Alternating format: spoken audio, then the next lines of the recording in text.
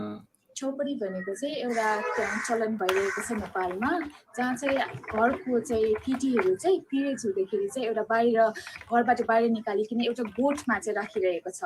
अनि यो केटीहरूलाई जब म्यारिड वुमेनहरूको गोठमा बस्ने दिन अलग्गै हुन्छ, अनम्यारिडहरूको गोठमा बस्ने दिन अलिक कम्ती छ। जस्तै कि म्यारिडहरूको चाहिँ 5 दिन भयो भने अनम्यारिडहरूको 7 दिन छ।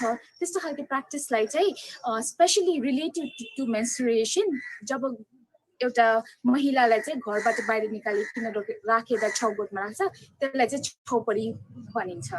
अनिखेरि मैले यो छौमा चाहिँ के एक्सपिरियन्स गरेँ भने चाहिँ अब म त्यस्तो जग्गा western part of Nepal, isolated, it was more like an isolated place. I've been there, and luckily there was this organization who helped me in my lodging there. अनि म त्यहाँ बसिँदाखेरि चाहिँ त्यो अर्गनाइजेसन जसको घरमा बसेँ, उहाँ चाहिँ एउटा अर्गनाइजेसनमा काम गर्नुहुन्थ्यो जसले चाहिँ मेन्स्ट्रुअल हेल्थमै काम गर्नुहुन्थ्यो, जसले चाहिँ त्यो अबोलिसन अफ छौगोट्समा काम गर्नुभएको थियो। अनि त्यो काम गर्दाखेरि उहाँसँग बसेर जति मैले data, I have collected very rich data. She helped me a lot. But then when it came to having period myself, मैले चाहिँ के एक्सपिरियन्स गरेँ भने चाहिँ जब मैले मेरो त्यो घरमा बस्दाखेरि आफ्नो पिरियड हुँदाखेरि चाहिँ उहाँले चाहिँ मलाई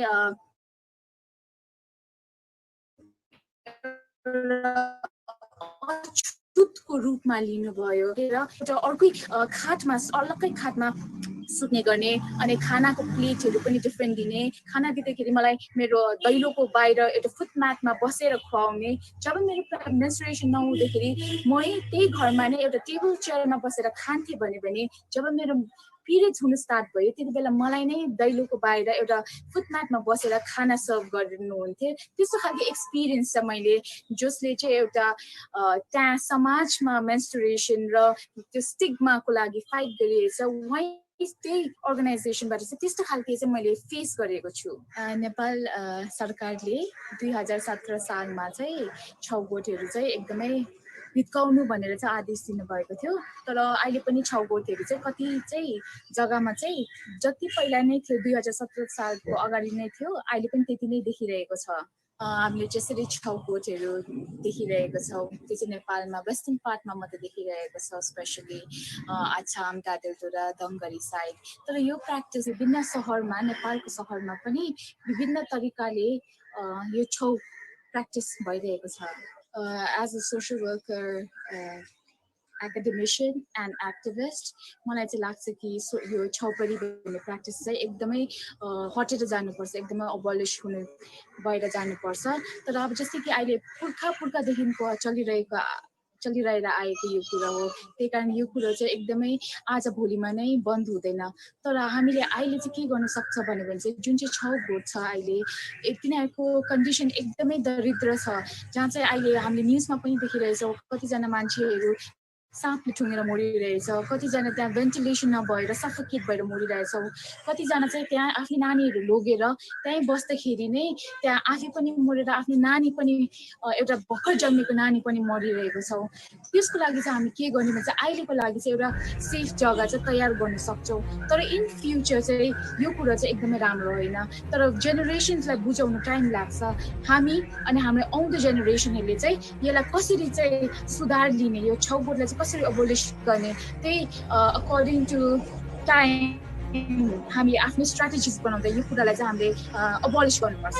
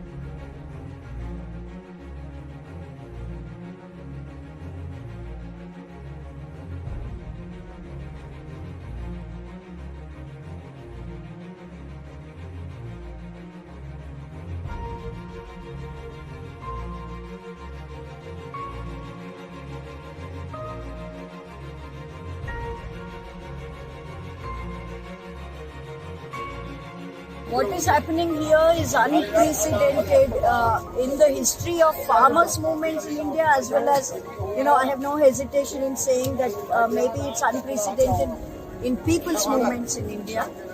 Many have been saying, why was that done when talks are underway? Why did you even have to do anything that antagonizes the farmer or the government, or indicates to them that you want to intensify your protest?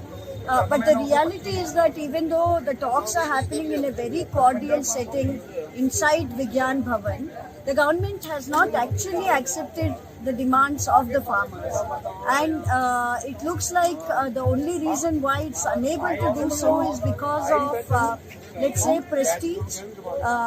It's a face-saving thing that they are attempting at every stage. I think the farmers had no choice but to announce this ban. The farmers' protest is against the vulgar iniquity in this country. And that's what the Constitution has not accepted as far as the economic paradigm is concerned. And that iniquity between the farming population and the industrial population is not between the people and people, but it is the divide between the corporate sector and the toiling masses. Now that is going to increase and is increasing in every sector of our economy and life and livelihood. And now it is the entry into the agriculture sector that is permitted and facilitated through these three anti-farmer acts. And that's what is opposed vehemently by the farmers through the organizations, not less than 500 in this country. What is happening here is unprecedented in the history of farmers' movement in India, as well as, I have no hesitation in saying that.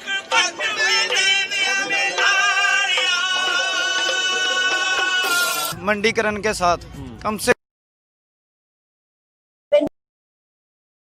recognizes the farmer or the government, or indicates to them that you want to intensify your protest.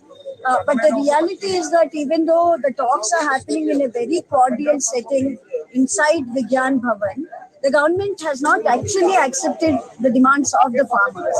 And it looks like the only reason why it's unable to do so is because of, let's say, prestige.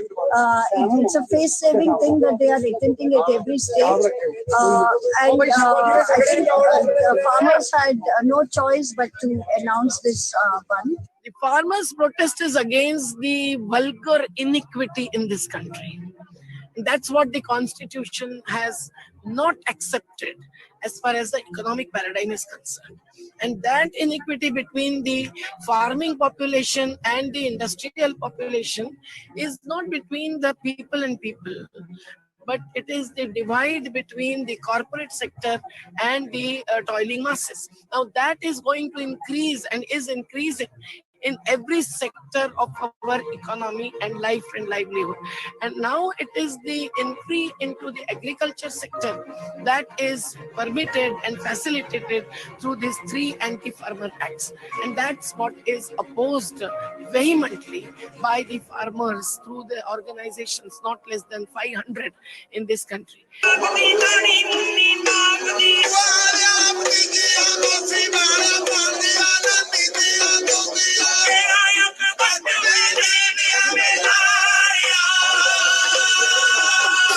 मंडीकरण के साथ कम से कम पंजाब में लाखों लोग जुड़े हुए हैं। हम मंडी में फसल लेके जाते हैं, आड़ती के पास, आड़ती हो गया, आड़ती के पास 20 बंदे काम करते हैं, उसको उतारते हैं, फिर लोड करते हैं, फिर ट्रांसपोर्ट चलती है।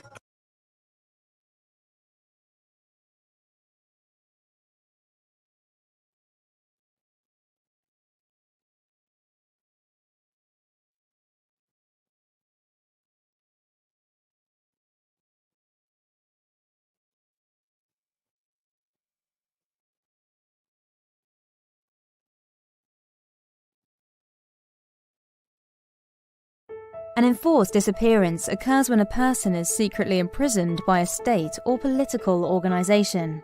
According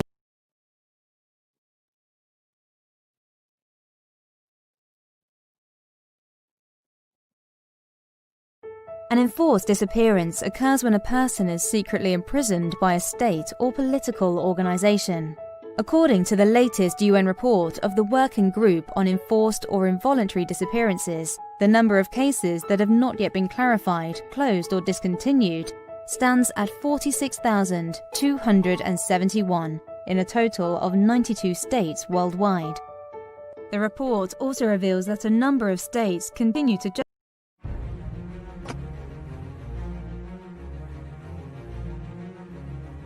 ट्रांसपोर्ट से आगे फिर वहां पे गोदाम में उसे लगाते हैं। कितने बंदे लगे हुए हैं, बेरोजगार कर रहे हैं उनको, लाखों बंदों को। सरकार कहती है हम क्रांतिकारी कदम किसानों के लिए उठा रहे हैं, बहुत बड़ा कदम उठा रहे हैं। तो भाई इतना बड़ा कदम जो आप उठा रहे हो, ये आप चोर दरवाजे से क्यों लेके आ रहे हो? देश में महामारी के दौरान क्यों लेके आए? इसका लॉकडाउन से क्या संबंध था? अध्यादेश से लाने की क्या जरूरत थी? और इतना जल्दबाजी में झटपट पास क्यों कर रहे हो? आप कहते हो किसान के भले के लिए कर रहे हो,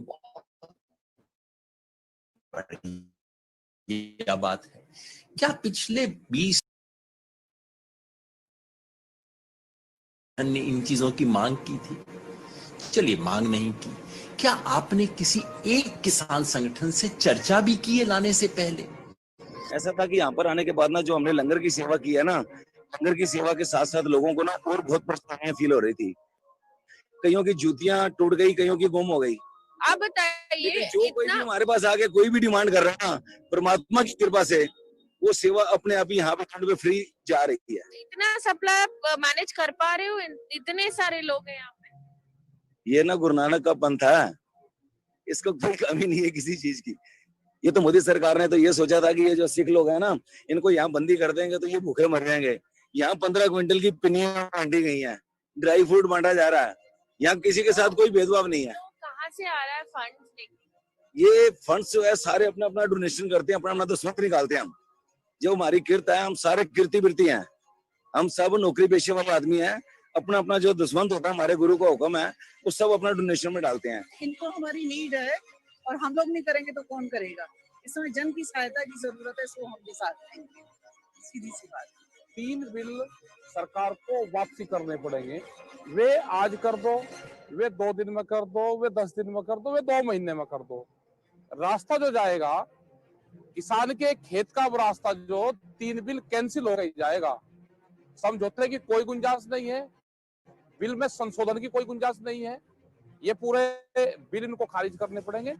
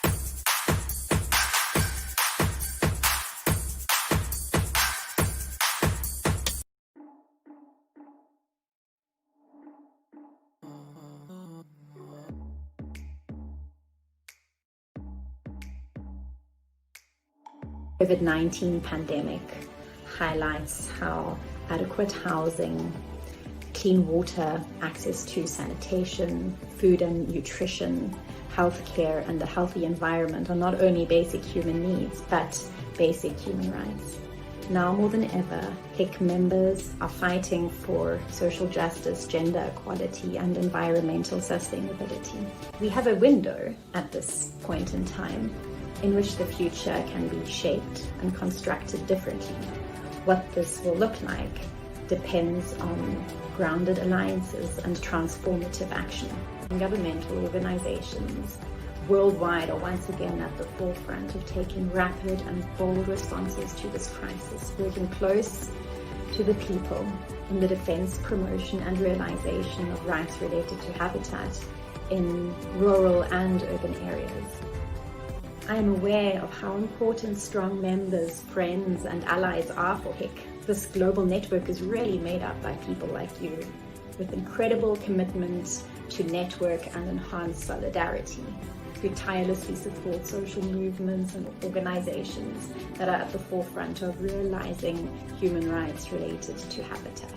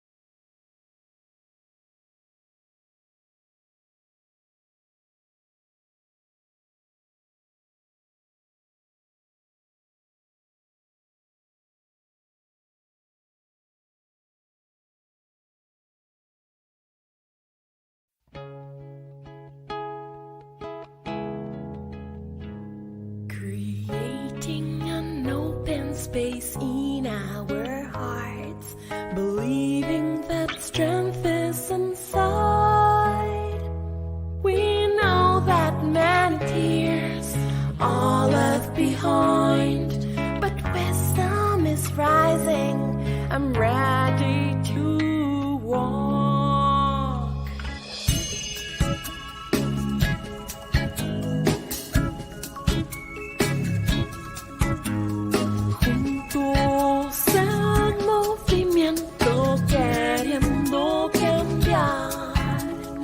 Tenemos el ojo puesto en la sociedad, queriendo cantar ideas que te hagan bailar, construyendo diferencias, alternando hogar. Outro mundo é possível, está chegando.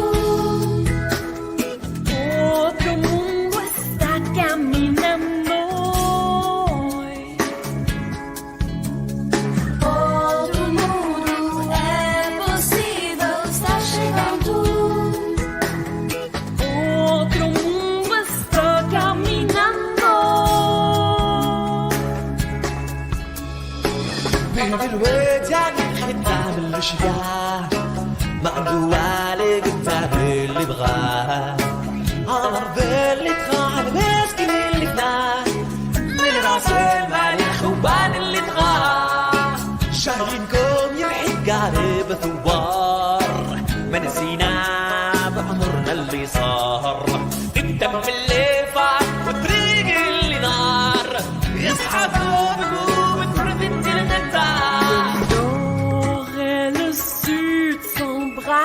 combattant la peur, science et persévérance germent dans nos cœurs.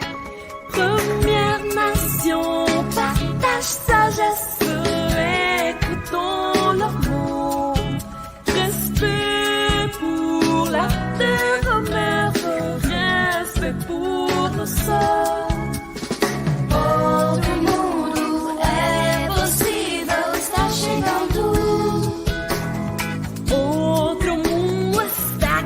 caminando.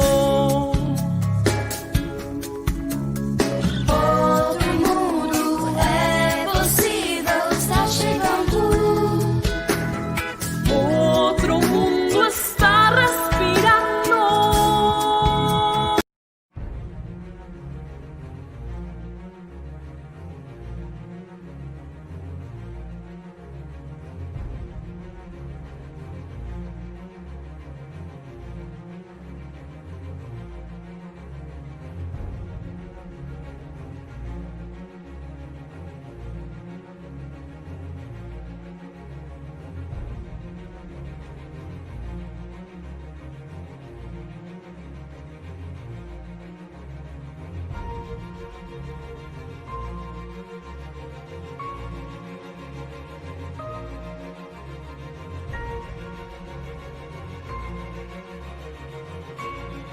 What is happening here is unprecedented in the history of farmers' movements in India, as well as, I have no hesitation in saying that maybe it's unprecedented in people's movements in India. Many have been saying, why was that done when talks are underway? Why did you even have to do anything that antagonizes the farmer or the government, or indicates to them that you want to intensify your protest? But the reality is that even though the talks are happening in a very cordial setting inside Vigyan Bhavan, the government has not actually accepted the demands of the farmers.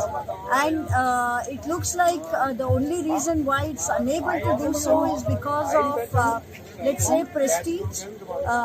It's a face-saving thing that they are attempting at every stage. And I think farmers had no choice but to announce this ban. The farmers' protest is against the vulgar iniquity in this country.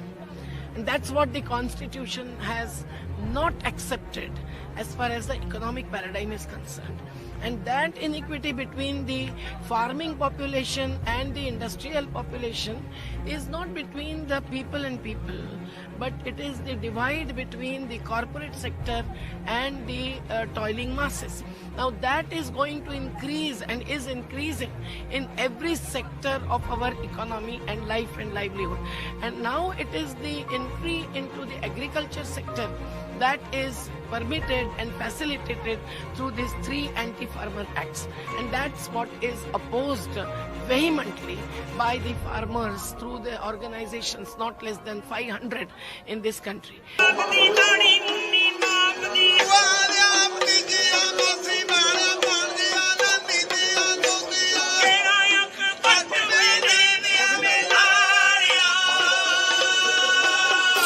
मंडीकरण के साथ कम से कम पंजाब में लाखों लोग जुड़े हुए हैं।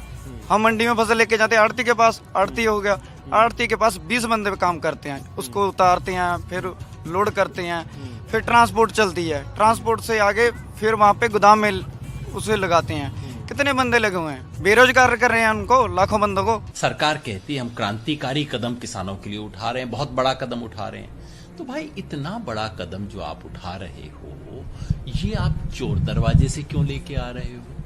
देश में महामारी के दौरान क्यों लेके आए? इसका लॉकडाउन से क्या संबंध था? अध्यादेश से लाने की क्या जरूरत थी? और इतना जल्दबाजी में झटपट पास क्यों कर रहे हो? आप कहते हो किसान के भले के लिए कर रहे हो, बहुत बढ़िया बात है। क्या पिछले 20, 25, 50 साल में किसी भी एक किसान संगठन ने इन चीजों की मांग की थी? चलिए मांग नहीं की, क्या आपने किसी एक किसान संगठन से चर्चा भी की है लाने से पहले? ऐसा था कि यहाँ पर आने के बाद ना जो हमने लंगर की सेवा की है ना, लंगर की सेवा के साथ साथ लोगों को ना और बहुत परेशानियां फील हो रही थी। कईयों की जूतियां टूट गई, कईयों की गुम हो गई।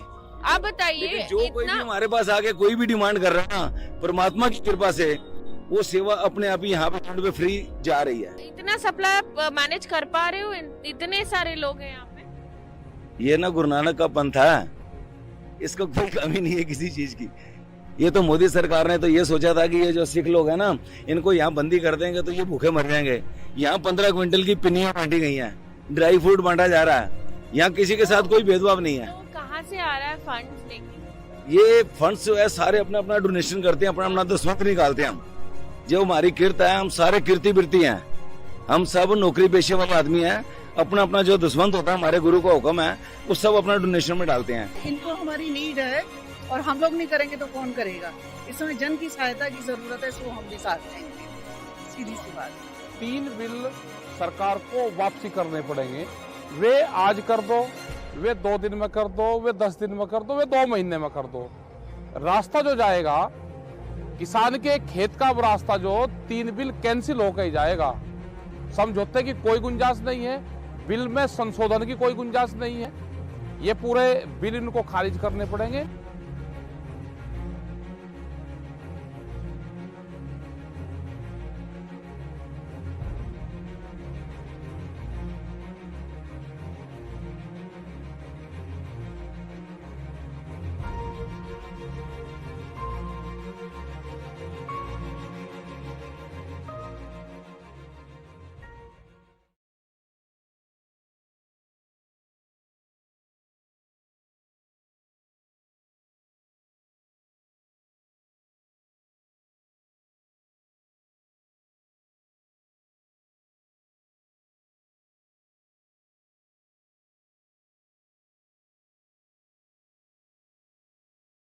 An enforced disappearance occurs.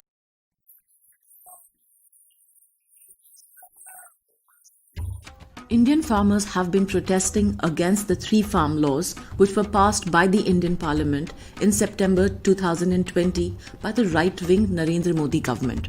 The 3 laws, which would lead to privatization and entry of corporates into the farming sector, have caused distress to the farming community across the country.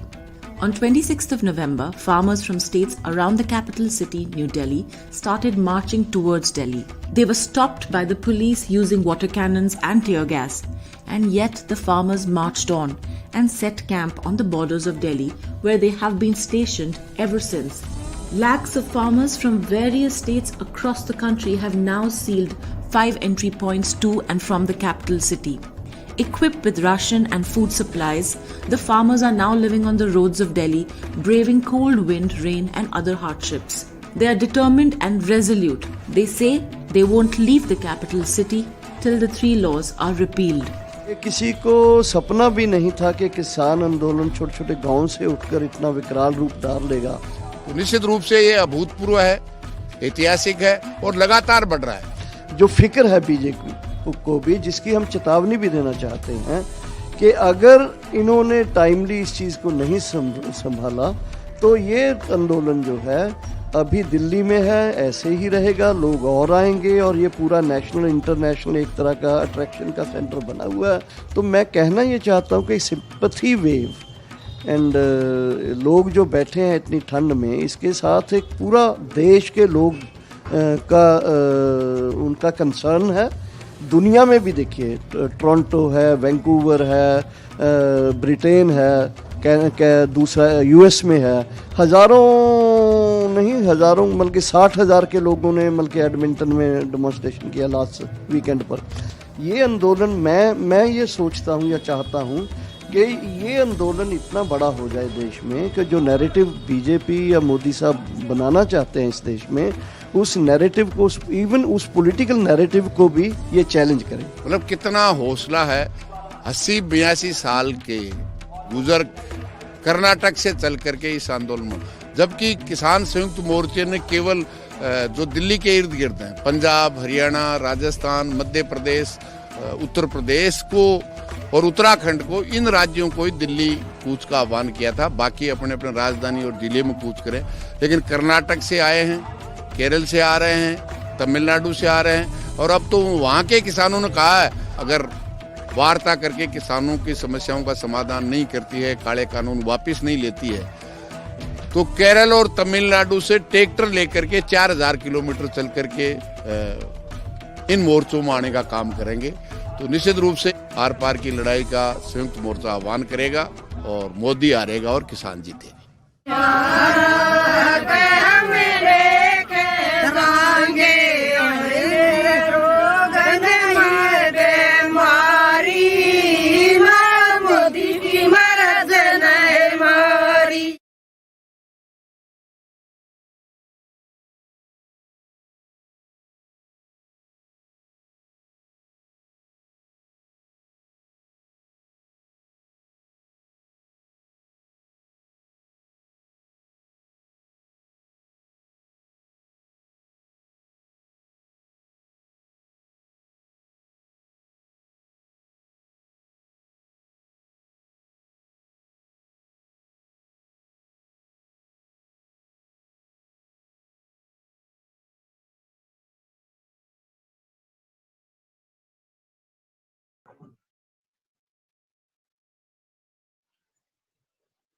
No, I'm not. Akriti and Shivam is all set.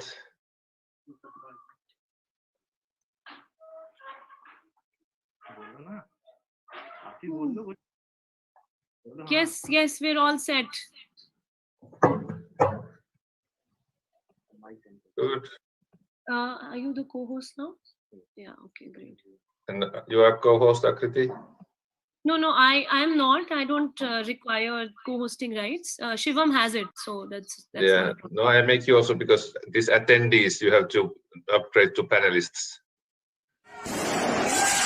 So you are now.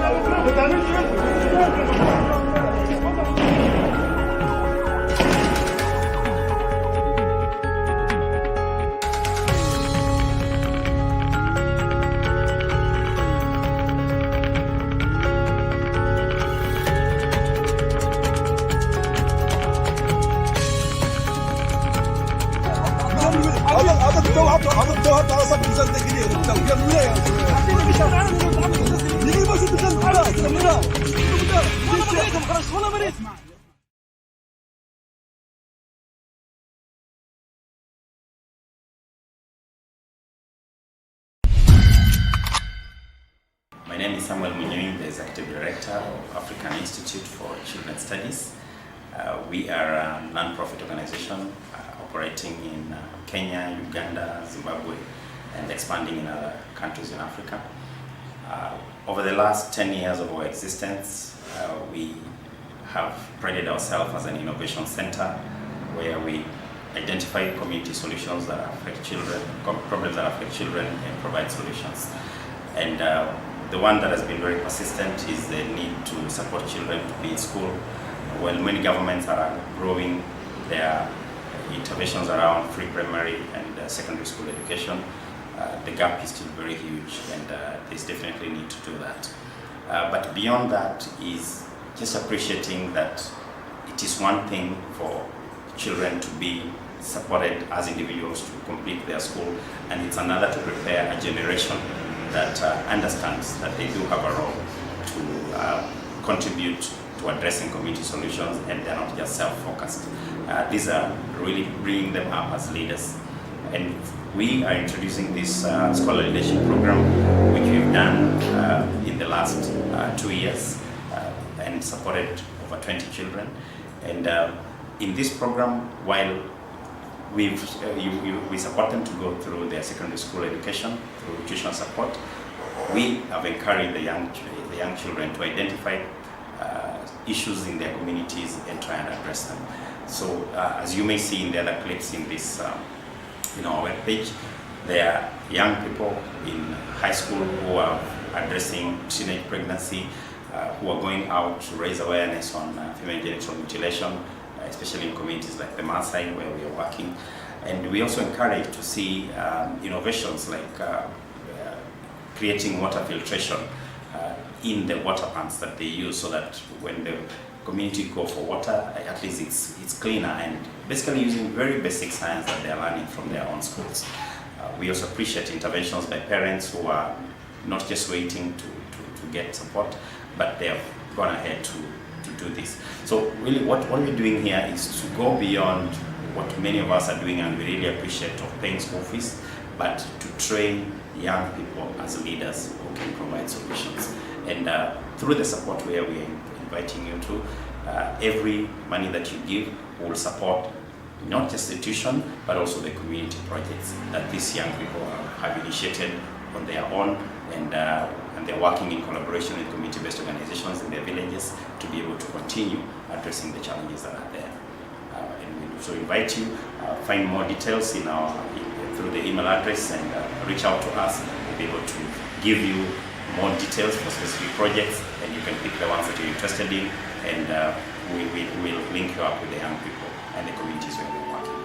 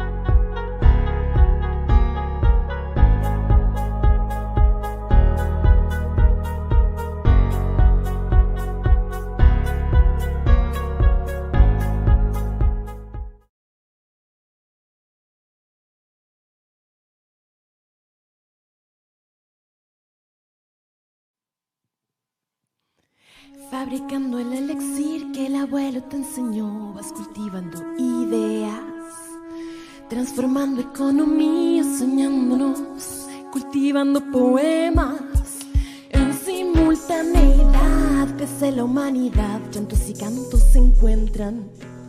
Un espacio abierto a la diversidad de los lemas.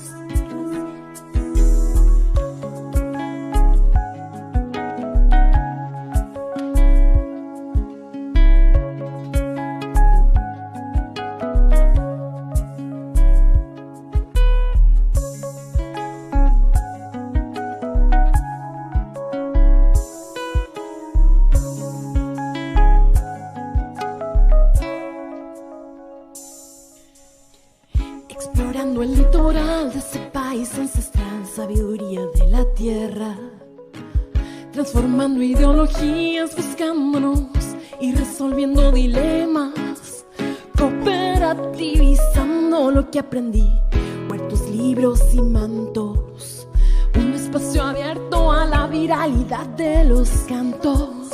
Así es.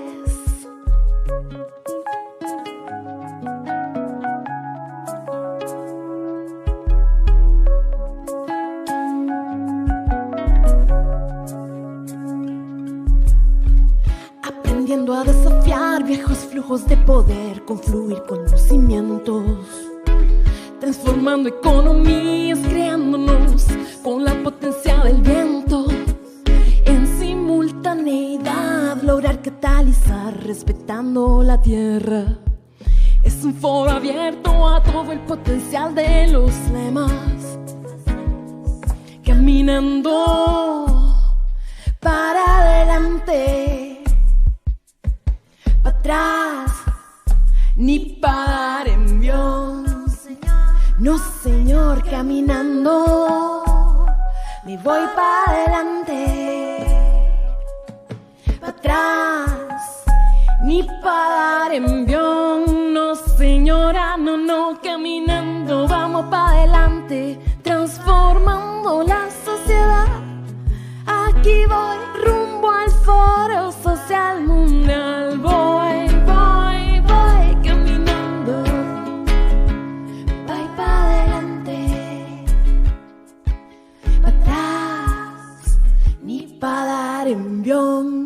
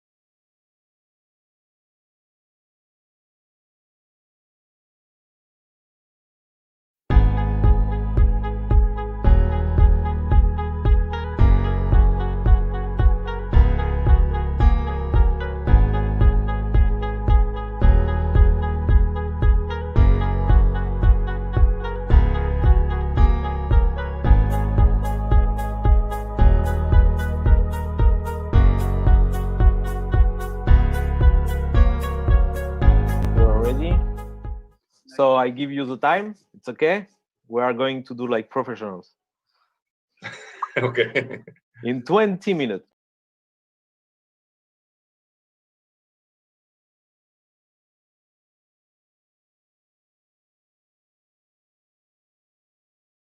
Eight, 7, 6, 5, 4, 3.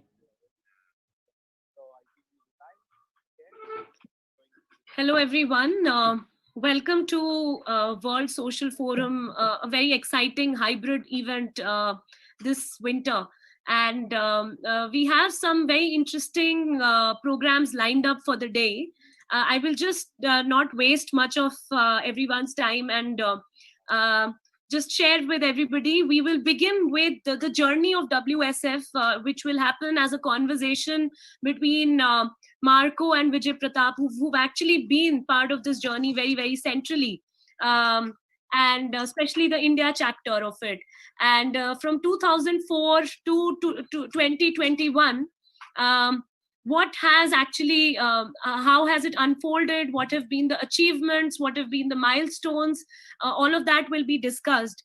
Also, as everybody knows, India is actually seeing a very heated farmers' agitation that's happening at the borders of our capital city in Delhi.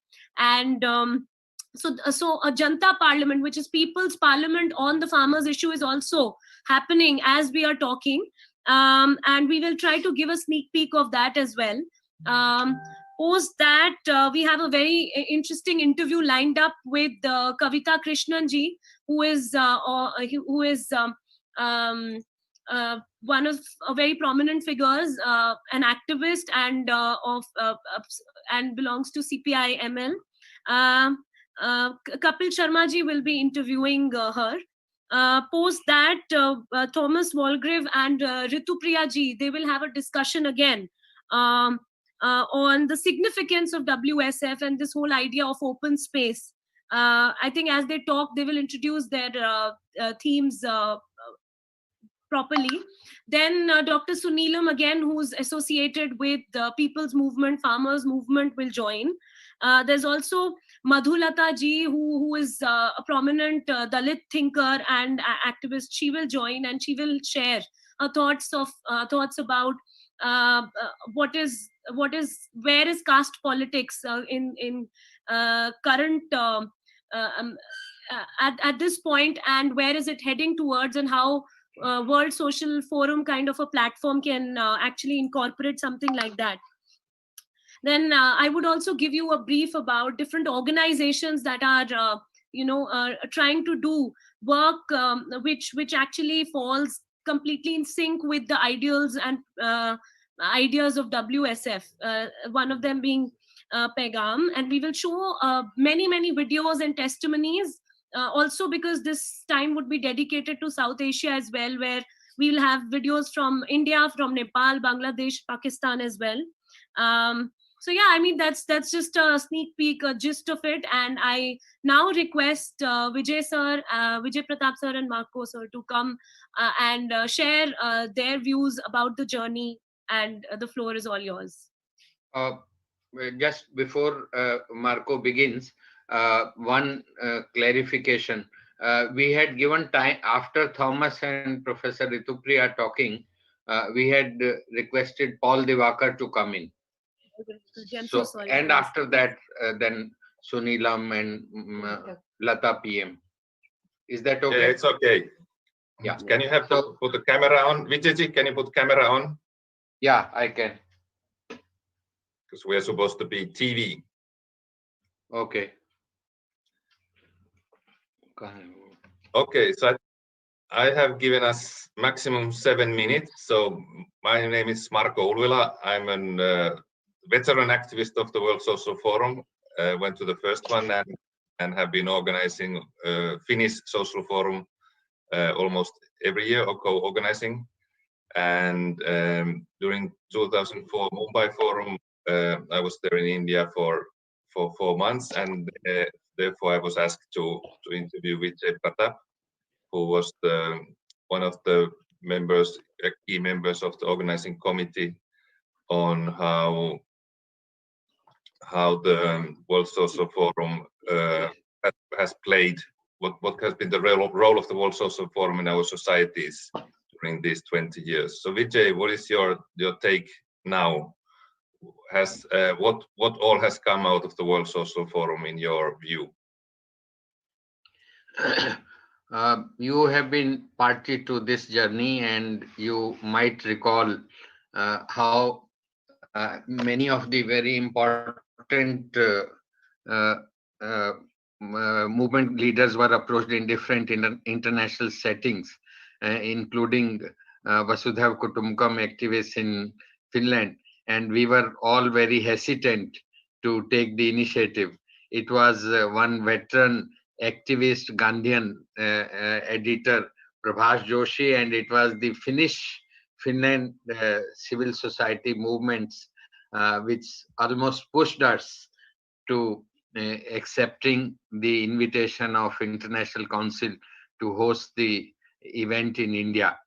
And according to many of the International Council members, the 2004 event, large number of people from International Council and global community had participated, and they saw it as a watershed event, saying that there was smell of the soil, there was diversity of the movement groups, and they were multiple modes of expression of desire for equity and justice and liberty.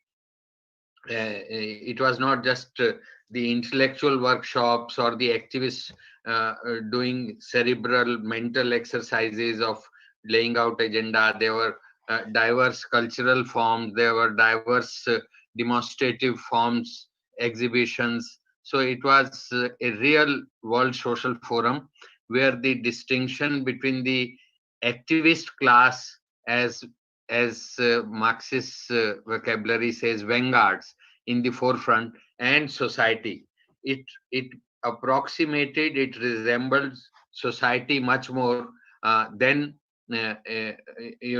activists. So the whole society, the liberation urges were represented there. And the WSF process started in 2002, 8th January, with a meeting in a place called Gandhi Peace Foundation. This was in India. In India. That's a central activity place in Delhi. Gandhi Peace Foundation, when we first accepted, their trade union leaders were there, NAPM leaders were there, people close to CPM were there, CPI were there, leaders, representatives of very strategic representatives of NAPM, and Aruna Rai of Mazdoor Kisan Shakti Sangathan, who had participated in the first World Social Forum. They were all there, and they decided first to send me as convener of this committee to invite the process into India. And rest of the story is known to the world. It's on the website. I come to the outcome. Many of the progressive laws which were enacted post 2004, like right to food, right to education, right to information, they were all there were groups pressing for that, or Land Acquisition Act. These are I can't go in short time in detail to this, but all these progressive laws in the era of globalization, market fundamentalism, welfare system folding up, there was a kind of positive reclaiming of the state.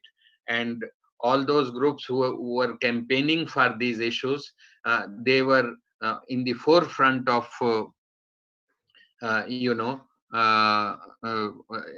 in showcasing their struggles and their aspirations. For example, on child rights, two of the important persons, Shanti, I'll make one line interruption. Paco has made a film, about 44 minutes film on WSF. I would urge, whenever that's in public domain, you should all watch. And the interesting part is that the two persons who were speaking on child rights, one Shanta Sinha, post WSF, she got what is called Asian Nobel Prize. So that movement became Magsaysay Award. That movement became of international significance, and that is why she was recognized. Similarly, the other person talking about child rights was Mr. Kailash Satyarthi.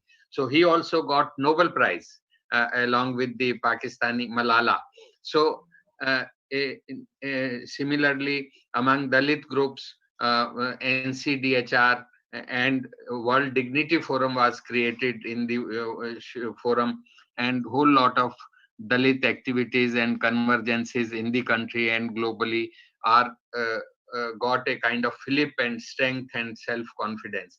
Overall, because there were about 60 to 80,000 people who had registered.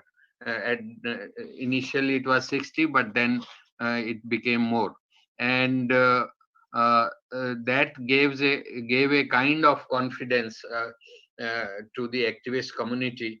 And I don't know whether to give credit to World Social Forum process or they are concomitant, simultaneous happening phenomenon. Wherever World Social Forum process was there, in India, in Pakistan, in Kenya, there was change of government, and we had a rightist government at the center when World Social Forum was taking place.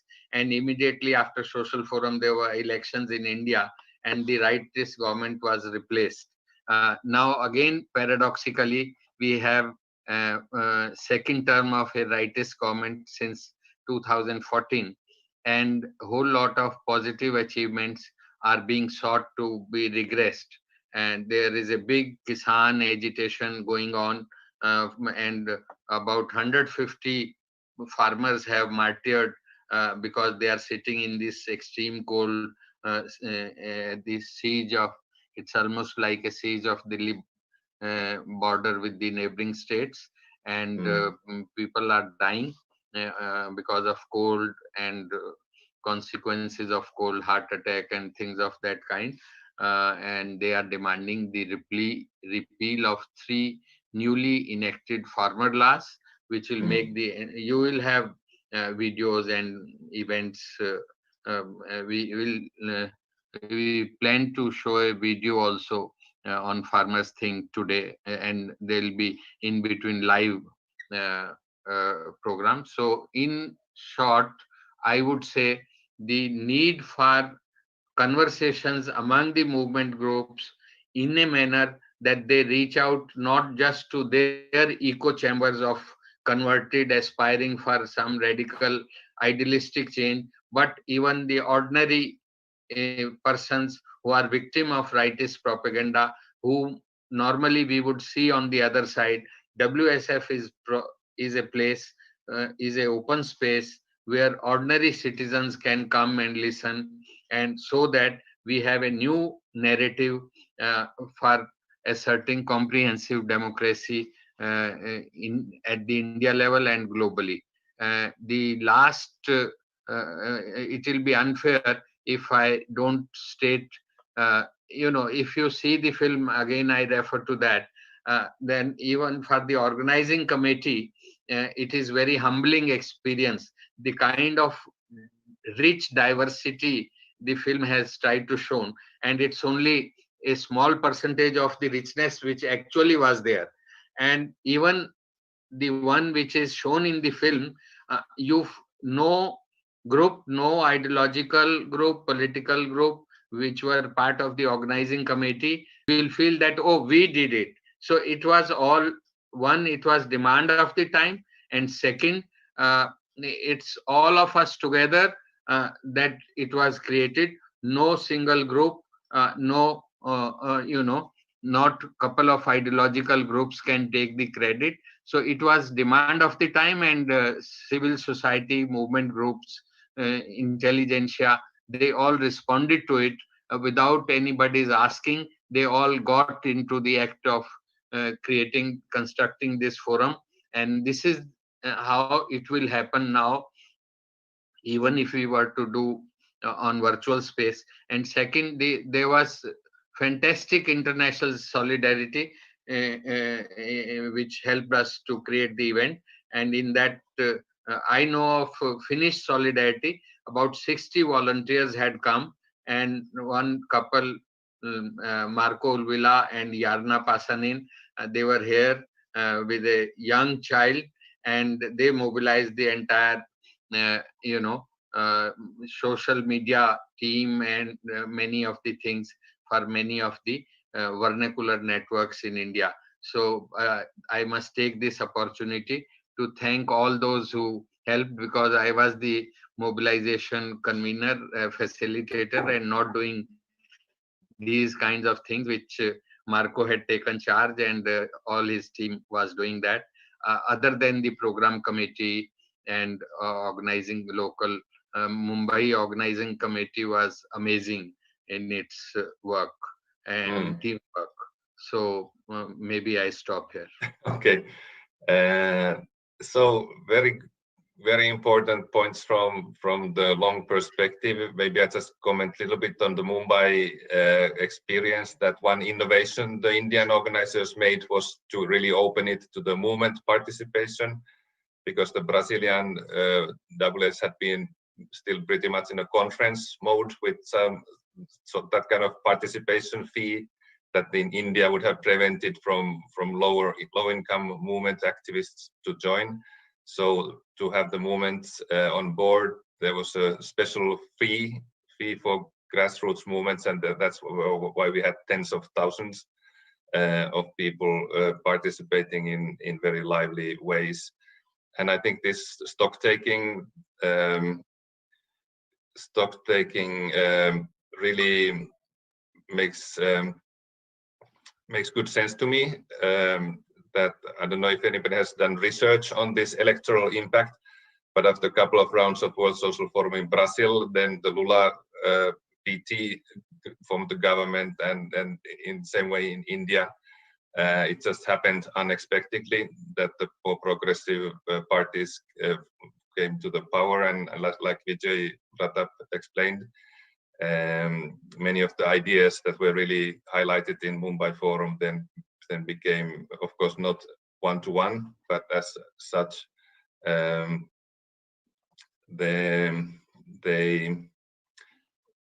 were influencing heavily the political agenda making in South Asia. But this is all from me now. I thank for this opportunity to be part of the discussion, and will be around. Ayan and Akriti, Paul had some comment on the chat. Would we like to give him a chance? Sure. I think well said, Vijay. Yeah. Just to add on, in the Indian context, the Asia Social Forum held in Hyderabad, I think, brought many of the social movements and was a great inter-movement, inter-ideological experience that many of us had 20 years ago, maybe 18 years ago, which was a big foundation for the World Social Forum later in Mumbai. Thank you. Just wanted to mention that. Yes. It was after 2002 Gujarat riots, and the civil society was quite depressed about it, and it gave a fillip to all of us. That was the special significance. And a lot of radical groups had come and participated. You remember the songs by Dalit gentleman from Gaddar. Yeah, carry on. Wonderful. So we now have Kavita Krishnan ji with us, and Kapil Sharma ji, who will be speaking to her. So looking forward to this very awaited discussion. Over to you, Kapil ji and Kavita ji. Warm welcome, and over to you. Yeah, hi everybody. So, Kavita ji. Hi. You'll have to, yeah, thank you. Hi to everyone. Yeah, so Kavita Krishnan needs no introduction actually in this panel, but I would say that she is one of the strongest voice of female fearless freedom for the women and marginalized in India, and authored many articles and a fabulous book called Fearless Freedom itself. So Kavita ji, since we have a very small duration for this interview, I would just directly go into the question, rather discussion. What I would say is that in India, the women are coming to the center stage of socio-political movements, in last few years. I mean, in last few years back. It's not a strange idea. Women have been the part of the movement all along. But right now, what we are seeing is that the women are taking the center stage. They are leading the movements, and strong voices have emerged. So I want your take on that. Right. So Kapil, I'm speaking here actually on the to represent my organization, the All India Progressive Women's Association, which is also a component of the All India People's Forum, which is a platform of several movemental groups. And you're absolutely right that I think we've seen some very remarkable movements which are women-led. In the recent instance, the movement against the Citizenship Amendment Act in India, which was basically a movement for equal citizenship. And that was a movement which was led by Muslim women. And it, I think, is one of the most remarkable movements that independent India has seen, because in a sense, it breathes life into India's constitutional values, the values which are promised, but values to which many of our institutions don't live up. And our society doesn't live up to those values. And so I think that this was a very remarkable movement indeed. I also want to say, however, that I think that in the last 6 years with the Modi regime here, I think the world needs to understand what kind of an assault we are facing. Movements are facing, activists are facing, but especially women's rights are facing. And women's rights and liberties have never had an easy time in India, which is what my book also talks about, the fact that attacks on women's autonomy are probably the most widespread kind of gender-based violence in India, with the most social sanction and with the most state sanction. But even given that broader background, in the last 6 years, what we've seen is state-sponsored vigilante violence, as well as the state machinery actually engineering this violence against women's autonomy and rights. And so you have these laws trying to outlaw interfaith marriages, basically, based on miscegenation laws, which you can see in, the US South once upon a time, or in apartheid South Africa, or in Nazi Germany. So these are basically laws trying to prevent Hindu women from having relationships with Muslim men. Then, of course, you have the fact that activists, some of the best feminist activists of our times, including those who were in the leadership of this anti-CAA movement, are in jail today.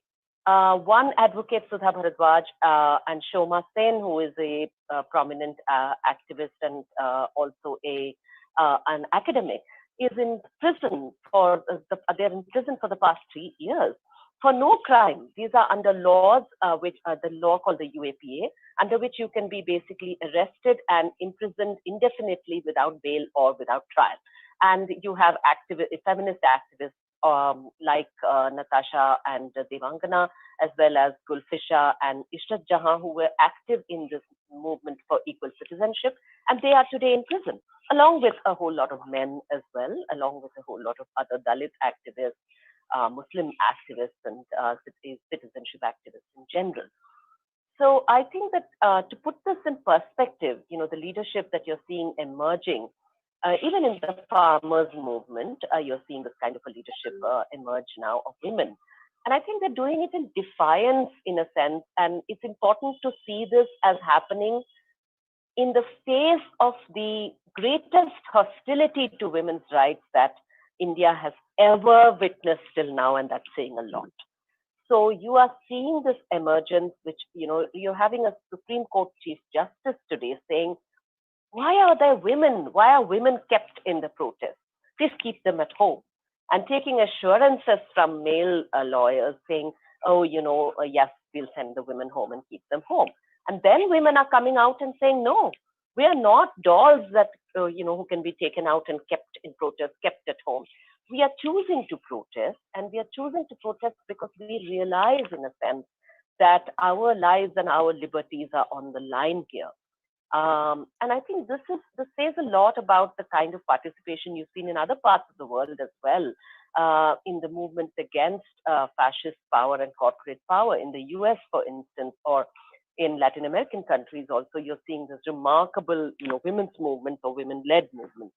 I see what's happening in India as being in line with that. Yeah. You very clearly, as I'm always impressed with how you articulate all these things.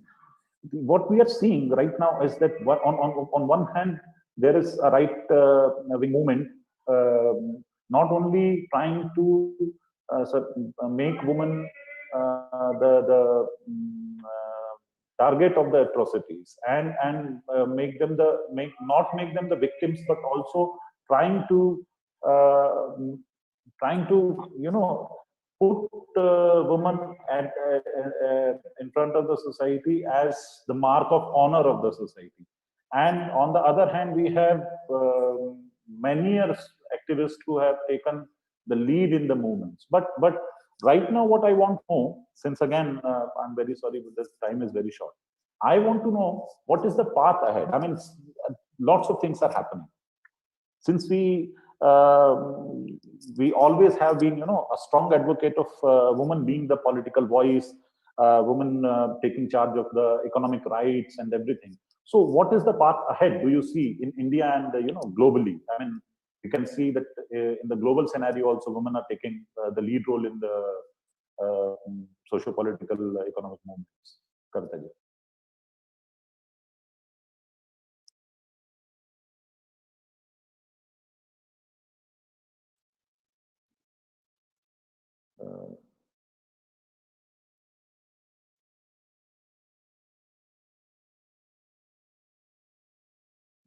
Kavita ji? Kavita ji, you are muted. Please put the microphone on.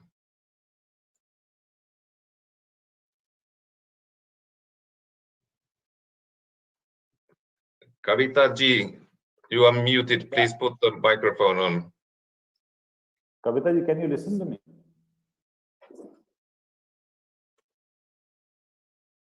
Oh, she's been muted by your co-host, but still you can. I can't. I tried putting my video on. It says you can't start your video without the co-host. I mean, I haven't done anything to the. Thank you. No. Yeah. Now you can hear. Yeah. Yeah. So did you hear me? Yeah, I heard your question. I'll try and answer briefly because I think probably the time is up and that's why I was muted. I just want to say that look, in India, this politics, this far right politics, basically very central to the far right Hindu supremacist politics in India is the idea that women must never be free and that women must be the represented repositories of the honor of communities, and women are therefore the property of communities. And which is why you're seeing that Hindu women are being seen as the property of Hindu communities. So not only is there violence against Muslim women, against women of minority communities and oppressed communities, Dalit communities, but there is also violence against women of the Hindu communities in the name of controlling them. And control is being packaged as safety, which is why you're seeing laws right now coming up in various states in India run by far-right governments, which are saying that we will track women. Women will have to be forced to, register with the police so that the police can track them. The police will use facial recognition software to track the expressions of women so that they can keep them safe. And of course, there are laws that are saying that women cannot marry, Hindu women cannot marry Muslim men without the permission of the state and without the permission of their families and so on and so forth. So these are all the things which are basically trying to attack the assertion of women. And so I think that when the world sees women in the forefront of movements in India, they must remember that this assertion is happening in the face of this unprecedentedly organized attack. Society, there has always been patriarchy in society. There's always been this kind of paternalistic control. There is that larger, climate which India has always had. But I think that what is unprecedented today is this far-right organizing of that around that principle. So there are vigilante groups which are actually there to enforce this kind of violence, enforce these kinds of laws. There are states that are legalizing these laws quite openly. So in a way, the struggle right now, while there's a lot to hope for because of the emergence of such a remarkable leadership, one must also remember that so much of this leadership is in danger of being arrested, in danger of being killed. You've had Gauri Lankesh, a remarkable feminist writer and journalist, being shot dead in her home a few years ago. And so these are the dangers that Indian feminists are facing today. This is something to remember. Yeah. I think our time is up, but thank you very much for this very good discussion. So, thank you all. Marco, please take over. Akriti is our our host, so Akriti, what is next? So, just I think Vijay sir, we should invite Paul Divakar ji to say a few words about the journey that again we've had, and the kind of activism space, how it has been impacted, because taking forward from Kavita ji, I think very pertinent points have come forth of how past 6 years have been very, very difficult in terms of our responses. So before we go to Thomas and Ritupriya ji talking about the journey, I think Vijay sir, please introduce Paul sir, and I invite both of you to. Paul Divakar is a veteran for many decades, active in the Dalit movement, and he had a very strategic role to play in the organizing of World Social Forum. And post World Social Forum, he organized Dalit solidarity committees all over the planet, and now he'll himself introduce all the discriminative communities across globe. He is forming a kind of confederal network, or what now we call networks of those such organizations. So he'll briefly introduce his work. His work itself is very inspiring. That relates to one segment of the marginalized majorities, oppressed majorities. So it's very, very remarkable work. So, Palji. Thank you, Vijayji, and thank you, Akrita, and all comrades, Bhimrades, we call also, of the World Social Forum. Jai Bhim, it's my pleasure, and also I'm strengthened in solidarity to continue to be with the World Social Forum. It has been a very interesting journey for us. One of the things that I must say is the world over has contemporary forms of slavery. As you know, gulami, in India also, we very nicely polish it and say caste system. Caste system is nothing but a form of slavery, where you don't call them slaves, but you call them with several names, across the country. But all of us are used as either bonded labor, child labor, abused sexually, and without recognition, without respect, without any dignity, not being compensated, and being exploited in all forms, in all the areas. And I think it has taken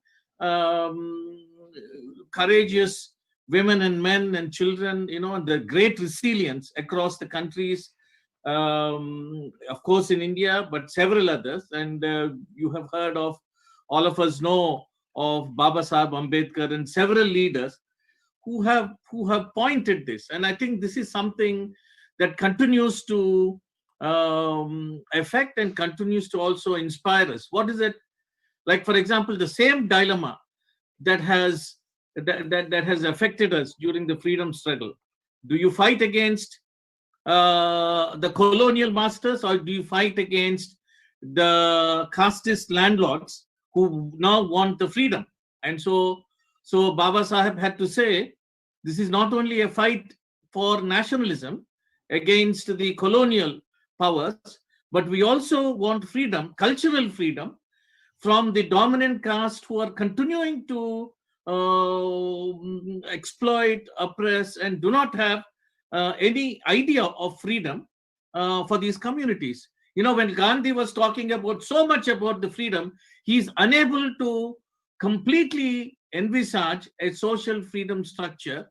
And then probably as an individual he could have, or he might have, but he was unable to ensure that this message had gone to all those who were involved in the freedom struggle.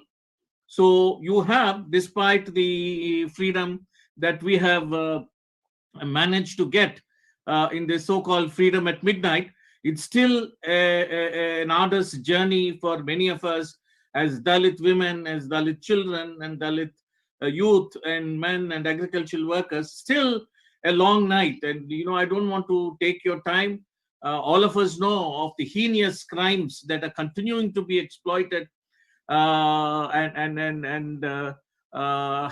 You know, the cruelty with which we have seen Hathras, the sexual assault, rape, murder, and it has changed from only the dominant community doing this, but the serious collusion that the government, the far-right government, is using it with the support of the executives, the police, and also the judiciary.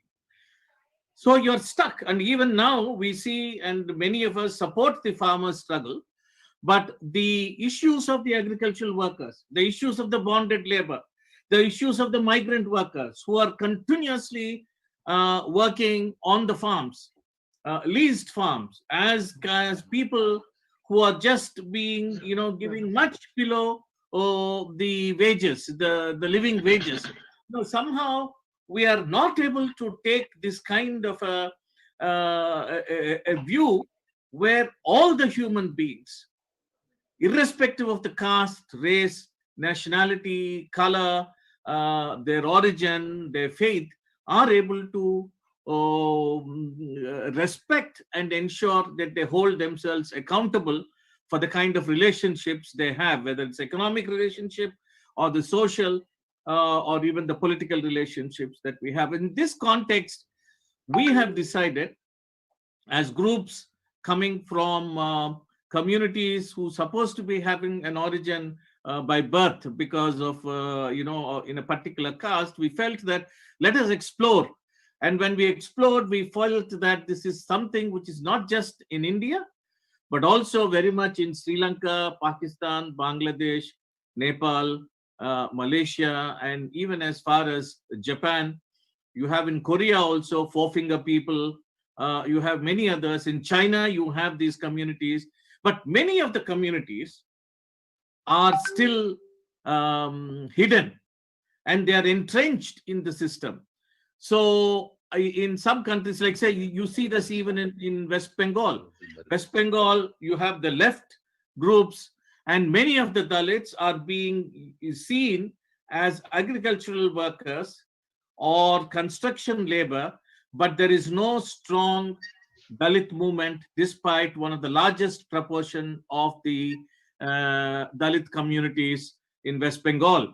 So sometimes I think one of the things, and this is something that we try to get this point across to World Social Forum and many of us as organizers, that because of some of the ideologies that we come from, it makes us blind, and we are not able to see some of the communities that are hidden, and they need to be democratized. They need to be ensured that that's democratic space, both in voice and also in our struggles to see how there. I think you have the same struggle with the intersectionalities of caste, gender, the sexuality, the age. I think somewhere these are the aspects that we'll have to ensure that we take up. So we have started networking with those communities in Nepal and in Bangladesh, Sri Lanka. Many of them are still as plantation workers. The country has not recognized, unlike the Indian constitution, because of the tremendous work of Baba Saheb and many other leaders, you don't have many of the constitutional provisions, legislative mechanisms, policies that we have. We are really fortunate here. But in all the, except I think in the last decade, Nepal has started to identify the communities, and they have brought in a policy, and they call it legislation for protection of Dalits. But in West Bengal, but in Bangladesh, it's still a struggle. The country is beginning to allocate certain resources and identifying mostly those who are involved in certain types of menial occupations like sanitation, manual scavenging, and agricultural work. But they have not yet started to identify them as a community which needs a special protection. In Pakistan, you also have these scheduled castes, but like in India, if there are scheduled castes within the Muslims, they have not been recognized. So within Christians, they have not been recognized. I think they are recognized only if you are from the religious identity of Hinduism.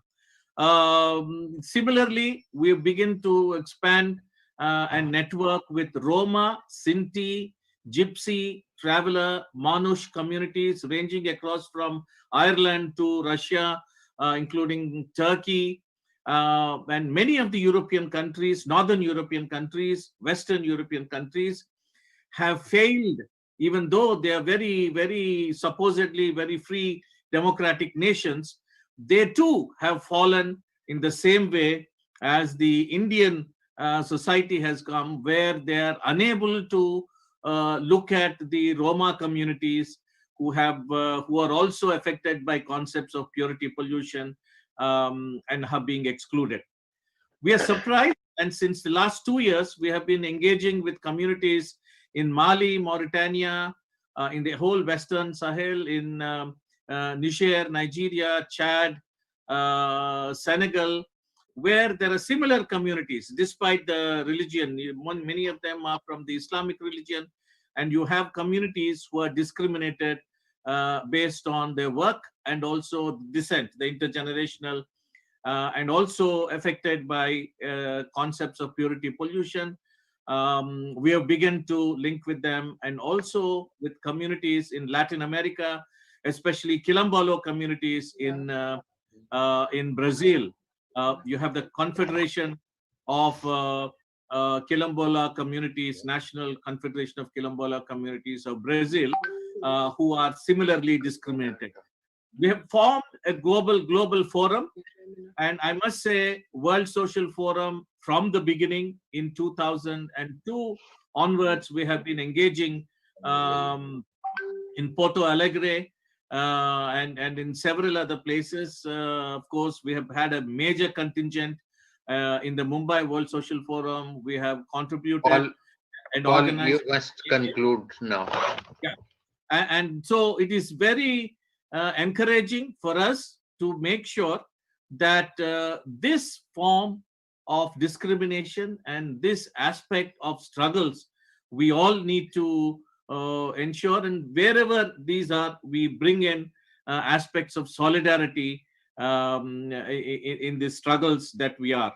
So Jai Bhim, and continuing to have, we're planning to have 2 other those events registered, one on 26th and the other on 30th, looking at access to justice and also the impact of COVID and how do we build back forward. Thank you very much, Vijay, and thank you for the organizers. Thank you.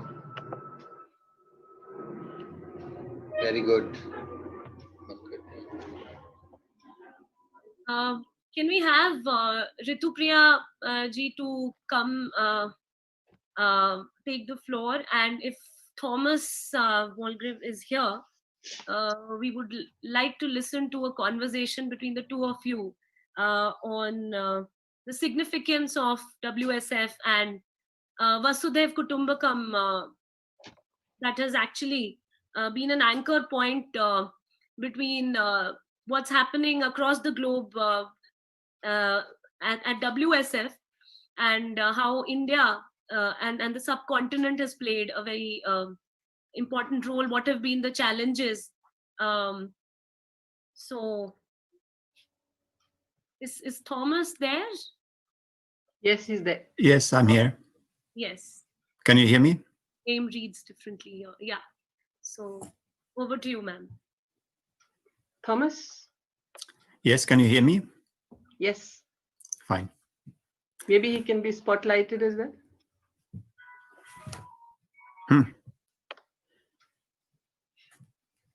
Yes, Thomas. Yes, okay. Don't you initiate the conversation we thought Thank we'd you very have? much. Thank you. And so I'm Thomas. I'm a philosopher and activist based in Helsinki, Finland. Happy to have been part of the World Social Forum journey since 2002. Before that, I had a 15-year exposure to my friends, some of which are present here. And we have formed Vasudhaiva Kutumbakam together as an outfit to democratize North-South relations and to link the struggles and movements from the various continents. And World Social Forum has been a very important platform for doing so. I think I want to say just a few words about our how I've seen our ambition and why I continue to think that it's vital work that we are doing as part of the World Social Forum as one vital element of our overall struggles. I think the World Social Forum is the best tool we have for forming large coalitions of global significance. Maybe it's not ideal, but it is working, it's very good. And how does it work? I think it works above all as the best vehicle, the best instrument we have for sharing stories from the struggles, from the movements, about their successes and their failures. And I think it's easy to underestimate the vital importance, the enormous value this sharing of stories and experience has for each one of us. How in a world in which the forces which oppress, which destroy, the forces of violence and the forces of exclusion are so strong, and they also they operate globally. There we feel easily despondent and abandoned alone. Even when we work in big movements in one country, we may feel the Modi regime is so strongly linked to global regimes of power. So therefore, I think there's hope, there's moral inspiration, which is very badly needed from the kind of story sharing we have.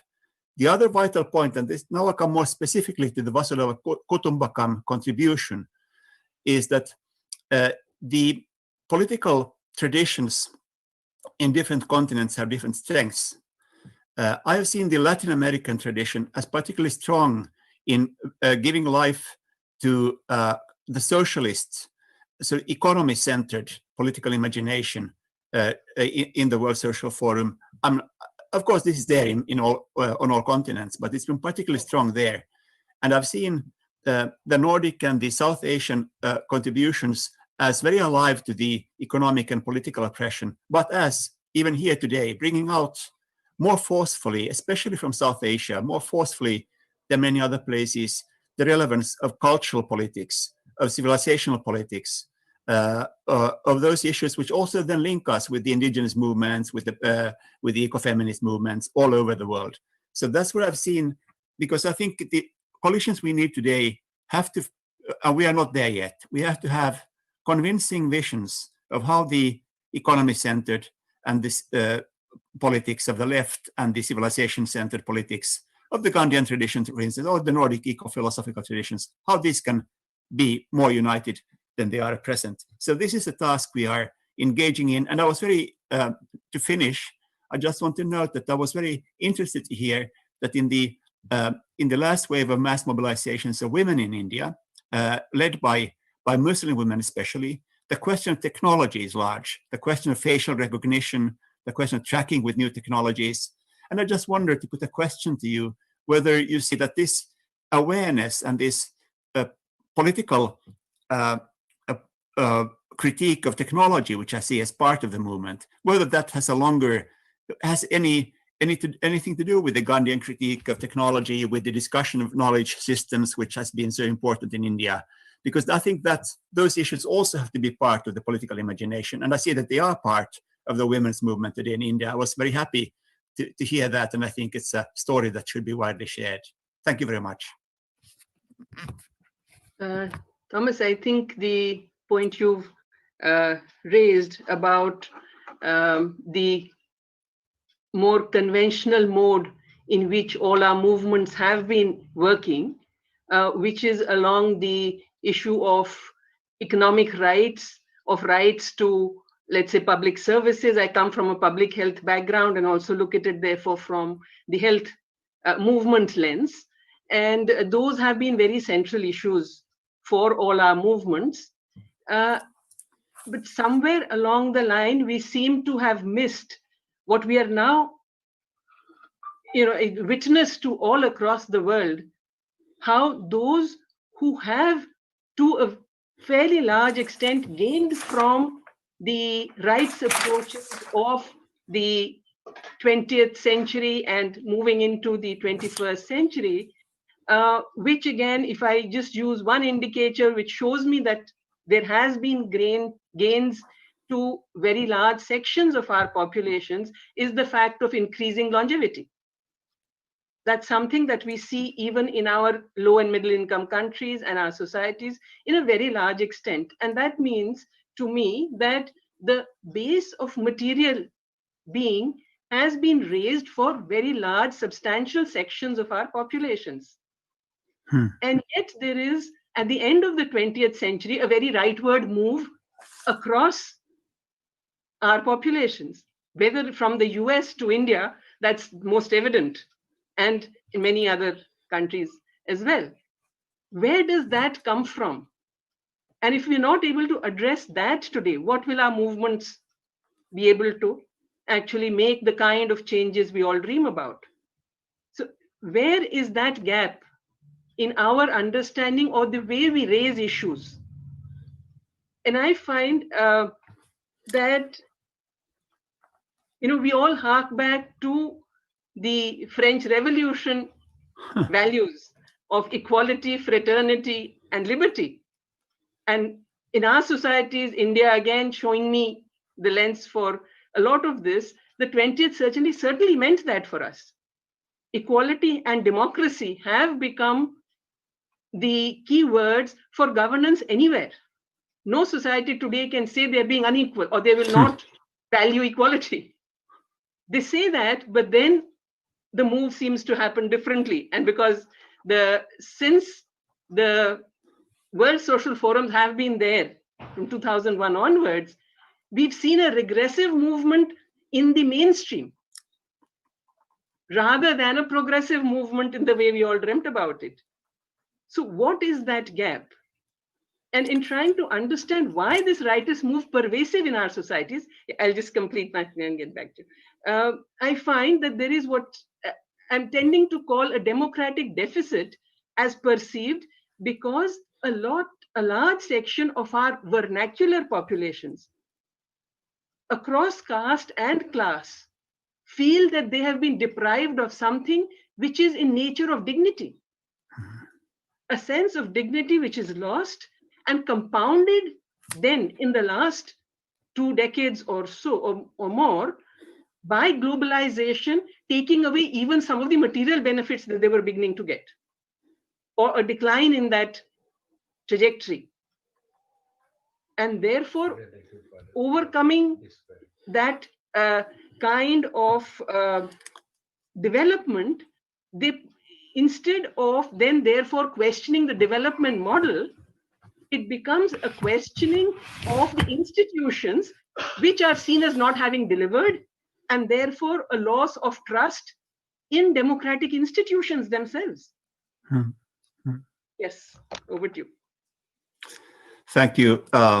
Very interesting points. I wonder if I can be concrete in addressing the question of the story of the success of the 20th century, also in India, in terms of your measure of success, the public health measure, longevity. We live longer, people live longer, even poor people in India live longer than 100 years ago. So what is the story that prevails to understand that issue? I have read recently in some Western media outlet, probably in my home country, Finland, that during the COVID pandemic, the Indian state and Modi's regime has been phenomenal. And now food is delivered to all hungry people in India, thanks to the phenomenal Modi regime. So that's how there's an appropriation of the far right by the successes of the movements which have created the conditions for such change.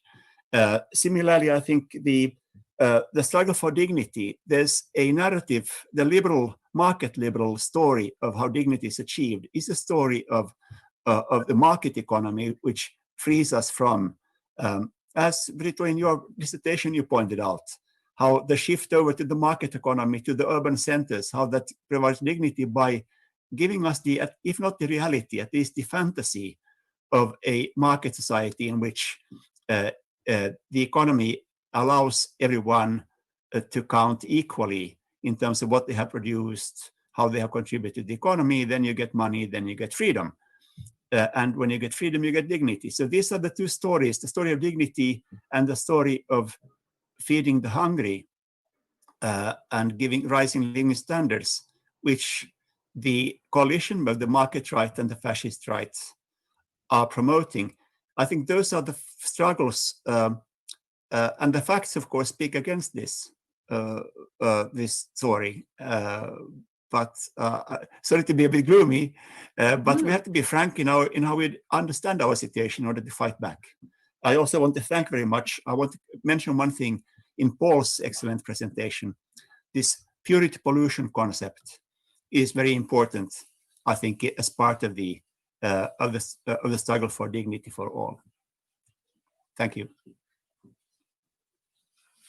Thomas, what you raise about the state today and the fact that I see it as the 20th century giving us the complete pervasive understanding of equality and democracy and the welfare state in India. You talked about how we achieved what we did.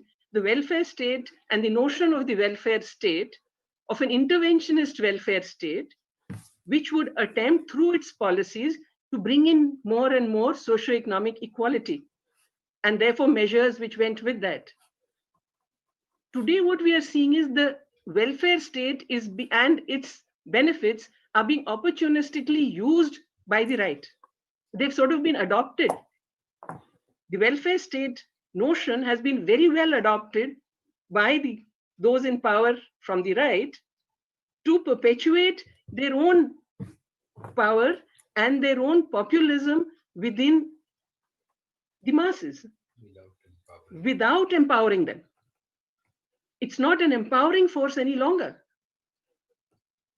And therefore, how do we understand this and mediate it to be able to see where the rights approaches and the material gains and services and so on that we've got, which explains the longevity increase, gets limited because there are perceived losses. What my study, as you said, among the Dalit construction workers in Delhi also did show that if a slightly different path had been taken, they may have been able to continue with better material conditions in the village than coming as construction workers to the city. Now, those kind of trajectories of development have been completely lost sight of. But in this whole process, the politics of knowledge that goes with it, the fact that we do not allow for any vernacular knowledge to have any legitimate space, and that it's actually considered obsolete and backward to own any of that in your head. So you are not allowed a participatory place in decision-making in the larger social processes, while you continue to practice them in your own, because they are pervasive. Health is an excellent example.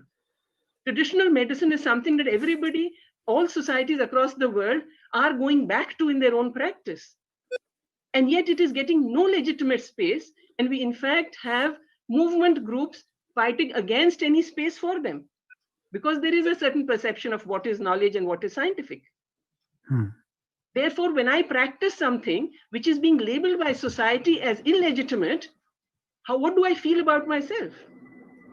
I feel I'm doing something either corrupt or wrong, and therefore the loss of dignity and a sense of being that I feel is something which is pervasive, whether it is the lower class white of the US or it is the upper class vernacular of our rural area. And that to me is something that we will have to contend with and address in our own understandings if we are to be able to interact with dominant mainstream society, all our societies. Maybe I can just a short note on how these matters work out in the Western world, in the North Atlantic region, European countries especially.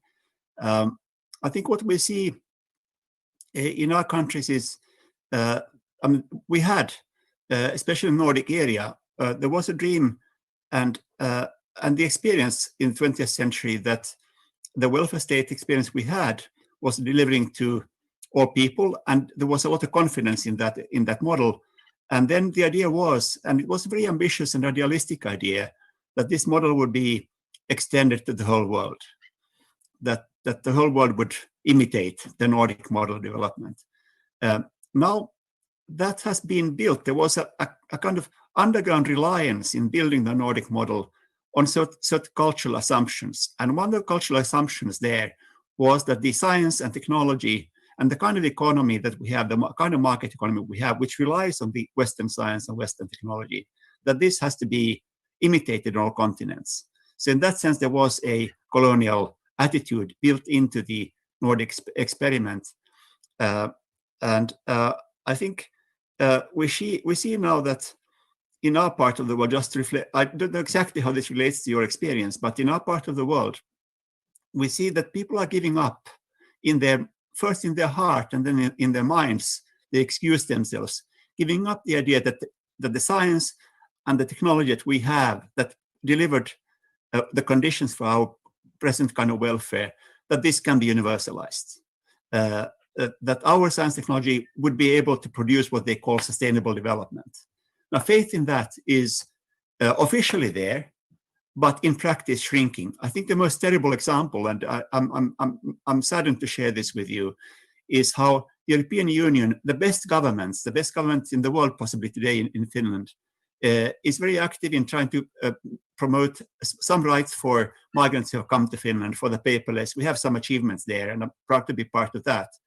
But the larger picture is we have, maybe a few million here in the European area, but we have many, many more millions in North Africa and in Western Asia trying to come to the European Union, and who are kept in terrible concentration camps at the expense of the EU. So the fortress is growing, and I think the reason this happens, even the best sort of left center government in Europe, maybe the one in Finland, contributes, pays the checks for building the walls and keeping these concentration camps, or let them call it camps. I don't know if they're concentration camps.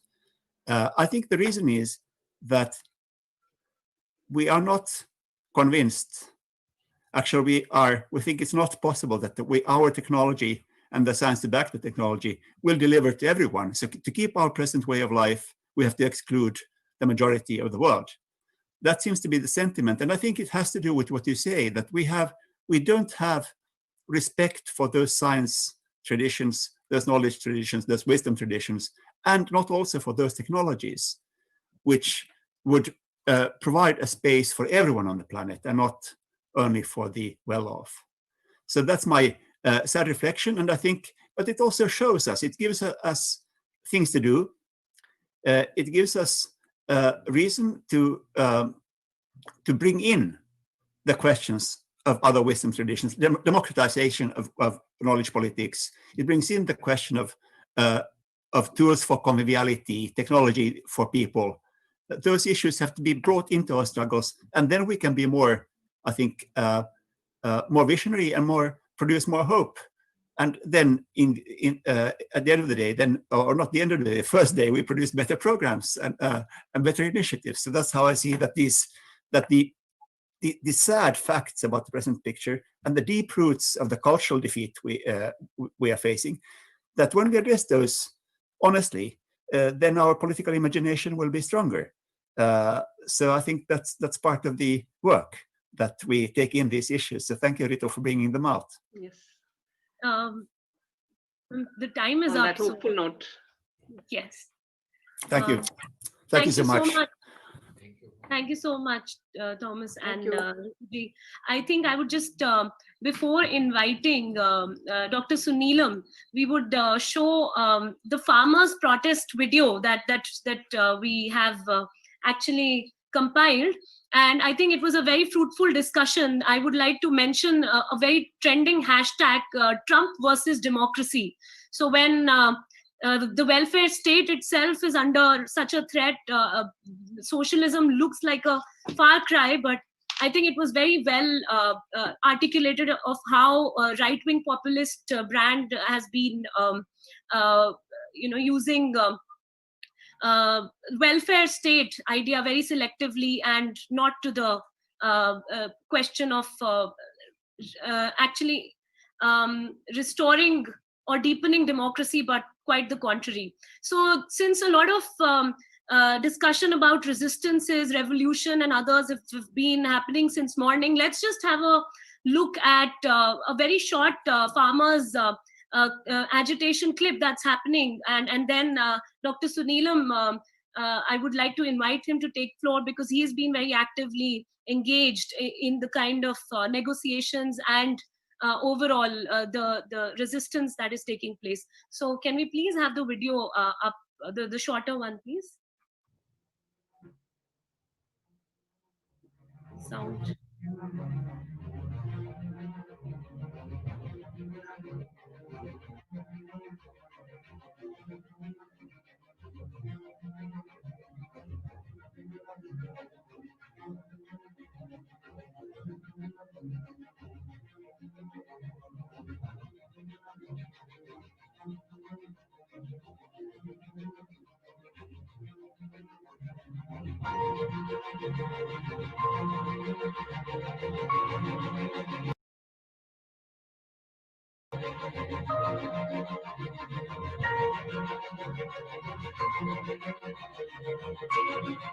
What is happening here is unprecedented in the history of farmers' movements in India, as well as, I have no hesitation in saying that maybe it's unprecedented in people's movements in India.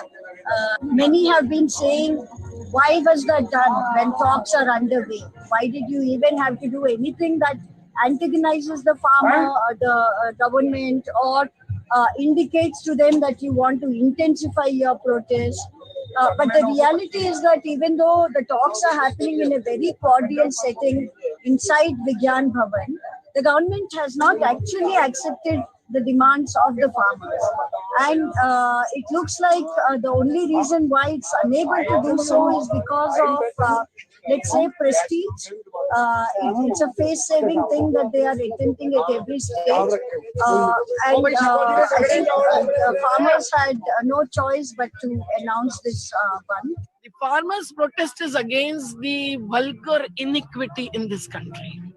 That's what the Constitution has not accepted as far as the economic paradigm is concerned. And that iniquity between the farming population and the industrial population is not between the people and people, but it is the divide between the corporate sector and the toiling masses. Now that is going to increase and is increasing in every sector of our economy and life and livelihood. And now it is the entry into the agriculture sector that is permitted and facilitated through these 3 anti-farmer acts. And that's what is opposed vehemently by the farmers through the organizations, not less than 500 in this country.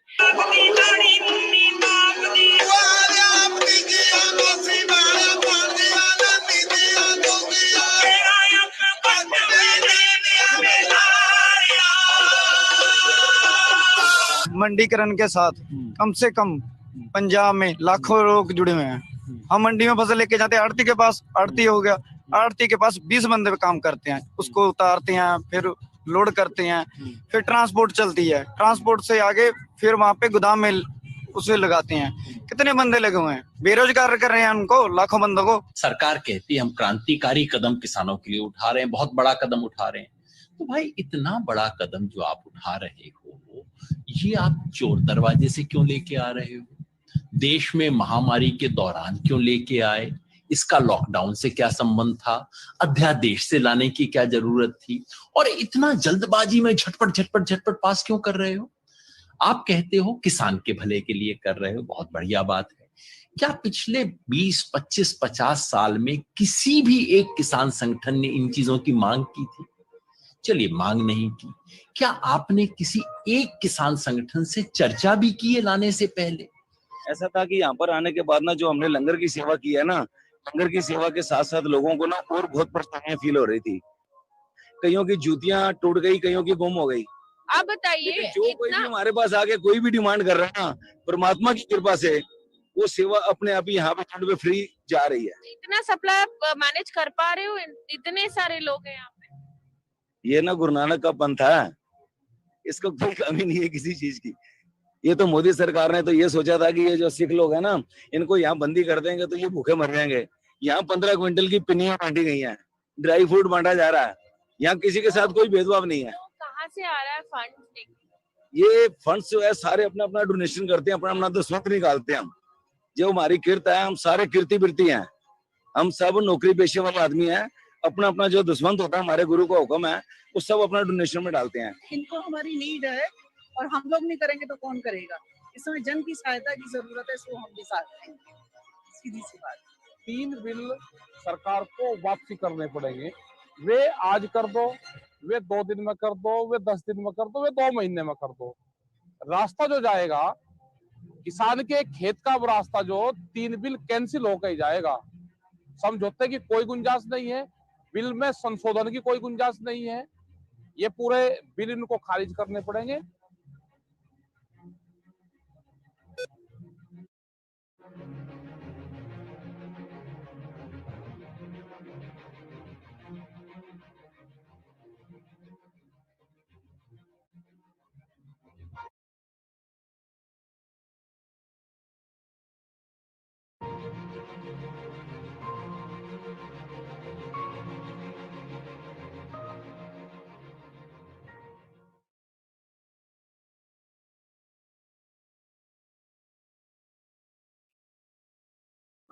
Thank you so much, Shivam, for the video. Can we now have Dr. Suneelam, who is part of various people's movement, the farmers movement that is ongoing, and also with the WSF, has had a long-standing relationship with the Socialist Party. So I think we've added him to the panelist. Dr. Suneelam, can you hear us? Yes, I can hear you. Great. Over to you, sir.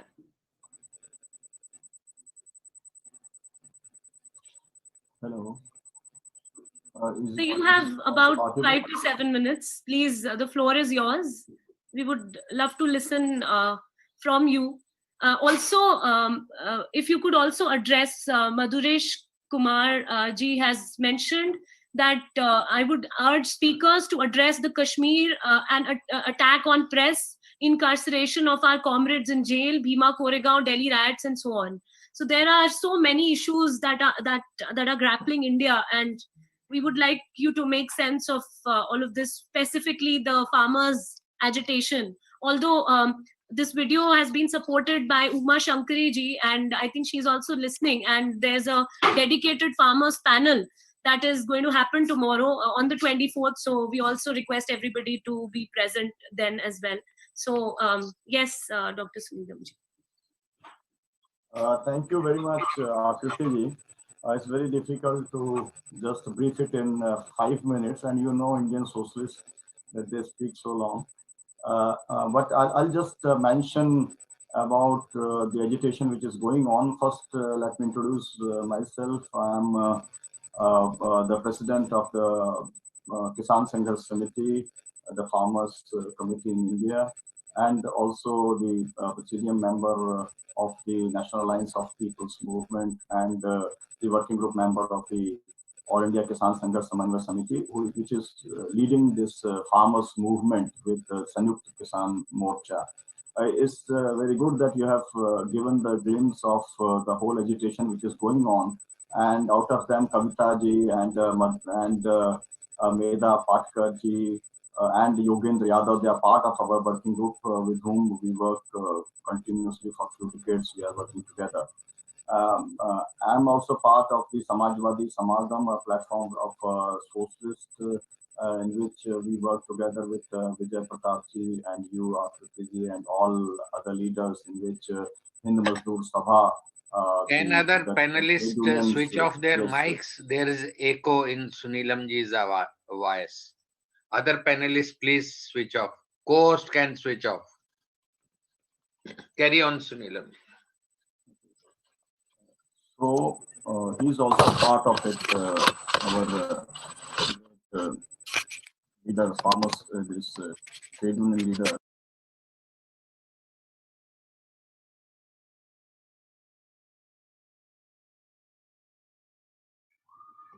Suneelam ji, you have now muted yourself. Suneelam ji, please unmute, and Vijay, please do instructions in chat. The noise comes from Suneelam's microphone. We can live with it. I extend my full greetings on behalf of all the socialist organizations and the farmers organizations and the Dalit and backward organizations of the country. What I want to say is that during this COVID period, what we have seen is that the states are using or misusing this opportunity to come out or impose the anti-labor laws and anti-farmers laws, which are being challenged in India by all the major trade unions in this country and all the major farmers union in this country.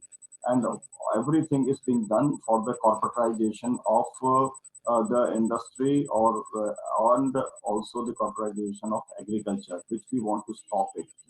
So they want to ruin the whole agriculture of this country, and everybody must be knowing that the Indian culture is agriculture, and we have more than 80 crores of people, 800 million people totally dependent on agriculture. So the whole future or say livelihood of these people are totally dependent on agriculture, and what we are demanding is we are demanding two things. Number one is the repeal of these three anti-farmers law so that we can stop the corporatization of the agriculture. And the second thing is we want MSP, the minimum support price for all the agriculture produce. It should be made legal guarantee for all the farmers of the country. Today is the 60th day of the farmers movement, and on 26th January we will be having 2 lakh tractors moving on the roads of Delhi, and at least 1,000 tractors in every district of India. And now I must tell you that we have an alliance, the farmers movement have an alliance with all the trade unions, and we are working together. And the World Trade Union Congress has also extended support to this farmers movement, and we are also thankful that from more than 30-40 countries we are getting support on the streets. The farmers there are also supporting it. I recall that we were together in Mumbai in WSF and in many countries, Katsi, Vijay Pratapji, we were all together there. And so at that time in Mumbai, I came with 2,000 farmers, and La Via Campesina leaders were there, and all social democratic leaders, the Socialist International leaders were also there. What we see now is that the fight is going on the streets to challenge the fascist forces in India, those who want to divide the country on the name of religion, and they are only working for Adanis and Ambanis for the corporatization of this country. I want to mention that we believe in the as a world citizen, and we believe in Vasudev Kutumbakam, world without borders. So we have a lot of interest in the World Social Forum process, which is going on, and it has created a lot of hopes in the people's mind, particularly those who are involved in the people's movement. And now the time has come that we have to think out of box, out of the parliamentary democracy system, because a lot of political parties have actually people are disillusioned with the political parties, although they have their very important role to play. We can see that here in India, when the farmers movement is going on for the last 60 days, you can see that various political parties are also opposing these 3 anti-farmers laws on the streets of the country. But there is no major resistance coming from the opposition. So the whole thing is totally dependent on the people's movement. So we have a lot of hope to make this world a more equitable world. We want to create a new society, a new man, and a new world in which everybody can get the honorable life and a livelihood. So that is what I just wanted to say. And we as socialists, we as those who are working among the farmers and the workers and the Dalit and backward and minority communities, we want to commit ourselves for the whole World Social Forum process.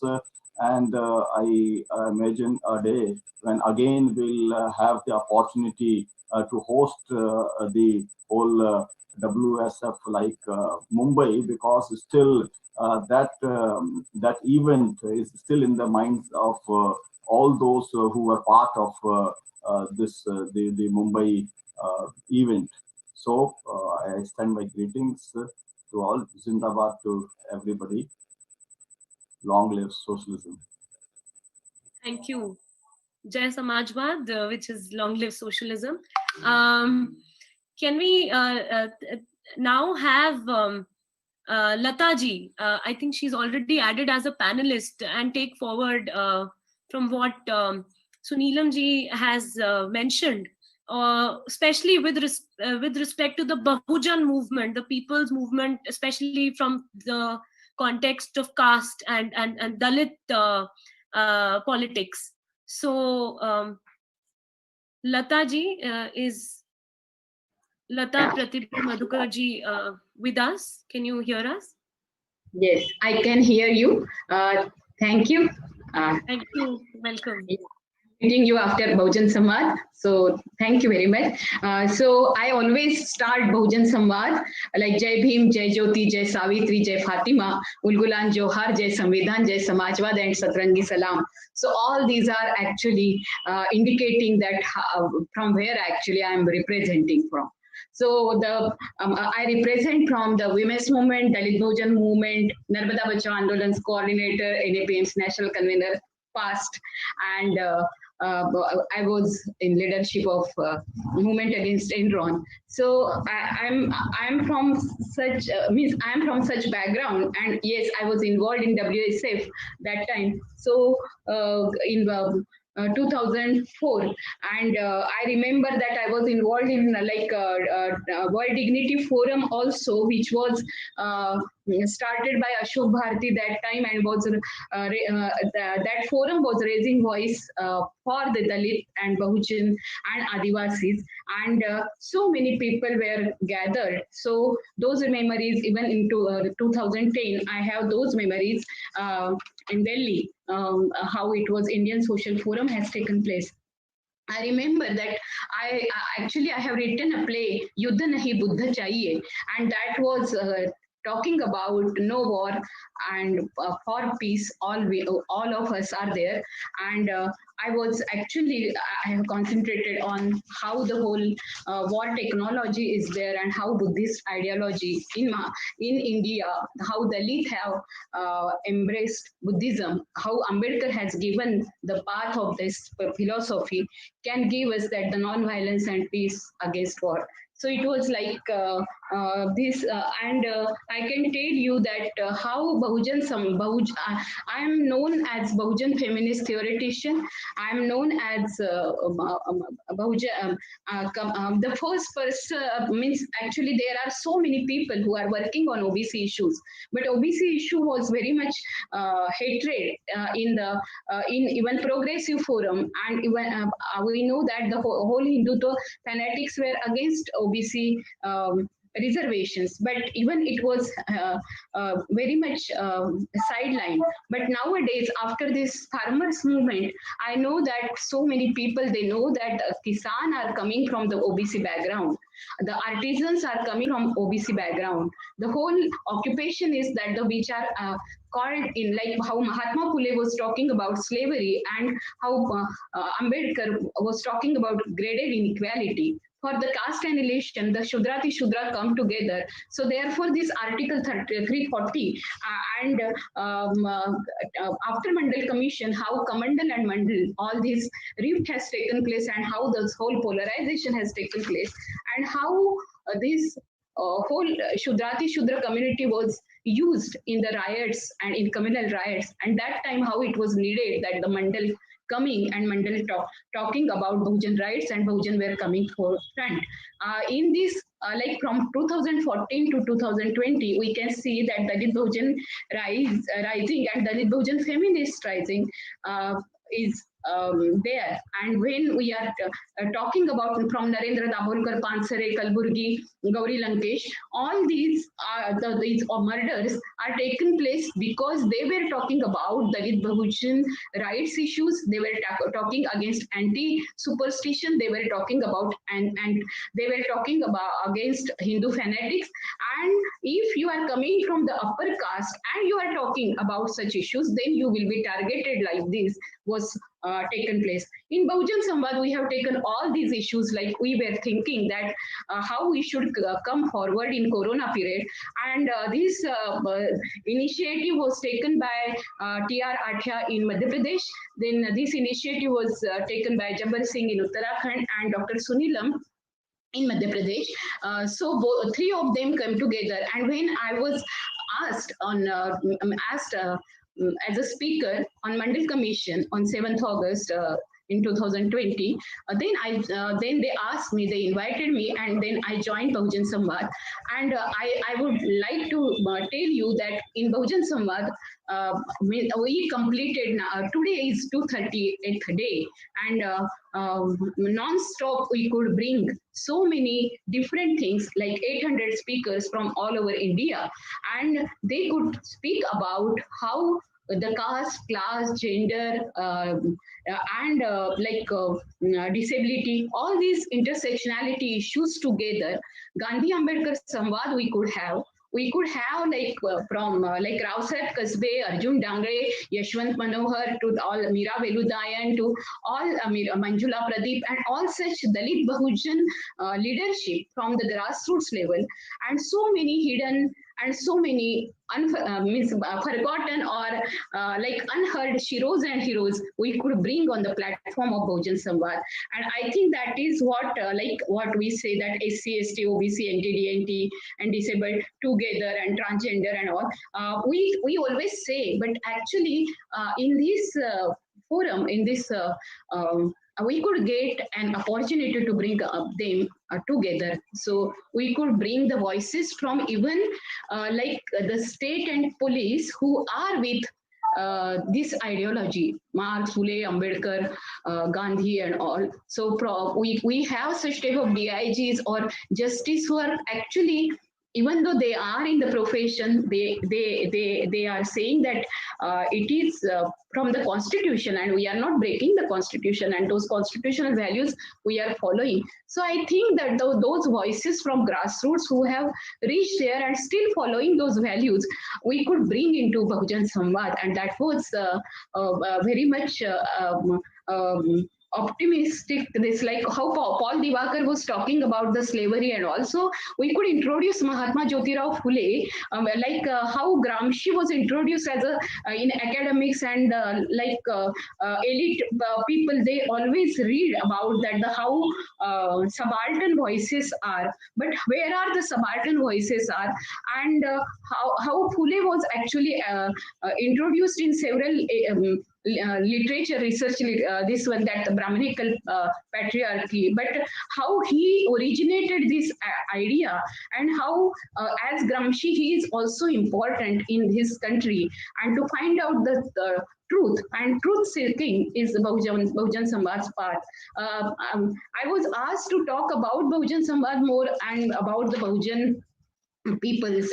So this is the question of in, like, we have to take further that in World Social Forum we have taken these issues, but now these issues should be together in the context of identity, recognition, redistribution, and not only welfare but the well-being of the society, and how we should take this discourse into the from intersectionality perspective also, and the standpoint perspective. And when people are actually embracing and they are talking about their own epistemology, the whole world is very much shaken, because the people from people from different countries who are deprived, and developing countries and all, they are coming together. That time this Vasudhaiva Kutumbakam, or breaking borders, like Shaheen Bagh has shown. So we have brought out so many Muslim women, they talked about, and not only that, who, like, from Sabrimala to Shaheen Bagh we brought, from Shaheen Bagh to Kisan Bagh we brought, from when Maqam was not actually introduced on the border that time, but now Maqam, everyone knows Maqam, because Mahila Kisan Adhikar Manch has shown their face, and the first time in the history of India, so many Kisan women came together and they started talking about their own rights. So these are the voices from really who were actually those people who are considered in Mandal Ayog like OBC, other backward caste and other backward classes. So these are these people, and these are the people now who are on the border, Shajipur, means, like, you can see the Shajapur border, Singhu border, everywhere these people are there. And now we think that these issues we should address in a way that this identity should not be crushed on the name of that, how they were asking just reservations. Now they are actually asserting not only for the reservations, but like scrapping or repeal the bill, like those three laws, or electricity and water are the major rights. So who are deprived? The deprivation of this, like more than 82% people's deprivation, and who are coming from Shudra background. They are from any religion, like they are from Muslim, they are from Sikh, they are from Buddha, they are from Jain, they are from Parsi, but they are actually scattered in several religions maybe, but they are there and they are coming from these communities, and that we have to understand. And therefore the constitution, when Shaheen Bagh takes the constitution in hand, Kisan Rally takes the constitution in hand, and there are the images of Phule Ambedkar. I think the whole socialism pattern is changing, like how Lohia was saying. And Lohia was saying, I will say in Hindi, you can translate in English, like वो कहते थे कि पिछड़ा पावे सौ में साठ, So backward should have actually, according to their proportion, their rights, and which Tamil Nadu has done, like Periyar, Narayan Guru, Ayyankali, they fought. And those things we are bringing, and we are bringing voices from all over India. And therefore, I think that from Niyamgiri, Baliyapal, Dayamani Barla, like from Jharkhand, so many people who were not known to means like in media, they were never focused in a way, only in a local media or in like what we can say that the social media, we were just looking at them. When mainstream media has like our spaces are shrunk, that time I think that the Bahujan Samaj's role was very important and very much crucial, and that role we are today also we are playing that role. And we know that there are several challenges. Facebook is actually shrinking our space nowadays. They are not more than there are no more than 5 likes and all like that, or something they are doing that whenever we are talking, there's some connections are going away. But the struggle against Adani Ambani also we could cover. Very small channel, very much. But how Professor Anand Kumar said that he said that in the period of Corona, we were finding out the space, and such type of Samvad has given us space. Like Vinod Mal, the DIG, he said that if you are going on such type of path where the constitution will be saved, actually all such voices will be together, and Samvad has taken cognizance of such voices who are saving constitution. So such things also we could bring, and we could bring the new and young and very smart and fresh leadership also through Bahujan Samvad. And they are advocates, they are in different professions, and they wanted to join, they wanted to change the politics. And I think that this will give so much this is giving us a promising picture, and this is giving us so much hope that yes, how Kisan Rally also have Kisan Rally has given us massive type of picture that how people can come together. But such small initiatives also, if they are coming together, yes, I will just finish this. If they will come together, it will be a new horizon. And I support to World Social Forum once again, that if they will also accommodate such type of small and micro voices which are raising awareness and which are bringing together all the grassroots level people. Thank you very much that you invited me. Zindabad. Zindabad. Thank you, Lataji. It's as enriching as all the Bahujan Samvad episodes that we keep following. And with the rich tradition that we have with the Ambedkarite and all kinds of thoughts that WSF is also trying to amalgamate and show us the way forward. I would also like to acknowledge the presence of Ajay Jha ji, Kamla Bhasin ji, Mona Dikshit ji, and there are many more. And if it'll be great if we can actually hear from all of you as well. Before we would like to show many more videos on a lot of things that are being talked about, but it's best to actually hear all of you live. So can I please take this opportunity of inviting Kamla Bhasin ji, because we're talking about different movements and voices. And I think women's voice is something very, very pertinent. If we could add Kamla Bhasin ji as a panelist, she's and if Kamla ji could switch on her microphone and video, it will be great. I know this is not part of the schedule, but since you are with us today, it will be great to hear your thoughts also on how to build solidarities across and take them forward. So is Kamla ji there? Are you able to hear us? We also have Ajay Jha ji. If we can add Ajay ji also as a panelist. because his work has been again very fascinating on global engagement against climate crisis. And he is also a leader of climate justice and sustainability. So even Ajay Jhaji, we would like to hear from you as well, if possible.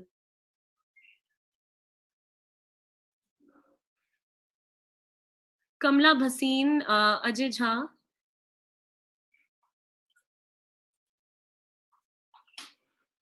Okay, so as I think it is too sudden, and they might need some time to get ready to be able to share their thoughts.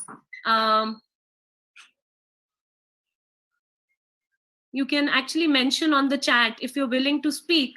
Till then, we can actually show another video, and we will also have some young faces today to come and speak in terms of what they think are challenges of so far with this whole idea of socialism and a platform like WSF, and how can we make it more youth appealing and get them to actually be at the forefront of such a movement. So before that, can we have one of the videos, since this is also dedicated to the Indian subcontinent. I think at Paigam, Paigam Network is actually attempting to be an aggregator of activists, of scholars, of different organizations and efforts that are taking place at a very grassroots level as well as at a global level. And we have done a lot of audio-visual documentation of such activists and scholars, young scholars who are not known, but we wanted their work to be shared amongst a larger public. I see that Kamla Bhasin ji has joined us, and thank you so much, ma'am, for joining us. And you've done some amazing work, and all your publications and your lectures are something that really fascinate us. Even your social media profiles are very, very, I would say, popular. So again, you also try to make your work available to a wider public. And how do you see the women's movement and the feminist tradition to be going forward in the current crisis, amidst a crisis of all kinds that is grappling India and the world today, where we see that the structures are still very skewed and still not in favor of women? And how does a platform like WSF, World Social Forum, or a broader network like Vasudhaiv Kutumbakam, how do you see feminism actually finding its way and expanding, and that kind of a rich exchange which helps women in leadership and all walks of life? So over to you, ma'am. So you have about 5 minutes. Zindabad, Zindabad, dosto. First of all, I wish to express my gratitude to Vasudhaiv Kutumbakam family and to World Social Forum comrades for organizing this. I have participated in World Social Fora, not physically in most of them, because I thought Brazil was too far for me. But in Bombay, I was there, and I think it was an absolutely vibrant movement which could not continue in that way for very valid reasons. And I'm glad this time we are able to do it on Zoom.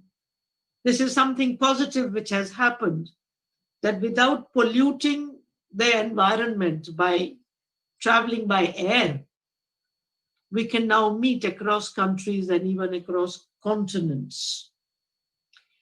Now, as far as the women's movement is concerned, it is clear today that no movement can remain single, can remain unidimensional.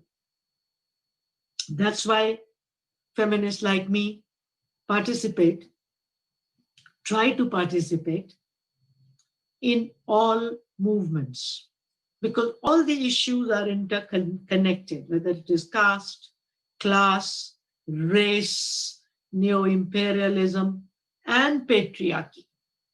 They are all brothers in crime, all these social systems. And as a feminist, there's no way we can fight patriarchy without fighting the other unjust systems. So, and this we have understood for a very, very long time. So I think that is the direction to take. For example, the farmers' protests these days, every movement which believes in people's power, which believes in justice, equality, everybody is there, or physically not there, like somebody like me who has had to accept her age.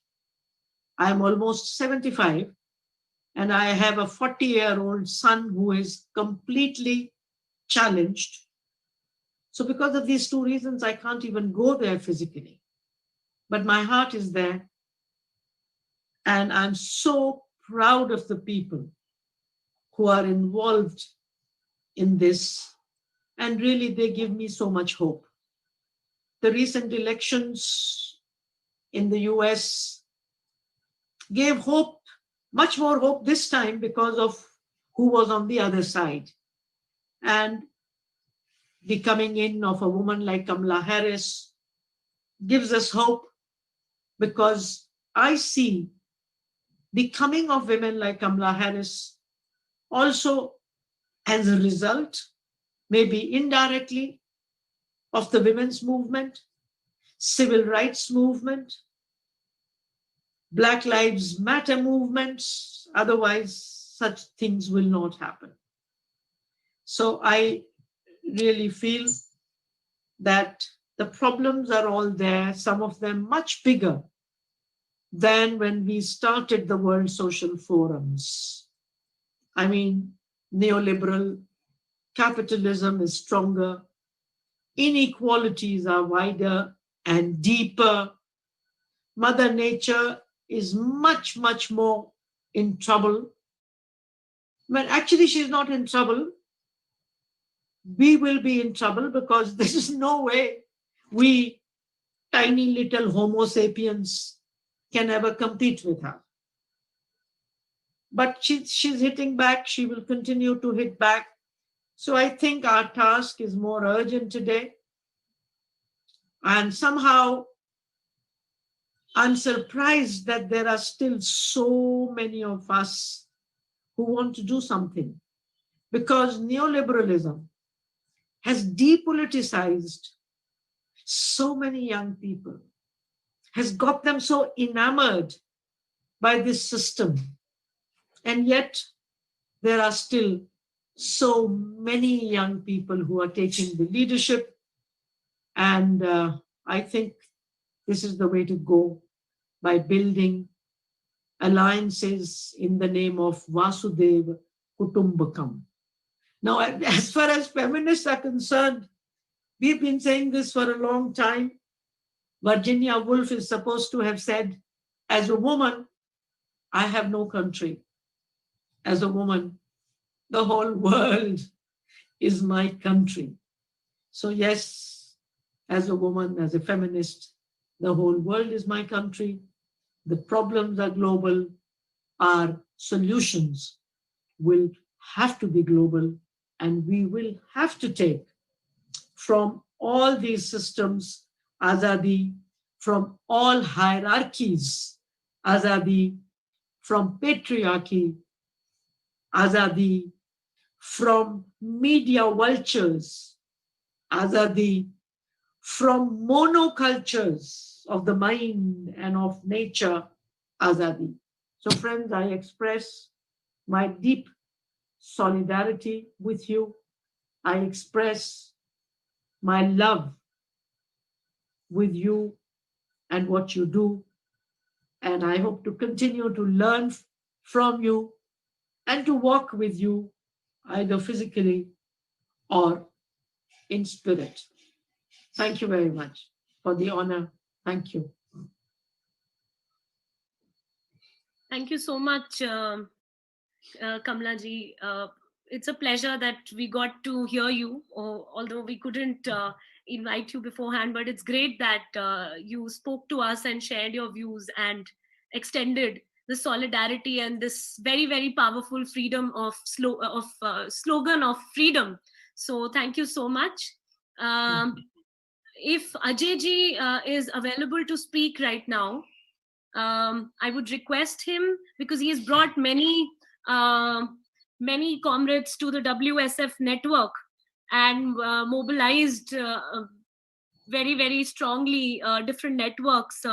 So if Ajay ji could speak a few words, or if some more time is needed, since Kamla ji spoke about patriarchy and the feminist thought of how that's something that that's still a very, very large fight, big battle ahead.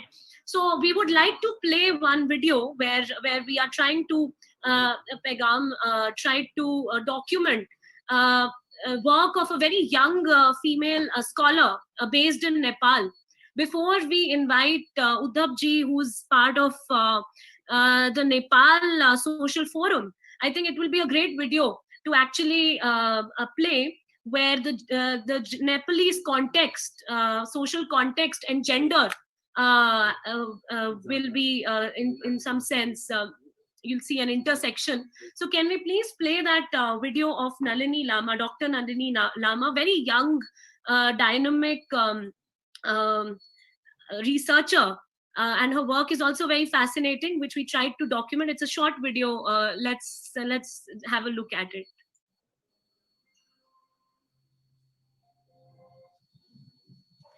नमस्ते सबैजनालाई, मेरो नाम नलिनी लामा हो अनि म अहिले चाहिँ काठमाडौँको कदमबरी मेमोरियल कलेजको एउटा रिसर्च कोअर्डिनेटर भएर काम गरिरहेको छु अनि मैले चाहिँ मेरो पीएचडी चाहिँ सोशल वर्कमा गरेको छु अनिखेरि मेरो पीएचडी मा चाहिँ रिसर्चमा एउटा चिल्ड्रेन अफ सेक्स वर्कर्स माथि गरेको थियो अनिखेरि त्यसमा चाहिँ I have done a qualitative study for 5 years in a area, in a red light area in the north of West Bengal. अनिखेरि यहाँ काम गर्दाखेरि चाहिँ मैले धेरै एक्सपिरियन्स गेन गरे, धेरै कुराहरू सिके अनि विशेष गरी मैले के सिके भन्दाखेरि चाहिँ जसरी अहिले मेरो रिसर्च क्वेशन चाहिँ कसरी चिल्ड्रेन अफ सेक्स वर्कर्सको आइडेन्टिटीले गर्दाखेरि चाहिँ तिनीहरूको सोशलाइजेसनलाई ह्याम्पर गरिरहेको छ अनि यो ह्याम्पर गर्दाखेरि चाहिँ कसरी बाउन्ड्री तिनीहरूको क्रिएट हुँदाखेरि चाहिँ कसरी तिनीहरूको डेभलपमेन्ट भइरहेको छ, what are the barriers or boundaries or what are the challenges तिनीहरूको डेभलपमेन्टमा, त्यो कुरा चाहिँ मैले मेरो रिसर्च द्वारा चाहिँ मेरो आन्सर भइरहेको छ अनि यो कुरा गर्दा गर्दै जसरी मैले marginalise section of the society हेर्दै हेर्दै मलाई यो मेरो रिसर्चको तुरन्तै त्यो सिद्धिने बित्तिकै एउटा वनका भन्ने अर्गनाइजेसन हुनुहुन्छ जसले चाहिँ जहाँ चाहिँ स्पेशली जीपीज डक्टर्सहरू जनरल प्र्याक्टिसनर्सहरू चाहिँ उहाँहरूले चाहिँ स्टडी गर्नु भइरहेको छ on the health issues of the people अनि उहाँहरूसँग चाहिँ म as a social worker and GP मिलेर चाहिँ हामीले अनदर मार्जिनलाइज सेक्सनकोमा चाहिँ स्टडी गरेछौँ अनि त्यो स्टडी चाहिँ मेरो नेपालमा भइरहेछ अनि नेपालको चाहिँ के कुरो हामीले कभर गरेछ भने चाहिँ छौपडी भन्ने कुरो चाहिँ जहाँ चाहिँ वुमेन नारी जातिहरू जब तिनीहरूको मेन्स्ट्रुएसन हुन्छ त्यति बेला चाहिँ घरबाट निकालिकन एउटा छौगोटमा राख्ने प्र्याक्टिस छ specially in the western zone of Nepal त्यो कुरा हामीले त्यसमा चाहिँ मैले स्टडी गरिरहेको छु menstrual health of those women staying in Chhaugoth and Chhaugoth is a practice in Nepal जसमा चाहिँ it is full of a practice which is related and which is touched by a lot of stigmatization, lot of discrimination and it's more social work background को हुनाले गर्दाखेरि यो कुराहरुलाई चाहिँ मैले अहिले हेरिरहेको छु छौपडी भनेको चाहिँ एउटा चलन भइरहेको छ नेपालमा जहाँ चाहिँ घरको चाहिँ केटीहरू चाहिँ पिरियड्स हुँदाखेरि चाहिँ एउटा बाहिर घरबाट बाहिर निकालिकन एउटा गोठमा चाहिँ राखिरहेको छ अनि यो केटीहरूलाई जब म्यारिड वुमेनहरूको गोठमा बस्ने दिन अलग्गै हुन्छ अनम्यारिडहरूको गोठमा बस्ने दिन अलिक कम्ती छ, जस्तै कि म्यारिडहरूको चाहिँ 5 दिन भयो भने अनम्यारिडहरूको 7 दिन छ। त्यस्तो खालको प्र्याक्टिसलाई चाहिँ स्पेसली रिलेटेड टु मेन्स्ट्रुएसन, जब एउटा महिलालाई चाहिँ घरबाट बाहिर निकालिकन राखेर छौगोठमा राख्छ, त्यसलाई चाहिँ छौपडी भनिन्छ। अनिखेरि मैले यो छौमा चाहिँ के एक्सपिरियन्स गरेँ भने चाहिँ अब म त्यस्तो जग्गा वेस्टर्न पार्ट अफ नेपाल होइन, isolated, it was more like an isolated place. I've been there, and luckily there was this organization who helped me in my lodging there. अनिखेरि म त्यहाँ बसिँदाखेरि चाहिँ त्यो अर्गनाइजेसन जसको घरमा बसेँ, उहाँ चाहिँ एउटा अर्गनाइजेसनमा काम गर्नुहुन्थ्यो जसले चाहिँ मेन्स्ट्रुअल हेल्थमै काम गर्नुहुन्थ्यो, जसले चाहिँ त्यो अबोलिसन अफ छौगोट्समा काम गर्नुभएको थियो। अनि त्यो काम गर्दाखेरि उहाँसँग बसेर जति मैले data, I have collected very rich data. She helped me a lot. But then when it came to having period myself, मैले चाहिँ के एक्सपिरियन्स गरेँ भने चाहिँ जब मैले मेरो त्यो घरमा बस्दाखेरि आफ्नो पिरियड हुँदाखेरि चाहिँ उहाँले चाहिँ मलाई एउटा अछुतको रूपमा लिनुभयो। जसरी म मेरो आफ्नो रुममा बसिरहेको थिएँ, उहाँले निकालेर एउटा अर्कै खाटमा, अलग्गै खाटमा सुत्ने गर्ने, अनि खानाको प्लेटहरू पनि डिफ्रेन्ट दिने। खाना दिँदाखेरि मलाई मेरो दैलोको बाहिर एउटा फुटम्याटमा बसेर खुवाउने। जब मेरो मेन्स्ट्रुएसन नहुँदाखेरि म त्यही घरमा नै एउटा टेबल चेयरमा बसेर खान्थेँ भने जब मेरो पिरियड्स हुनु स्टार्ट भयो त्यति बेला मलाई नै दैलोको बाहिर एउटा फुटम्याटमा बसेर खाना सर्भ गर्नुहुन्थ्यो। त्यस्तो खालको एक्सपिरियन्स छ मैले, जसले चाहिँ एउटा त्यहाँ समाजमा मेन्स्ट्रुएसन र त्यो स्टिग्माको लागि फाइट गरिरहेछ, उहाँ त्यही अर्गनाइजेसनबाट चाहिँ त्यस्तो खालको चाहिँ मैले फेस गरेको छु। नेपाल सरकारले 2017 सालमा चाहिँ छौगोठहरू चाहिँ एकदमै हिर्काउनु भनेर चाहिँ आदेश दिनुभएको थियो। तर अहिले पनि छौगोठहरू चाहिँ कति चाहिँ जग्गामा चाहिँ जति पहिला नै थियो 2017 सालको अगाडि नै थियो, अहिले पनि त्यति नै देखिरहेको छ। हामीले जसरी छौगोठहरू देखिरहेको छौँ त्यो चाहिँ नेपालमा वेस्टर्न पार्टमा मात्रै देखिरहेको छ, स्पेसली आछाम, दादेलधुरा, दङ्गरी साइड। तर यो प्र्याक्टिस विभिन्न सहरमा, नेपालको सहरमा पनि विभिन्न तरिकाले यो छौ प्र्याक्टिस भइरहेको छ।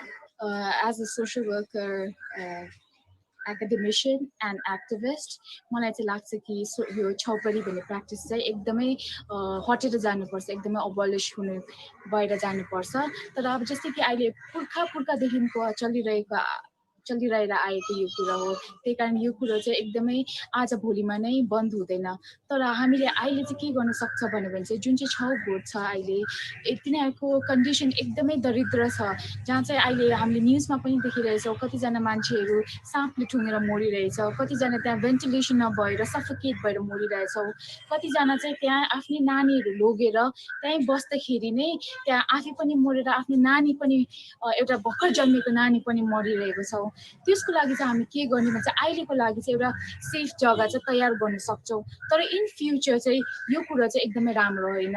तर जेनेरेसन्सलाई बुझाउनु टाइम लाग्छ। हामी अनि हाम्रो आउँदो जेनेरेसनहरूले चाहिँ यसलाई कसरी चाहिँ सुधार लिने, यो छौगोठलाई चाहिँ कसरी अबोलिस गर्ने, त्यही अकर्डिङ टु टाइम हामी आफ्नै स्ट्राटेजिज बनाउँदै यो कुरालाई चाहिँ हामीले अबोलिस गर्नुपर्छ।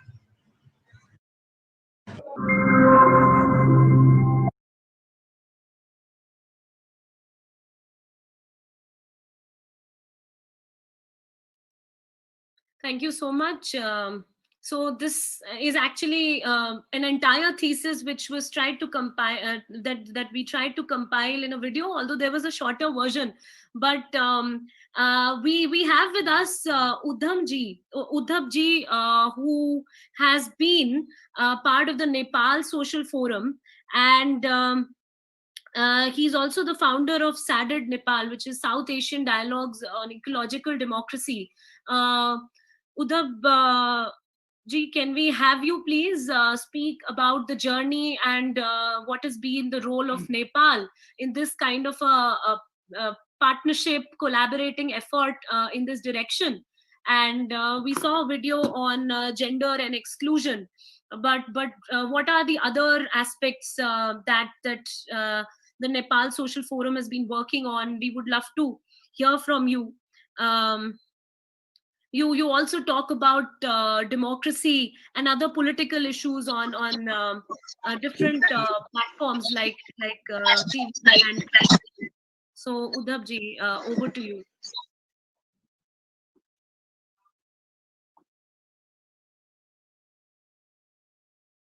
We cannot see your video. I opened it, but I don't know. We can hear your voice. Well, let's go with the voice only. Good to hear you. Yes, Marco. Everyone, hello, everyone. Thank you, Akriti, and it was very good to see kind of video you have just presented. Definitely, this is one of the ill practices popular in the western hill districts like Assam, Badan, etc. And definitely this is part of practice of untouchability in the different form, and these kind of untouchable practices are here and there in every society, in urban area, within even Brahmin high caste family, within Janjati or Dalits. This is the case in Nepal. That is why there are multi-layer of untouchability practices in Nepal, and this Chhaupadi is one of them. I think for details, I think that video has explained in a well manner. I should not focus only on this. As Akriti mentioned, definitely this Vasudhaiva Kutumbakam, I see Marco's message. I think Billy or someone will elaborate more in Sanskrit. This is kind of a message we try to give through Vasudhaiva Kutumbakam, saying that this Mother Earth is for everyone. No one should extract unnecessarily and exploit things for their own purpose, ignoring the commoners. And definitely the message we want to share is sort of Gandhian message, according to which the last man is always to be in priority, or last man be given the first priority for every opportunities. As far as Nepal's engagement in social forum is concerned, I was, yes, definitely Nepal from the day one, from 2001 itself, quite active in participating in the social forum. But I was late. My first attempt was in 2006 in Delhi. Then onwards, I am quite active, and definitely we have also dealt in Nepal and elsewhere about this. We have had Nepal Social Forum in 2018 March, and it was, we could say, successfully organized with a huge participation of youth. We definitely targeted youth at that time to at least sensitize kind of issues. Yes, definitely gender is always cross-cutting issue right here in Nepal. But we are in a very difficult situation right now due to, again, kind of unconstitutional attempt by the government. Prime Minister, who was having 64% of the support in the parliament, haphazardly dissolved the parliament 2-3 weeks back, and that is how we are having constitutional crisis today. Constitution has not given any right to the Prime Minister to dissolve it, and it was due to the fact that we have had such provision in the 1990 Constitution, but every Prime Minister tried to avoid Parliament and dissolve it in the name of fresh mandate, and that is why Parliament became weak, and Nepalese were so much conscious about kind of instability and democracy. That is why, to have democracy, there was no provision for majoritarian parliament to avoid parliament unless there is possibility to have new prime minister by and win the prime minister parliament. But government prime minister to avoid his own party rift, dissolved the parliament, and that is why, in a way, yes, definitely this constitution, which was promulgated in 2015, initially there was kind of resentment and protest by Madhesi communities in the, against this constitution, but even later on, along with a couple of amendments, even Madhes also took part in the election, and they are now part of government. They have formed a government in the provincial assembly. They took part in the local government. That is how acceptability was kind of increasing in the constitution, and this constitution, at least for us, was kind of good or better in even in South Asia due to a couple of reasons. Number one, it has introduced this hybrid electoral system, meaning no one could be excluded from being represented, having inclusive system, for example, proportional representation, and it has ensured at least 33% seats for the women. Definitely, it has ensured seats for other marginalized groups as well. But the best part was, and guaranteed seats were for women.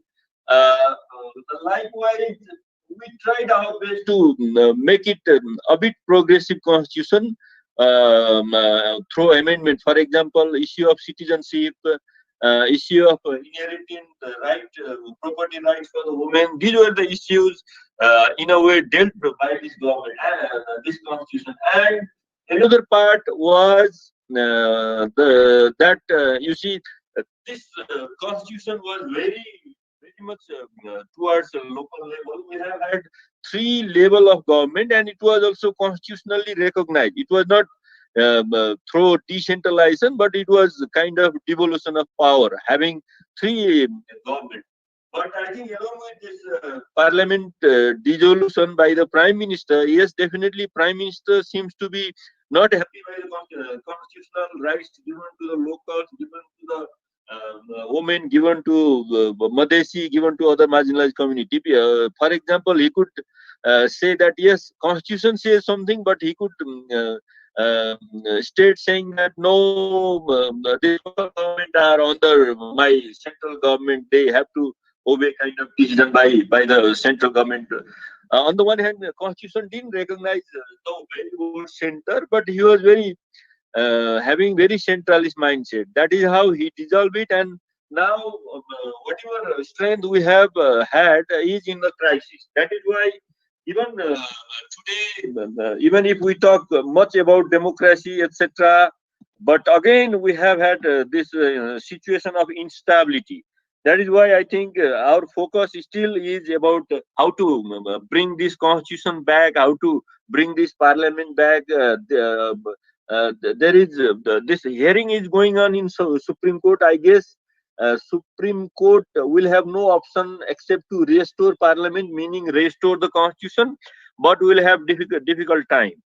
Along with this, for example, once the parliament was dissolved, this government, yes, definitely for others it is left government, because their party name is Communist Party of Nepal. But it is the government, once it dissolved the parliament, it has introduced kind of provision so that foreign direct investment could be used in the agriculture sector as well. And it was very interesting. Parliament was dissolved because parliament was having voice against this, and eventually introduced this system. That is why I think all cooperatives, including this milk dairy cooperative, other farming related cooperatives are now protesting against kind of provision, so that this farming activities will be hijacked by the foreign direct investors. So this is one of the issues we try to deal with during this social forum. Also, there is issue. For example, yes, definitely, even if we consider them, at least for the namesake, they are the communists, but they are in mindset they are this capitalist, and okay, capitalism also can work in many countries for people's welfare, provided the tax system is okay. If progressive tax is there, then yeah, somehow people will be benefited from capitals also. But in Nepal, you see, on the one hand, this tax evasion is very much there. Hardly big companies pay tax, and we have raised this Yancel tax issue in a lot many forums, and eventually Yancel could pay this capital gain tax for other regions. But there is Coca-Cola, there are other billionaires who avoid tax and again talk about welfare state. That is why, at least in Nepal, we have to raise this issue of tax justice, and that is why another area working for this social forum, at least for SEDEN and for Nepal Social Forum, is this illicit tax and also right to the right of the people. That is why we try to compare now what is the amount of tax avoidance, and then how what is the amount of this government offering in the name of pandemic. For example, thanks to Indian government again, yes, definitely this government was too much against the India. You could see voices here and there, but eventually India had to offer 1 million vaccine. The other day, I think 2 days back, India handed over 1 million vaccine to Nepal government in donation. Except that many vaccine, which is which will be used for 400,000 people. But except this, there is no plan by the government to whether and how, from where they are bringing the vaccine to combat with COVID. But they are fighting each other. For example, comrades of Communist Party, they were having vertical faction and they are abusing each other in the street, and street is full of comrades nowadays with red flags. They don't care about kind of social distancing and other sanitization program because they are in but this is the situation. That is why we try to compare the amount of tax avoidance and the amount COVID the government spend in the name of COVID. So it will be the interesting one. That is what is another proposal for us. So it was proposed earlier for today, but it will be postponed for 29th. I'll inform about this event as well, and you are most welcome to uh, and having said that, then issue of Himalaya is also there. I think it is a bit lengthy, but issue of Himalaya is well known to South Asia. So the Himalaya and the consequences would be our another engagement. Definitely for this, Marco Urbela, Thomas Walgreen, Uma Sankariji, Vijayji, all were together to have such kind of discussion in the forum, and I hope you all will be joining for this discussion as well. And again, thank you very much for having this forum and my solidarity. Thank you so much.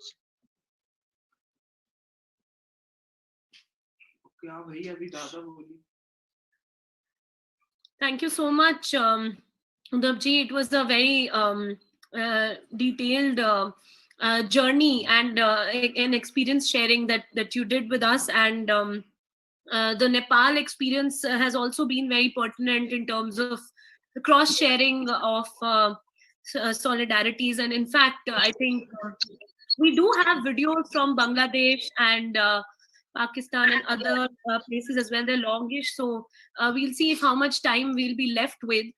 And also, there are many other issues that, for example, have been touched upon today. For example, the labor movement in India. And as part of my own research, there was a very interesting video that I had done for a TV channel, where we are trying to explain gig economy, that is new forms of work, like the Swiggy, Zomato delivery agents and the Ola, Uber cab drivers. So I would like to show you a very short clip, and I think that will explain for itself what are the different challenges, because it appears that such new forms of work are either types of self-employment, but they're in fact very much at the behest of the big corporates, where they have very little negotiating space. So I think we wanted to alternate between the talks and videos, and also different topics in such less time. We're trying to bring in all together, but I think this short video will give a glimpse of the kinds of insecurities that are very much a part of even new forms of work, where there's also a video on resistance when there were the drivers, the cab drivers striking in Delhi and other parts of India. And I think this is something that goes well with the global economy, which is very much which opens up many more vulnerabilities and insecurities, and also calls in for new forms of resistance as well. So strikes and other forms of union activities are not either redundant or insufficient. So I think a glimpse to that kind of an understanding, which is actually a global experience, is something that we would like to show now before we bring in some other panelists. Thank you.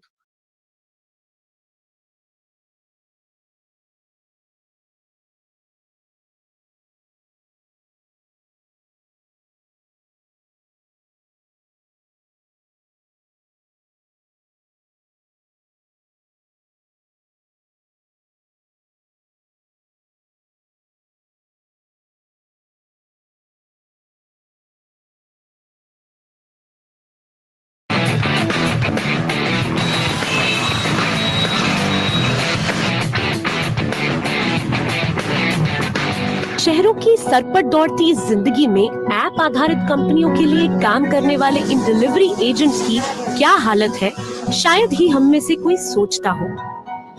सुनिए इनका हाल इन्हीं की जुबानी।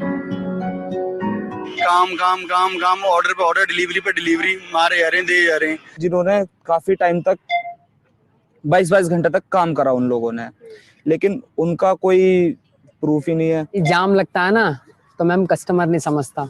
ये नहीं company देखती है कि ट्रैफिक ज्यादा है या कि जाम पड़ रहा है, इससे कुछ मतलब करते। ऑफिस वाले जो हैं सर ऑकड़ू टाइप में है, सारे गलत व्यवहार करते हैं हमारे साथ।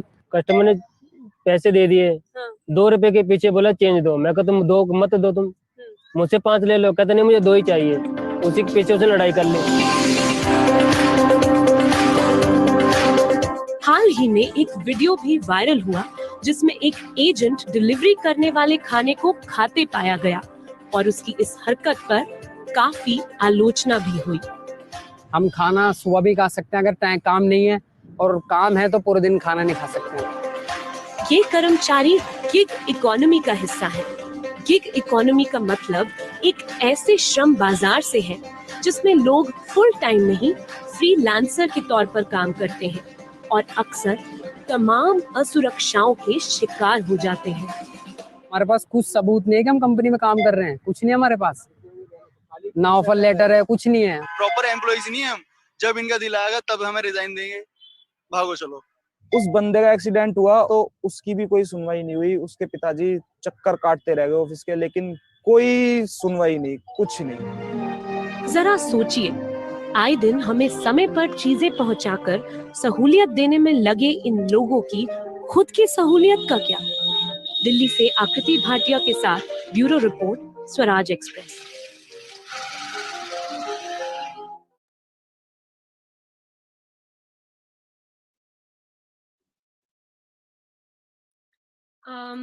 So this is just a glimpse of the kinds of issues that are not anymore new to India, And just a following video on one of the strikes of Ola Uber cab drivers, I think this will actually complete the narrative in terms of what kind of response also is actually possible with workers who are actually in limbo, who think that they are actually self-employed or are actually masters of their own work, but are actually determined by all other structures and forces. And I think a platform like WSF, I think, has to address the questions of economic justice, and I think we will have consequent panels on that as well. So if we can have the Uber striking video as well, and then there are other speakers also lined up, so we will bring them. ओला और उबर company हमारे बीच में आई थी तो हमें बहुत अच्छा package दिया जा रहा था, लेकिन आज हमारी कंडीशन ऐसी कर दी गई है कि हम अपनी गाड़ियों की किस्तें तक नहीं निकाल पा रहे हैं। एक गाड़ी जो 12-14 घंटे रोड पे रह रही है 2000 रुपए का बिजनेस नहीं कर पा रही है। हमें इस तरह गुलाम बनाया गया है, हम बता नहीं सकते हैं।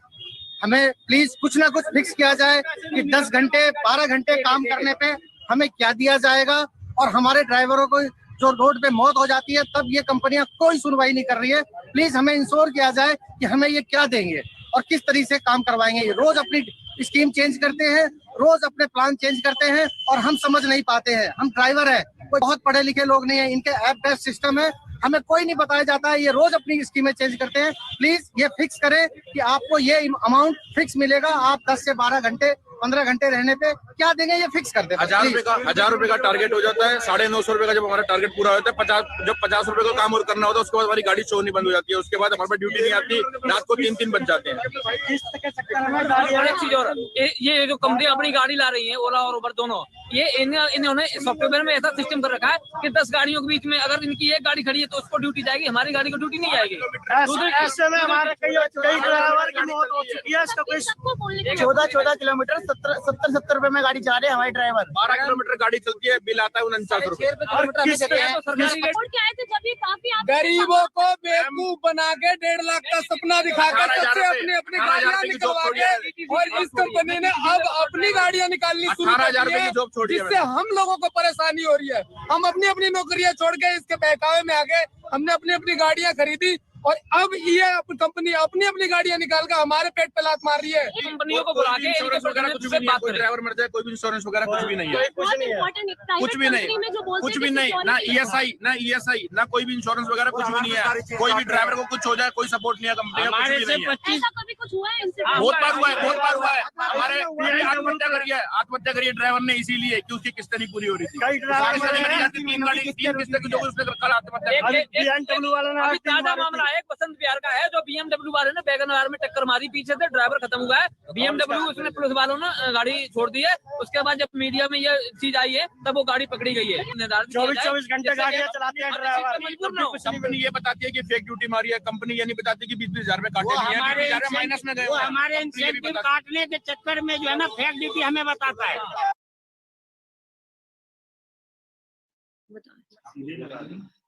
So, I mean, there's some more of it, but as you understood, I mean, when they were striking, the kinds of issues and the number of complaints that they had in terms of how skewed, even when we talk about technology, that you know, technology is transparent, technology is fair.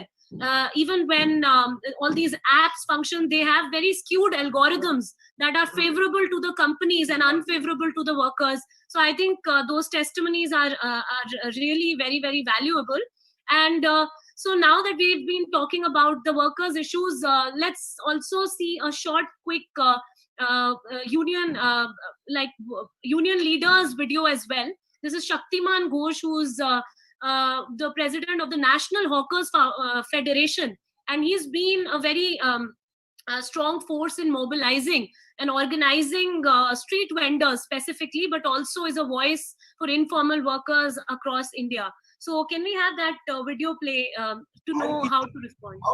आज जिस तरीके से हुआ है उसमें 2.5% जमीन को अपना अधिकार में रखने की जो मिला है वो एक बड़ा अचीवमेंट। जब तक देश में बेकारी रहेगा हॉकारी रहेगा। जो शुरू किया था मैं 50 साल से पहले, ये अधिकार की लड़ाई और वो विदाउट यूनियनाइजेशन नहीं होगा। तो दुनिया के मजदूर एक हो, क्योंकि हमको खत्म करने वाला वो एक है और हम नीचे में अलग अलग लड़ रहे हैं। जब तक देश में बेकारी रहेगा, हौकारी रहेगा।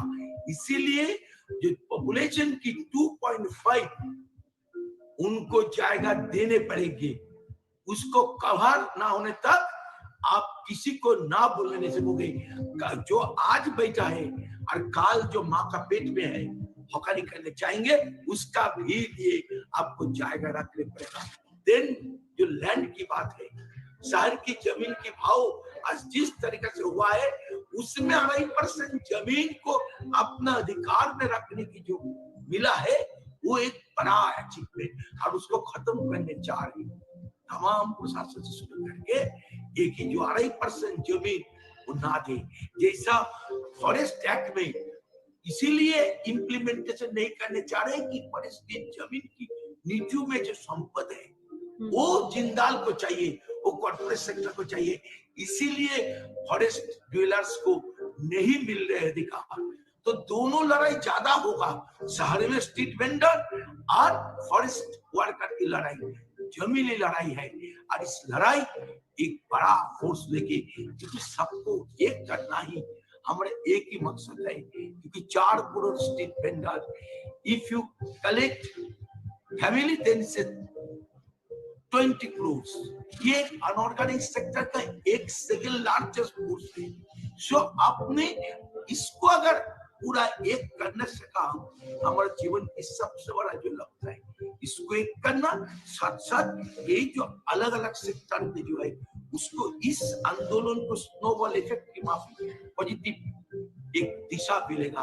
अगर स्ट्रीट वेंडर अचीव करने सकता है इस समय में, तो बाकी लोग क्यों नहीं। ये देखना।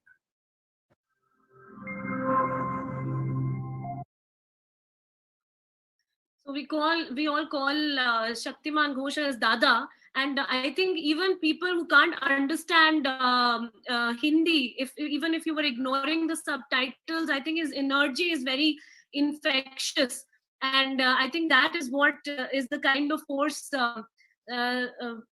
we need for all of us to get going. Is Madhuresh ji there? Because we would like to hear from him live. Madhuresh ji was there earlier, and he was also sharing some very important inputs on the comment section. And then there's also Nawaz, who is actually going to be joining us live from demonstration. If Nawaz ji has joined, then we would like to hear from him as well. I think neither are around, so let's go to the next topic. Okay, so I think it's we can now actually shift to a slightly younger panel where we will actually have a short discussion on what is actually the role of youth in taking forward an alternative world movement ahead.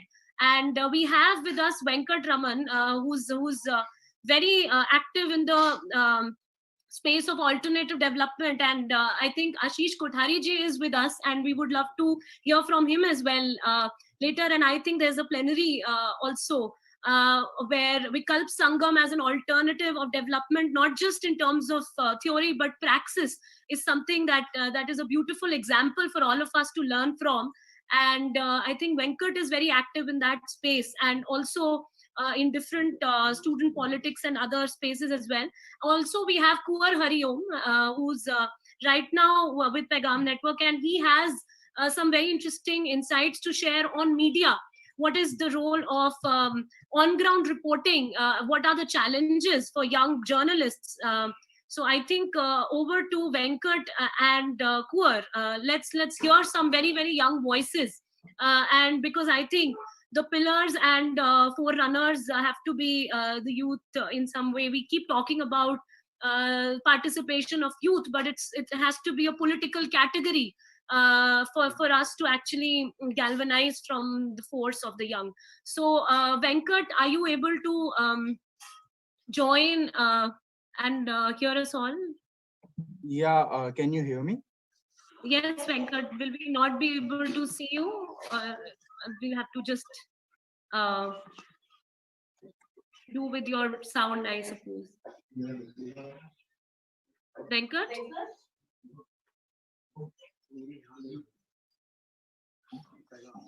Venkat, you can put your mic on unmute. Yeah. Yeah.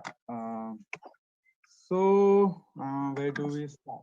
So, like, there are not many good youth outreach programs by most political outfits, especially left. They don't have good youth outreach programs.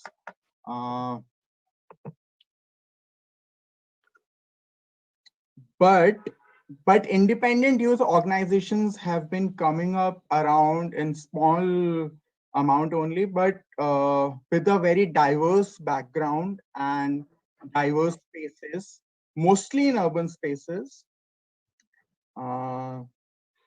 And it has been not very successful as a political movement, but as a social or as a cultural space, it has been evolving for a long period of time. Politically, there's not much a space where youth feels safe to express itself, like in the mainstream specifically. But in alternative spaces, there has been some kind of a freedom and some kind of a learning that enables a large part of the urban educated youth to express itself. But again, the politics of knowledge happens, and a very large part of youth is ignored, it's missed out. So it's like youth movement still has a long way to go in India. It has not been mature. It has not matured as like in Western countries or East Asian countries. But it's evolving. It's like in a very slow, consistent movement. It has been evolving. The modern rural and urban youth is in India specifically, somewhat materially satisfied. What he wants is a cultural and a political expression. What he needs is glory and kind of a sense of adventure to lead, to connect with community, to become part of the policy making and as well as the policy implementation. Spaces for entering politics for youth are limited mostly to student politics and a little bit of electoral politics, but not a lot. But some things like the Bengali football clubs, which used to form the basis for left in Bengal as cadre and workers, and also as communicating with communities and connecting with different kinds of social streams. It is now being cultivated by TMC there, but it has not gone beyond Bengal right now.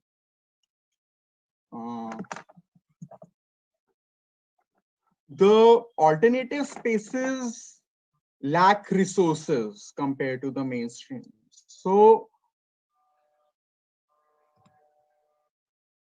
to do there will be limited to a very Good morning. Thank you.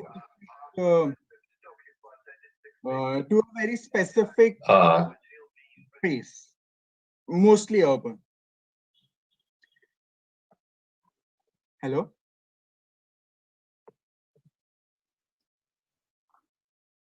Yes, Venkat, please carry on, and also if you could also wind up, because you've put across very important points. I think Marco's mic was on. That was the disturbance. So please carry on. We also have Madhuresh ji with us now. He's joined back. So we'll also go to him. But yes, you are actually putting forth some very important points. If you could just summarize and, given your last statements. So in context of socialism hasn't connected itself to the Indian youth, unlike the US or especially Europe. And socialist spaces are still mostly dominated by the last generation that was active in the 90s. And it needs to learn to have a cultural dialogue that can enable youth, because youth is even the youth that is not politicized is still culturally open. So that needs to be understood, that socialism needs a cultural and a cultural dialogue mixed with socio-economic and political diverse things.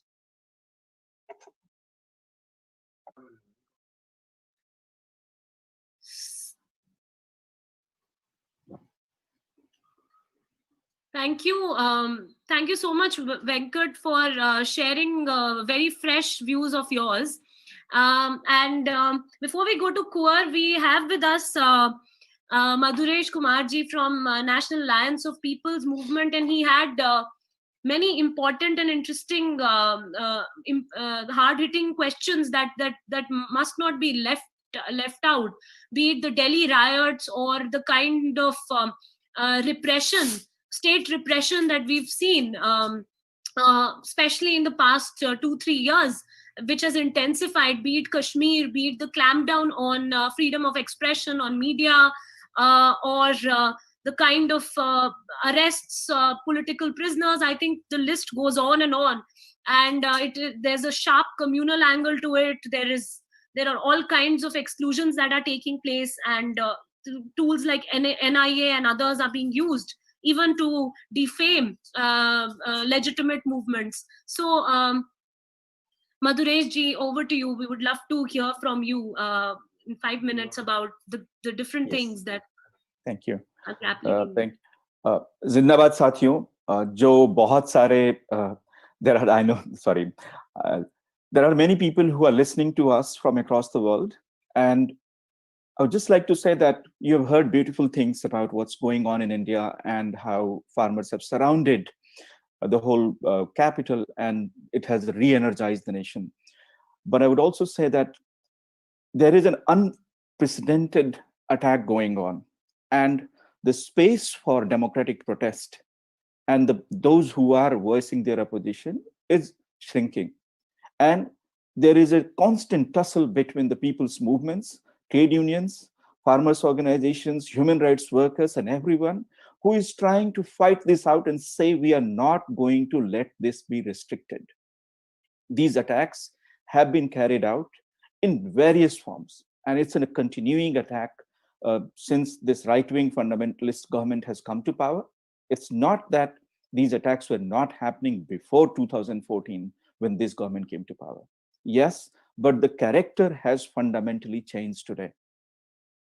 Starting from Bhima Koregaon, which was celebration of the Dalit organization's victory against the fascist and the colonial forces, and there was a program organized, and people have, the activists who were not even there, those who were not part of organizing the program, there is a whole conspiracy which has been woven, false conspiracy has been woven by the police and the intelligence agencies. And brightest of our minds, Gautam Navlakha, Anantil Tumbre, Varvara Rao, he's a poet. Anantil Tumbre is a renowned professor and a Dalit writer. Sudha Bharadwaj, she is a well-known human rights activist. And there are many more, Gadling and young people like Rawat. He's a 30-year-old graduate, Prime Minister's fellow. He was given a fellowship, and he has been in the prison for more than years, some for even 2 years and more than that. National Alliance of People's Movements, our own convener, Akhil Gogoi, who is a peasant leader, he had just completed 400 days in the prison under trumped up charges of organizing protests and overthrowing the Indian state. Faisal Khan, another of our convener, he spent 60 days in jail. Precisely for what reason? Because he was undertaking a peace journey from Delhi all the way till Mathura. He visited various temples. He is a Muslim himself, but he was visiting temples and praying there and taking spreading message of peace and harmony. And there he was, in one of the videos, he was seen that he was praying, offering namaz in the temple, and that the right-wing forces created this as a conspiracy that he is trying to desecrate the sacred places. The message, anybody talking about message of peace and love, they are threat to this country today. Last year, today it's a year when we are talking of the riots in Delhi, horrible riots in Delhi, which took more than 50 lives. Many of our comrades are in jail. Comrades Umar Khalid, Devangana Kalita, Natasha Narwal, and there are so many who are still in jail. Why? They are the ones who were organizing protests. They were not involved in rioting. People like Kapil Mishra, the right-wing Bharatiya Janata Party leader, and others who openly raised provocative slogans, who openly advocated for violence, they are not in jail. But it's a year now today, and those who were promoters of peace and who were talking about, or even during the time of riot, those who were lending a hand and helping people stuck in the riot, they are behind the jail today. So, but the list goes on and on. The status of media today, I would like to talk. That the media, it's on one hand, the mainstream journalists and the media houses, they have surrendered in front of the government, but at the same time, the local level, those journalists who are speaking, and even at the national level, journalists who are criticizing this regime, they have faced income tax notices, they have faced ED, Enforcement Directorate raids. Some of them have got summons, FIRs have been filed, and some of them have also been sent to jail. On what basis? Because they sent a tweet. Prashant Kanodia was jailed twice for doing two provocative tweets, two criticizing tweets. I won't say provocative tweets. So, and last, I would just say that the situation of Kashmir, it's almost it will be on 5th August 2019, when the 370 was section 370 of the Indian Constitution was revoked and repealed. Since then, the state has been in siege. We are all talking online, we are all organizing online rallies, global marches and everything, but people of Kashmir do not have internet. They do not have 4G connection. It's not yet restored. Today, in the Supreme Court, a petition has been filed saying and demanding that the schools need 4G internet access so that they can continue their studies. Hospitals have suffered. We were in 2020 was a year of global health pandemic. Still, there was no 4G connection. 2G was restored after a year. And the list of the atrocities and the complete domination of a certain community, being a Muslim, the name itself is bad in India today. I'm not saying there are 100 good things and we can talk about it. But at the same time, I think it's time we spoke up and told the world that look what is happening. If the world's largest democracy has to survive and it has to be, has to flourish, because if it collapses, it will have an impact on the world. So I think the fight which Indian movements are fighting today is to save the world. And that is the fight we want you all to join. You can get jailed for a joke you were about to crack.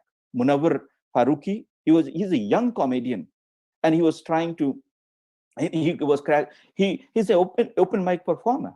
He was arrested for what? For a joke he was watched to crack. The police is saying there is no evidence, there is nothing, but he has been arrested. He has spent already more than 2 weeks in jail. And there are numerous instances, it's endless. I would just urge everyone that this is a fight, which is the fight not only against one particular regime, but is to save the soul of the country. to save the culture of the country, and to bring everybody together and to save the world. So let's join this fight. Thank you very much. Zindabad, Sati. Zindabad. Thank you, Madhuresh. I think this is extremely important.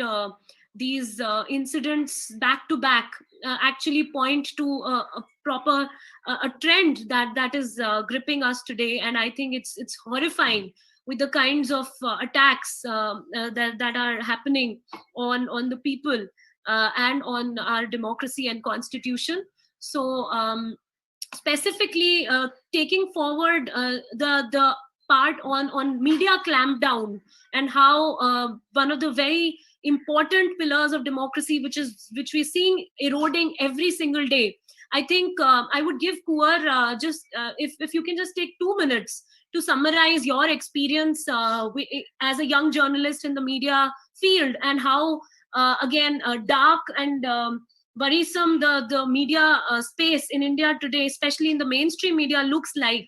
If you can just address all our viewers and listeners in 2 minutes, it'll be great. He's right here, so I'll just give the floor to him. Sorry. Thank you so much, Akriti. Namaste to everyone. So I would like to tell you a story about myself, particularly that my father has been a journalist for last more than 20 years. So he covered a lot of stories and exposed various scams in various, almost all the political regimes, BJP or it was Samajwadi Party or BSP. He covered in all the regimes, but particularly what he faced last year was a mob lynching. Why he particularly faced that? Because he was covering that particular part which was exposing the government completely. He was lynched in front of the police when he asked about the justice and the rights which our democracy and our judiciary system gives us. He was denied every single part from it, and no one was arrested particularly. And moving ahead, what happened that it was a big media organization, print media organization, which particularly denied the fact that he had served for that particular media organization for last 15 years. So this is particularly happening in Uttar Pradesh, where I come from. So what's the reason behind and what's happening? Post this particular incident, the whole locality...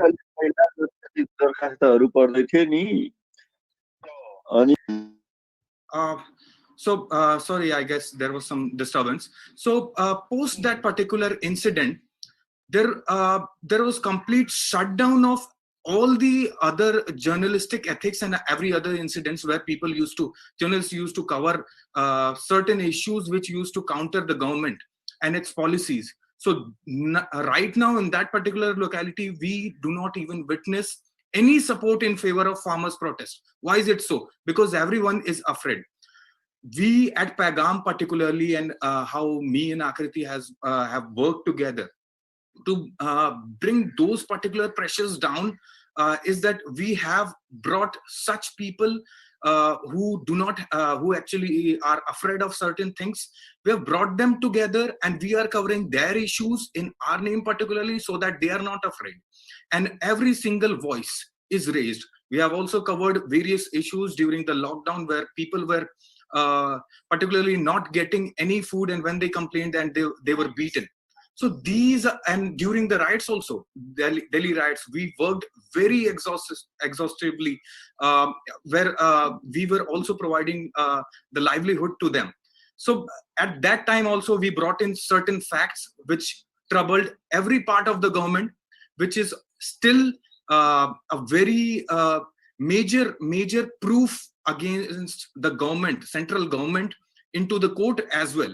And neither police, neither the government has any justification to it. So we are fighting, and at WSF, what I personally would like to claim that we should come together for that.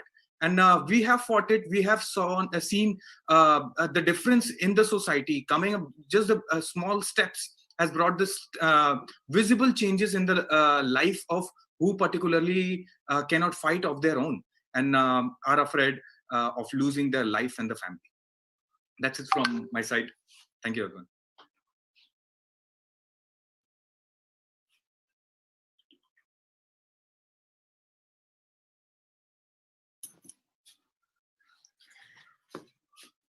Thank you so much, Kuar. That were some important experiences that you shared.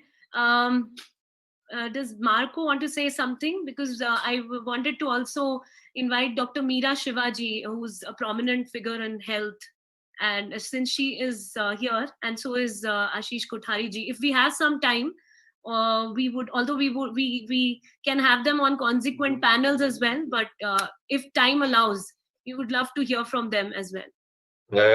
Maybe from Dr. Meera, we take 2 minutes closing word, and Ashish will be in the great panel in a couple of hours, and then we move on to Moscow.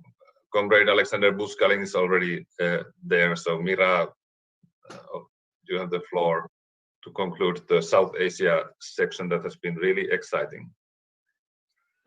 Dr. Meera has to be added to the panelist, and also if she's ready, we didn't take her consent.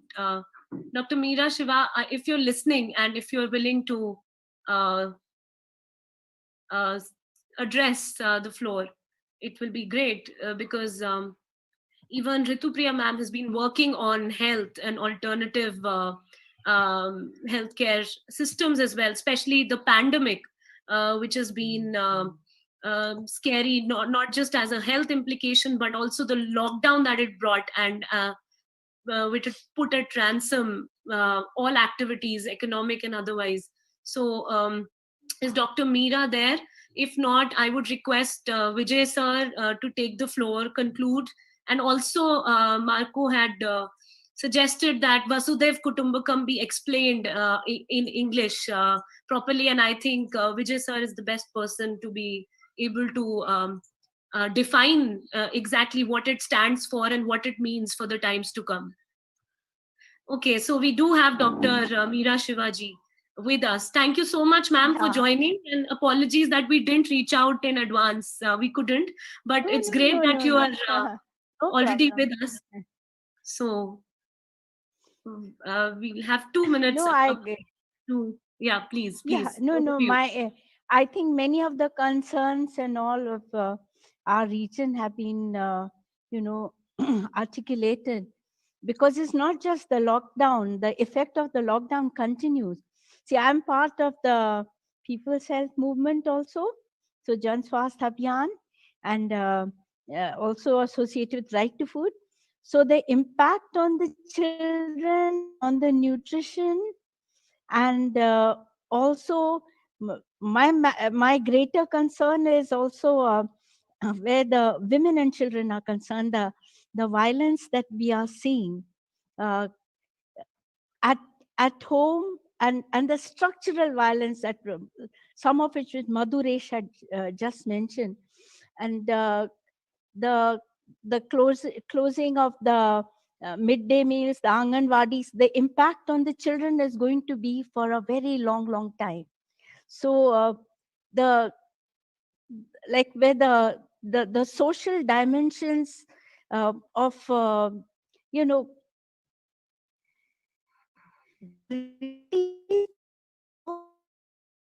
inequities, if you see who are the have become richer and richer during the lockdown, who people have lost their jobs and have lost, from livelihood to the security to with the privatized health system. If you're unwell, out-of-pocket expenses people cannot afford, especially if you do not have the resources at the moment. So the strengthened public health thing has been something we've been talking about for a very long time. But the non-COVID problems have been neglected, and so if you see the issue of the ultra processed food, what are the things that are growing in the market and what are the things that are decreasing in the market. So you will see the junk food and the processed food and the pesticides and the GM and all, being pushed. And now about the concerns about the farmers, what impact it will have on the food security, what impact it will have on the nutrition of the poor, especially the women and children. And because where it comes to the issue of children, it is, the changes that take place when you're small is when you're young, is for the rest of your life. And also the ultra processed food and the non-communicable diseases that are increasing. See, the thing is, I had not mentally prepared that you'd ask me. Otherwise, I have many concerns. And for me, what bothers me maximum is the blind spotting that is taking place in a large number of people of the very critical issues that are, that are hurting a large number of our people. So an amnesia about the question of rights, what is constitution, what is preamble saying, etc. So, and I think changing of the narrative, giving bad name for people who are speaking and defending the rights of those who cannot speak. That narrative, that toxic, pathological narrative on one side, and the predatory market and the forces that want to make money and profit out of all this. Both these together are going to be extremely terrible, not just for now, but I think for the future. Thanks for asking me, but my solidarity with all of you. I've been there for the Indian Social Forum, the Bombay one, and the Asian one in Hyderabad.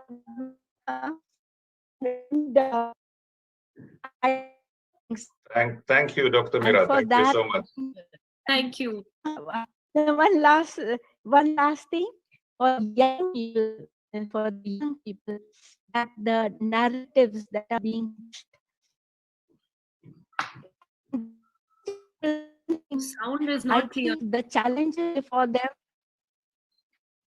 the young are much more than.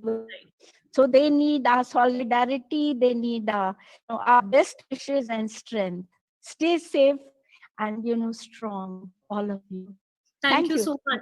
Thank you so much, Dr. Shiva. I think it's very fascinating. You've summarized most of the concerns as well, and the questions of justice, social justice, environmental justice, spatial justice, economic justice. I think all will be addressed very closely in the rest of the sessions, and it was a wonderful, very diverse morning. I mean, for India, it was the morning session, but the beginning session of WSF, I think, has been kick-started with excellent points that have come across. We also managed to show some videos, although there were plenty more from Bangladesh and other parts of South Asia, and also in the Indian indigenous knowledge systems movements, Adivasi struggles. So there were endless videos which we want to continue to actually show in future course of time. So thank you, everybody. Thank you, Vijay Pratap ji, Ritupriya ma'am, especially Uma Shankari ma'am, Marco, Ann for all the assistance, also Pegam team for all the assistance and help and support. Thank you so much. We're looking forward to being glued to our laptops for the coming many hours. At the same time, it's much better to have in-person, physical, on-ground meetings, which we are missing a lot this year, but I hope the 2022 WSF will be much more energized with all face-to-face meetings where activists, grassroots workers and all can actually come together, and also hoping that 22 WSF faces a much better world, and all our efforts and all our ideas actually take some more concrete forms. So thank you so much. Thank you. Thank you, Akriti, for hosting a long 3-hour stretch from South Asia. And now we are on to Russian time zone +3, and we have Professor Alexander Buskaling from Moscow, who will introduce the team and the speakers from there as well. You have the floor. Yes, Marco and all friends, hello, good morning, good afternoon, maybe good evening. And so we are together, and this is really great. This is very important for modern life when we have a lot of restrictions. In Russia, we have a real necessity to be together with other people who are fighting for social justice, for freedom, for social and human rights.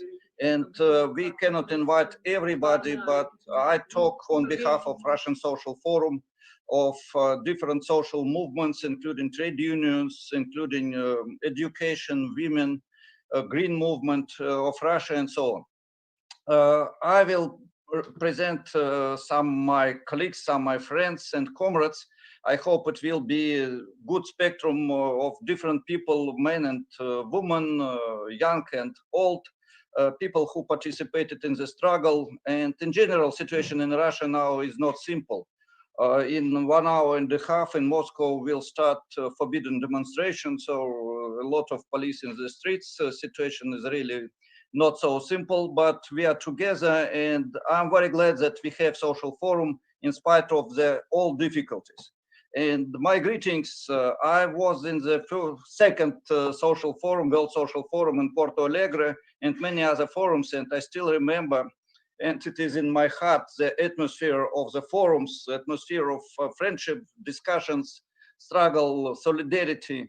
It's really great. I hope maybe you show a short video with music, which is typical beginning of our events, different forums and so on. Marco, is it possible or not to show this short video? Well, we are working on it, so maybe we take some speakers first, and whenever. Okay, maybe first speakers, Jan, yes, and then it will be also maybe some videos from Social Forum, Russian Social Forum, some photos, and so on. And now I want to give floor to Lyudmila Bulavka. She is near me, and Lyudmila also is a participant and one of the organizers of different Russian social forums and European social forums in the past. And she will tell a few words about culture and importance of culture for solidarity. Lyudmila, you're welcome.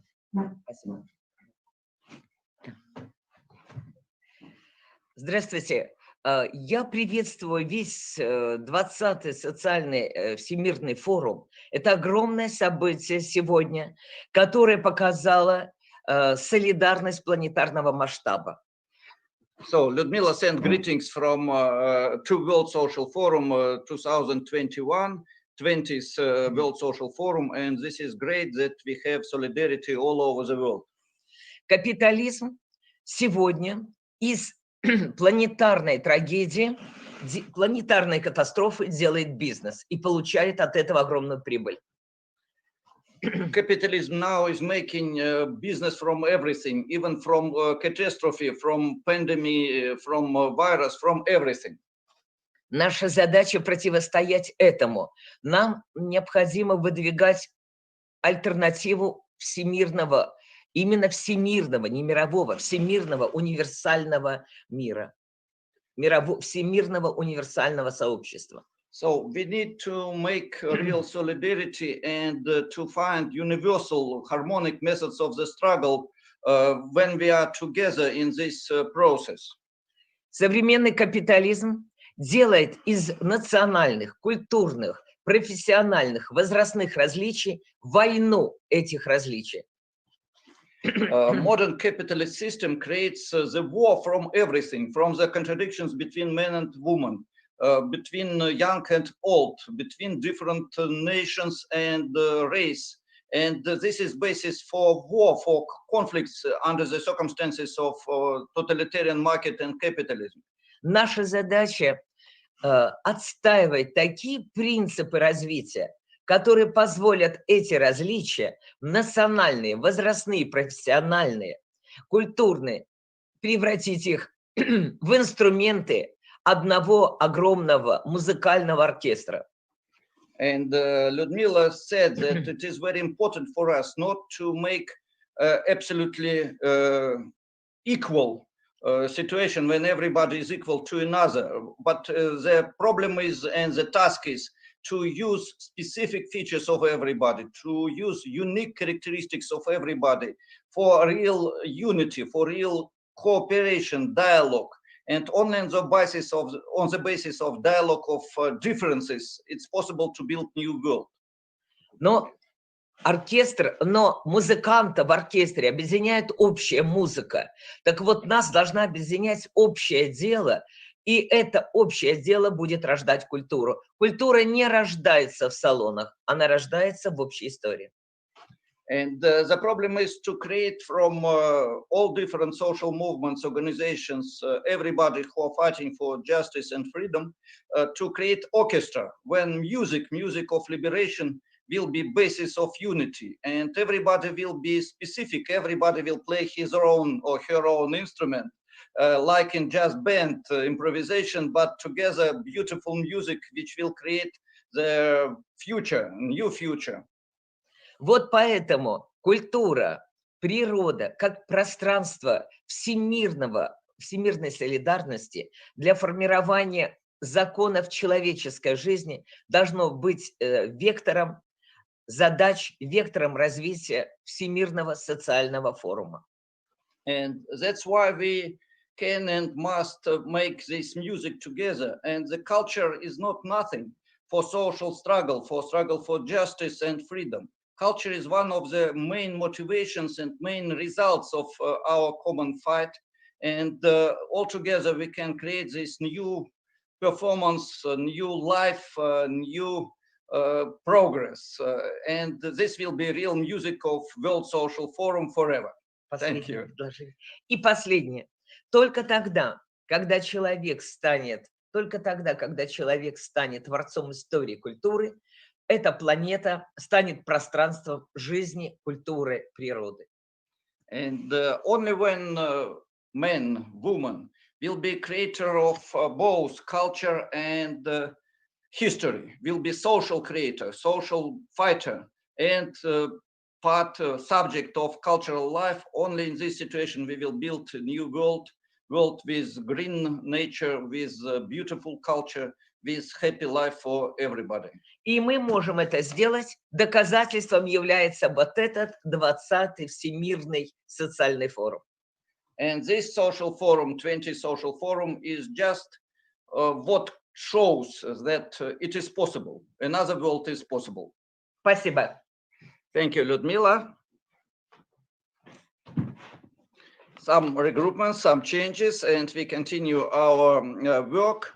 I'm sorry, we are trying to put together Russian language and English language. I will be maybe bad, but interpreter. We do not have simultaneous translation. Some people will speak English, some people will speak Russian. And it will be, as I said, representatives of different organizations and movements. I think now we can invite for dialogue Igor Gottlieb. Igor will speak English, and he is one of the representatives of movement for protection of human rights and peace in Russia, and very active co-organizer and militant of movement Prague Spring 2, participant of Central and East European Social Forum. And Marka, when some photos and video are ready, please tell us, and we will be very glad to include them in the program. So, Thank Igor, you. Yeah, we try very hard for the videos, but it might take some time. Yes, Igor Gottlieb, good to hear from you. Igor, you're welcome. Hello, everybody. My greetings to all the participants of the World Social Forum who are struggling for a new humanistic model of development that provides progress and real development to all human beings on Earth, independently of where they live, and fights against both neoliberal and other, including quasi-traditionalist, forms of oppression against wars, against other destructive consequences of capitalism and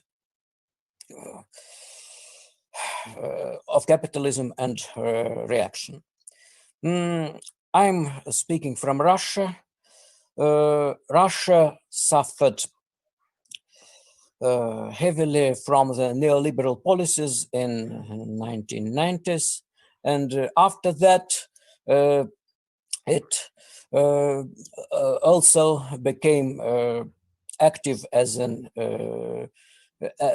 new imperialist state, and so now we feel both consequences of neoliberal policies that are maybe more slowly but being continued in Russia, and also the consequences of its rise as a new imperialist state, including involvement in wars that is maybe that takes place to a less extent than, for example, in the United States, but that less takes place, including this horrible war in Syria, where Russia is participating.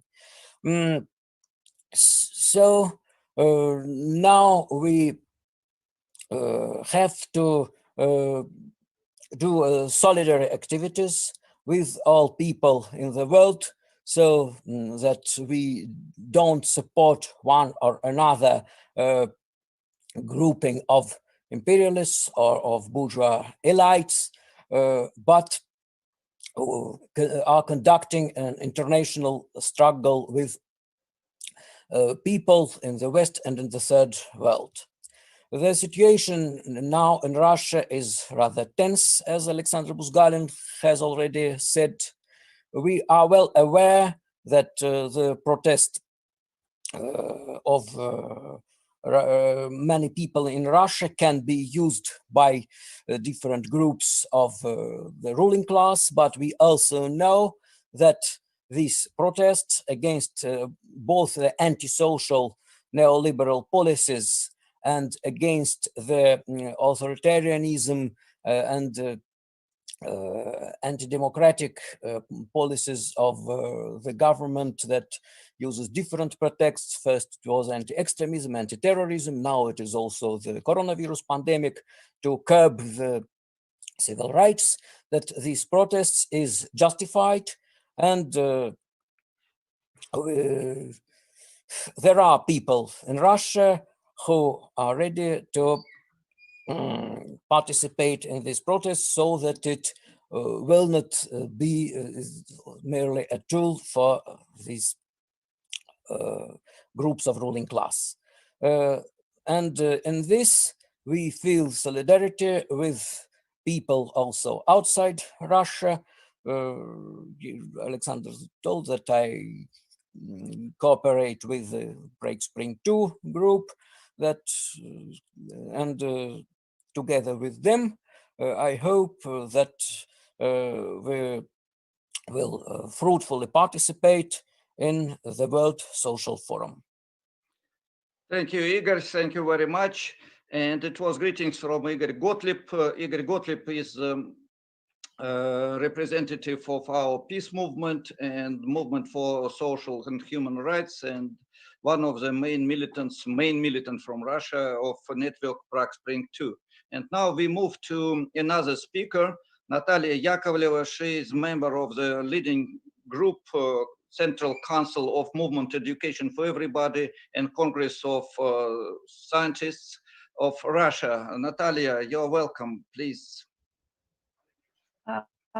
Thank you very much, Alexander. Hello all, hello dear friends. My name is Natalia Yakovleva. I'm from Moscow. I'm the coordinator of the Congress Education, Science and Culture Workers. We are fighting against the commercialization and bureaucratization education in Russia. The evolution of the late capitalism during the last decades has led to the domination of financial capital. as to the capital of real sector. This process was named financialization. It seized on not only the sphere of economic relations, but also the humanitarian sector and education as well. During the last 23 years, we witnessed great change in the education sphere. The first stage, the shutting of state support of education and involving into market relations, and as the result, commercialization education. The second stage, the enlarging of influence of financial aims, markets, specific influence persons, corporations, and institutions of the education process itself and on the managing office. These trends in education threaten the future development of the individual and the progress of society. This process is important of development, the human and society all. Thank you very much. Okay, thank you, Natalia. We are now moving maybe to another, the youngest participant of our marathon of our Russian social forum representatives. Yaroslav is ready to tell a few words or not, Natalia? Yeah, I'm ready. Okay, Yaroslav, you're welcome, please. Yaroslav is the youngest representative of our network. He already was in Brazil for Solidarity meeting, and we have different people from different ages who are participating in our struggle, and we are glad that very young generation is also with us. Yaroslav, you have floor. Okay, thank you. Firstly, I want to greet everyone who is here. So here I've heard many speeches about fighting against capitalism nowadays in our world, but actually I wanted to say something about our history. It was a tragedy of 20th century. It is fascism. Now, after the Second World War, people started to forget about this these illnesses of humanity, but we need to remember it. The time is going on, and the story become older and older, but we have to remember it. We have to remember all victims for this ideology, and we have to prevent the reborn of this tragedy. I said it because now we can see many nationalists in Russia. It's very it's obvious, well, because Russia was a great empire, and actually, while fighting against capitalism, we must remember about our other enemies who are growing now. That's all. Thank you. Thank you very much, Yaroslav. And it was great that you mentioned about problems with threat of fascism, because this is really extremely dangerous in modern situation. In all over the world, including our country, we have growth of conservative forces, nationalist forces, chauvinistic forces. And this is one of the main spheres of our struggle against alienation, against human rights, against life. Our country knows very well what does it mean, fascism. I will remember, because Yaroslav is right, it's very important to remember about the history. And I want to remind, in 1940, all Europe, I want to stress, all Europe except Britain capitulated, and it was total fascist regime everywhere. Portugal, Spain, France, Germany, Poland, from east to west, from south to north. And struggle against fascism is extremely important experience. This struggle shows that, or maybe not showed, but is showing us that millions of people can be real humanists, can be real fighters, can be working and doing things together, and things which are dangerous for their life. They were fighting fascism in different fronts altogether, in partisans, in the struggle under the occupation, and so on. So this is a really very important example and very important memory, and I'm very glad that Yaroslav mentioned about this. And the same also a few comments about education. Sometimes we think that education is something for schoolboys, for students, for professors, small part of population, but really it's not so. And Natalia said very important things. Education is something what is creating new personality or what is creating terrible personality. And if we have terrible education, we will have terrible people, and vice versa. Of course, education is product of social system, but there is also another influence of education on our life. Now I want to present another young participant of our Russian group of organizers and members, militants of Social Forum, Russian Social Forum, Anastasia Shafranskaya. Anastasia was one of the main organizers of last Social Forum, which took place in St. Petersburg and Leningrad 1.5 years ago, when we didn't have all these limitations interconnected with pandemic. It was a successful event. It was more than 400 people from all Russia, many guests. And I think Anastasia will tell a few words about this forum. She will speak Russian. I think it is important to have a little bit of Russian language. And after her short presentation, maybe 2-3 minutes, I will make short summary of her ideas, of her short speech in English. Anastasia, you're welcome. And maybe you also will show your main friend, not main, but very important friend, Remy, who was also one of the inspirators of our social, and is one of the inspirators of our social struggle. Anastasia, please.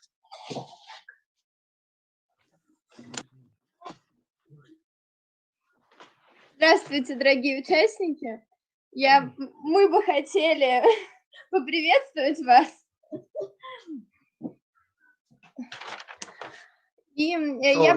It was 1 minute, Nastya. It was Remy, a great dog who is helping us to be optimistic all time. By the way, Natalia also could make the same. She also has a wonderful dog, and this girl is also one of the motivators of our struggle. Nastya, I'm sorry, but a little bit of smile and jokes, I think, are important. So you're welcome. Anastasia, вам слово. Добрый день, дорогие участники форума. Нам удалось еще до пандемии, до карантина провести масштабное мероприятие, такое как Третий российский социальный форум. Новая общественно-политическая ситуация, новые задачи, стоящие перед социально-процессным движением, определили направление работы 400 участников Российского социального форума, среди которых были представители левых идей, коммунисты, рабочие, профсоюзные активисты России, а также целый ряд иностранных участников. В рамках форума прошли почти 2 десятка семинаров, круглых столов и секций. Много говорилось о защите базовых прав. Настя, извините, я чуть-чуть переведу все-таки, хорошо? So I will not remember everything because she's presenting also statistics. So Anastasia said that Russian Social Forum took place before all these limitations. It was more than 400 participants from more than 30 regions of Russia. Russia is a great country, very big as far as territory is concerned, and not only. And also, we had representatives of different social forces and different social stratas, workers, professors, doctors, students, schoolboys, and we had the representative of different ideas, moderate left, humanistic, socialist, communist ideas. It was a big spectrum, and we had more than 20 different seminars and roundtables. Настя, пожалуйста, продолжайте, извините, что я вас перебил. Много говорилось на Российском социальном форуме о защите базовых прав и свобод граждан, в частности, право на свободу собраний, митингов, шествий. Шла речь о необходимости экономических реформ в стране, о защите социально-трудовых прав, экологических, жилищных прав граждан, а также о защите образования и науки. I will tell a few words, translate a few words. So Nastya mentioned about main topics of social forum. It was big seminar devoted to the discussion about alternatives to neoliberal economic and social policy. Because in Russia, we have more than 20 years of stagnation, extremely big social inequality, and this is one of the key questions for our reality. Extremely important question about struggle for social and human rights, because we have a lot of restrictions of these rights. And it was big also seminar of trade union leaders, because in Russia it's nearly forbidden to organize strike, to organize real participation of workers in management and so on. We had seminars on women question, ecology, and maybe I forgot even something because Nastya prepared and I'm not ready to remember everything. Nastya, you can continue. В рамках Российского социального форума также прошла международная конференция под названием «Социальная справедливость и гуманизм в поисках альтернатив консервативному авторитаризму и неолиберализму», в которой также приняли участие как российские, так и иностранные активисты. А в завершении социального форума прошло пленарное заседание, в котором были подведены итоги работы круглых столов и семинаров, а также прошло обсуждение и был принят целый ряд документов общих. Нам удалось познакомить и скоординировать работу большого числа левых и социальных активистов. Российский социальный форум смог стать, так скажем, глотком свежего воздуха в левом российском движении. Okay, Nastya, a few words later, but now I'll translate, okay? Because you promised 2 minutes and now it's not so simple to remember everything. So Anastasia said that inside, in the frameworks of Russian Social Forum, we had international conference, social and humanistic alternatives to conservatism and neoliberalism, authoritarian conservatism and neoliberalism. In Russia, we have a terrible integration, mixture of neoliberal economic policy and conservative ideology, authoritarian political trends. And we had participation of many foreign guests, unfortunately not as much as we really want to have, but we had great support of Rosa Luxemburg Foundation, our friends from Transform, from trade unions, from Germany, from East European countries, from other countries. And also Nastya said that social forum was space of freedom, space of solidarity. It was like a fresh air in dusty atmosphere of our social life. Да, Настенька, последнее заключение, пожалуйста, заключительные слова. Одним из выводов форума стало то, что международная солидарность и совместная антифашистская борьба – это залог успеха левых сил не только в нашей стране, но и во всем мире. Поэтому многие российские активисты, в том числе и участники Российского социального форума, с большим воодушевлением хотят принять работу в именно Всемирном социальном форуме. Все.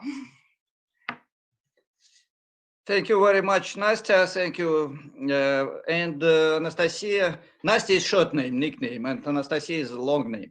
Anastasia said that we had really important results, and it was not only communications, horizontal networks and creation of horizontal networks, but also it was an opportunity to initiate some steps for political requirements oriented on the political requirements to political parties, and to say that struggle against fascism, against nationalism, against neoliberal economic system and so on can be organized and realized together by different social movements, organizations, networks, and so on.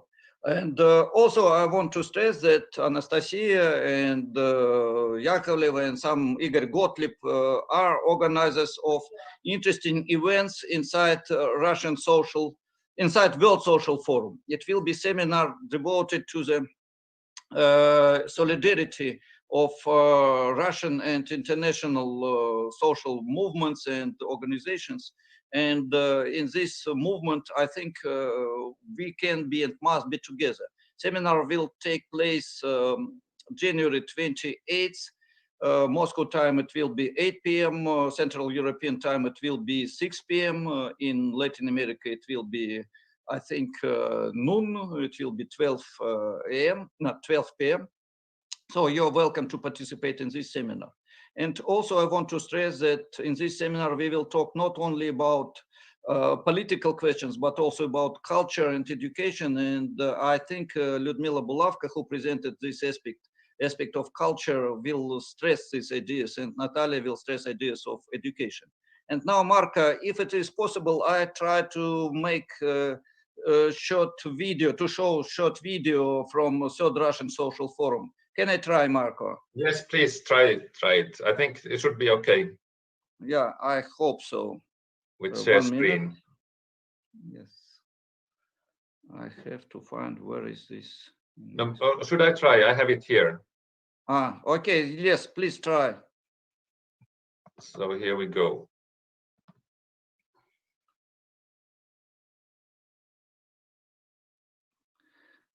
Is this the yes, right? This is maybe a slideshow on the Russian Social Forum. It took place in, you can see it is Lyudmila speaking at Third Russian Social Forum. In Presidium, you can see representatives of different social movements, organizations, foreign guests. We are very glad that we have friends from Czech Republic, Germany, Rosa Luxemburg Foundation representatives are here. Also, one of the participants was Alex Smolin. He represents people who has limited, opportunities. He is blind, and we are working together with these categories of people. Maybe it will be a little later than showing the whole, because we had, as I said, more than 400 participants, and it was not enough space, big room and big hall. So maybe, yeah, now it's difficult maybe to continue. And it is a little bit slow, yes? Yeah, yes. Okay, but maybe that's enough, yes. And maybe, yes. Marka, you can try to show some photos from Second Russian Social Forum, which also took place in St. Petersburg and Leningrad. I tell to people that St. Petersburg is cultural capital of Russia. So that's why we are making some events in this space. And also, Second Russian Social Forum took place in terrible atmosphere. We had special space, it was stadium, and stadium was blockaded by special police troops. It was more than 2,000 policemen with guns, machine guns, and so on. And it was during counter summit, which took place in St. Petersburg. And a lot of people were arrested before this social forum, on the road to this social forum. It was really a difficult situation with Second Russian Social Forum, but it took place in the atmosphere of isolated space. It was like a fence, iron cartoon around the stadium in St. Petersburg. I'm sorry for my English. I'm a little bit nervous because it is a great event to present our country in World Social Forum. So we can try also to show maybe some pictures. I don't know where is pictures. No, it's not something wrong. I'm sorry, yes, I'm not good with. Yeah, I can show the pictures now, and then you can.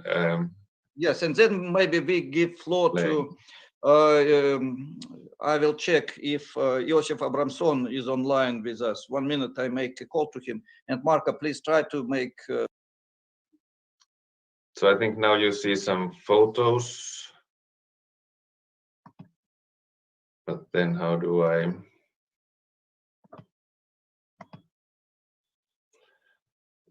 Okay, I think I will not be able to make it into a slideshow. So if you have any other person to speak, maybe that's a good idea. Yeah, I'm sorry, Marco. Unfortunately, we wanted to invite also the oldest representative of our social movement, Joseph Abramson. He is professor and he is now 93 years old. But he is very young, very, how to say, brave and participate in all our rallies, demonstrations, meetings, not only in talks. And he is organizer of our social struggle for more than 30 years. By the way, he was the person who was opening Third Russian Social Forum. And I think it can be important if you can move video on the first minute when it is just opening of Third Russian Social Forum. We can see Joseph Abramson. As I said, we have problems with internet and other systems of communications because of rally, which will start in maybe 1 hour in Moscow, St. Petersburg, and some other countries, some other cities. So, Marco, is it possible to show the very beginning of video? Yes, this is Joseph Abramson, and he said, we said that he is the youngest representative of our forum, and he said that Third Russian Social Forum now is open, and we are ready to work together. So we have now all speakers who participated in our Russian, from our Russian side. And maybe I want to remind that 3 hours before we had greetings from our trade union leader from Siberia. Russia is a huge country and territory is nearly 10,000. It's enough, okay. So it is beginning of opening of Russian social forum. Yes. And so I think we have everybody who could join to us. Unfortunately, we had some technical problems, as I said, subjective reasons. And maybe a few words about Russia and international solidarity. Unfortunately, Russia and Russian-speaking space became isolated from international common struggle, and there are objective and subjective reasons. Objective reasons are interconnected with difficult situation in our country. We have a lot of restrictions for social activity, for political activity. And that's why it is very difficult for us to act in our country, but we are doing as much as we can, and sometimes we are doing something even impossible. In our country, it's not so simple to be political militant. After events in 2012, some of our colleagues were arrested and they spent in prison 4 or 5 years. So it is not simply talks and beautiful time to be together. It is dangerous in our country to be a real fighter for social rights. And it is also a problem for many political, for many social movements, because, for example, in our country, we have a huge organization, trade union organization, but this is official organization, which is under the control of government and under the control of ruling party. And the ruling party in our country is a mixture of neoliberal economic policy and conservative ideology. So, and if we want to have trade unions, real trade unions, we must create something from below. And for such organizations, we have a lot of restrictions, and they are in very difficult situation. But I send you greetings from these trade unions: Russian Confederation of Labor, Trade Union of Teachers, Professors, Medicine Workers, workers in industry, in trade, in commerce, I'm sorry, and in many other spheres. And if people who are leaders in trade union struggle, who want and can be together with our trade unions, please contact us. I will, everybody in organization committee have our contacts. You can use even my personal email. It's very simple, busgalin.mail.ru, @mail.ru, or you can contact, I don't know, anybody from International Council. They will send me information. We need real solidarity for trade unions. The same in the sphere of green activity. In Russia, we have a lot of speculations that all green organizations are just element of NATO network, and all green activists who are trying to work with Russia are spies from United States or from other NATO countries. So very complex situations. That's why we need real solidarity in the sphere of struggle for clean nature. The same in the sphere of struggle for new education. And when Natalia was talking about education for everybody and struggle against commercialization and financialization of education, bureaucratization of education, this is concrete proposal. We want to have real solidarity. And if representatives of education organizations can be in contact with us for common programs, conferences, and so on, we are absolutely great. We are absolutely happy. Also, extremely important question. We started from presentation of Lyudmila Bulavka, and she was speaking about culture. And I want to finish with this, with the necessity to create our international jazz band, where everybody plays his own improvisations, but altogether this is beautiful music based on the difference of talent people, on the cultural and social actors who are fighting for a new world. And I want to finish our presentation and to open dialogue with Russia in World Social Forum 2021 with words long life, jazz band of social movements and NGOs. Long life for World Social Forum, for real solidarity, struggle for freedom and justice. Thank you very much for everybody who are with us, and especially for organizers of this event. Thank you. Thank you so much, Professor Busgalin, to have made quite ad hoc, very energetic and very insightful 1 hour from the Russian Social Forum and Russian struggles. You're welcome to all carry on in this Zoom. There'll be more programs to come. But now, yes, we will be shifting to the next time zone. That's the +2, including countries like Mozambique, Syria, Ukraine, and Finland. And the plan is to start with a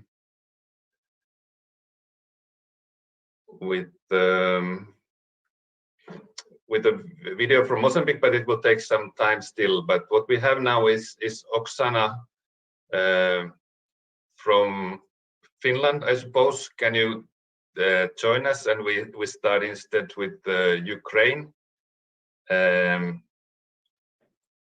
You're most welcome. So Oksana is a Russian refugee who has done a good amount of progressive journalism and also humanitarian work in Ukraine. So can you please tell a little bit more about your work and how do you see the prospects of social justice and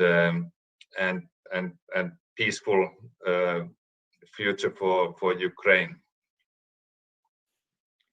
Well, this is one of the most challenging topics, and I really appreciate the invitation and the interest to actually try to get a glimpse of what is going on now. Actually, I've been involved into humanitarian work on Ukraine since the very beginning of their armed conflict in 2014. I've presented the views and the impressions of my personal visits to Ukraine, also together with the Finnish Peace Committee at different international fora, including the European Parliament and their Organization for Cooperation and Security in Europe.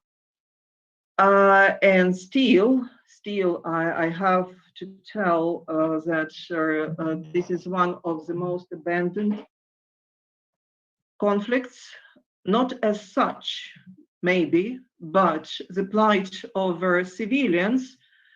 And we are speaking here of about more than a million, at least more than a million people living in their immediate vicinity to the conflict line and in what is known as the gray zone. So it is still one of the most forgotten and abandoned with the attention. Actually, I have to tell about one specific review of this problem, which was released by CARE, International Humanitarian Federation, in December 2020. And actually, CARE highlighted the humanitarian crisis with the least global media coverage. And in their list, on the least covered humanitarian crisis in the world, Ukraine is number 4. And it is between the Central African Republic and Madagascar. So the analysis run by the CARE was based on online media coverage in 5 languages throughout the year 2020. And CARE actually sees a concerning trend of crisis, humanitarian crisis, being neglected year after year. Actually, I do find this trend as quite devastating and very dangerous, as we are speaking here also among of the humanitarian crisis in the middle of Europe. And still, this conflict in Ukraine and the plight of civilian victims is to some extent psychologically, politically, is farther away from the perception of people living even in the neighboring countries, including Russia. And there are different reasons for that. One major reason is there is a general perception, which I find to be quite a big mistake of their democratic circles with both EU or Russia or the entire world, that which is the black and white understanding of the conflict as such. So it's far more complex, and you know, when you speak to people who are targeted, who are affected by the conflict in Ukraine, and who are on both sides, in the territory controlled by Ukraine and in the non-government controlled areas. So they speak exactly the same. And I heard it many times from my experience of a human rights activist and journalist working in Chechnya, for instance. We are tired of war. The only thing which we want is peace and some respect.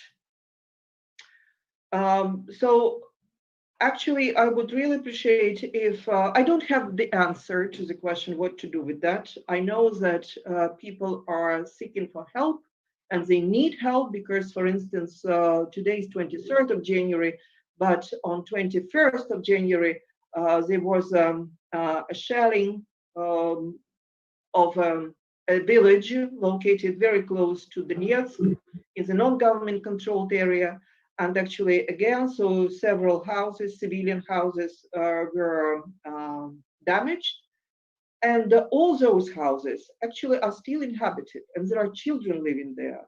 And when one of our Donetsk-based contacts, Andrei Lysenko, who is a humanitarian activist, who is a genuinely humanitarian activist, actually happened to be here, and he recorded short videos of with testimonies of those people who were trying to find shelter from the shelling on January 21st. I can't but ask the question. So, do we really care about them? Thank you so much. I don't have the opposite. Yes, thank you, Oksana. I wonder if Tord Björk, who has done lots of work on Ukraine as well, would like to add something or have a pointed question to Oksana. Tord, over to you. Yes. Briefly. I know that you have been doing a lot of work on both sides of the conflict zone, and that you also follow very much the political situation, for instance, for the Roma people. The problem we have seen is that we are not really allowed to discuss Ukraine because they claim any suggestions that there might be a problem with right-wing extremism is false, because there is so low election results for the right-wing extremists. Then they also say that we should only address sort of the obvious problems also in eastern Ukraine. Have you seen any possibilities to go beyond this conflict and put sort of the human interest first, but also, of course, some kind of more political way out of it? Tord, thank you. I'm absolutely aware of that. And actually, this discourse of Ukrainian far right not being so influential, this is not something new. I heard it during the events in Maidan. I heard it when some responsible activists also with Maidan actually were trying to raise the issue of far right circles getting over control over the events. So it's again, so it's not something new. And but you know, I have to remind that just recently, this January, Austria was struck by quite a scandalous situation when the press person of neo-Nazi, proven neo-Nazi, admitted being neo-Nazi, National Corps political party, Alena Semeniaka, was enrolled to their Institute for Humanitarian Studies in Vienna. She was denied that enrollment, that fellowship, due to their tremendous outcry from the academical circles. But the problem remains as such. I know that, for instance, their institute, the staff of the institute happened to be unaware of her current role of one of the key people with making Ukraine as a ground for training for international extreme far right circles. which is the case also. Actually, there have been hundreds of publications about that by research institutions, by Time, by even The Guardian, and there are quite other major media outlets. But still, this problem lacks attention. So I really don't understand also when you speak about that we or you are really not allowed to discuss Ukraine. What does it mean? So no, I didn't hear you. Can you repeat, please?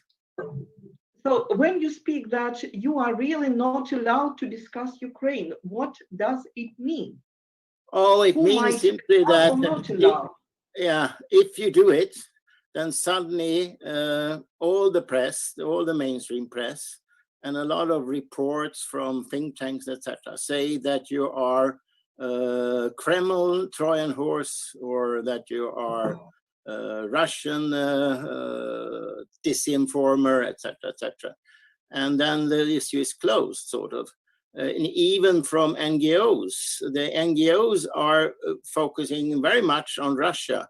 And we looked up on what they said about Ukraine during the first 3 years, and 3 of the main NGOs, well funded by the state, did not mention one single human rights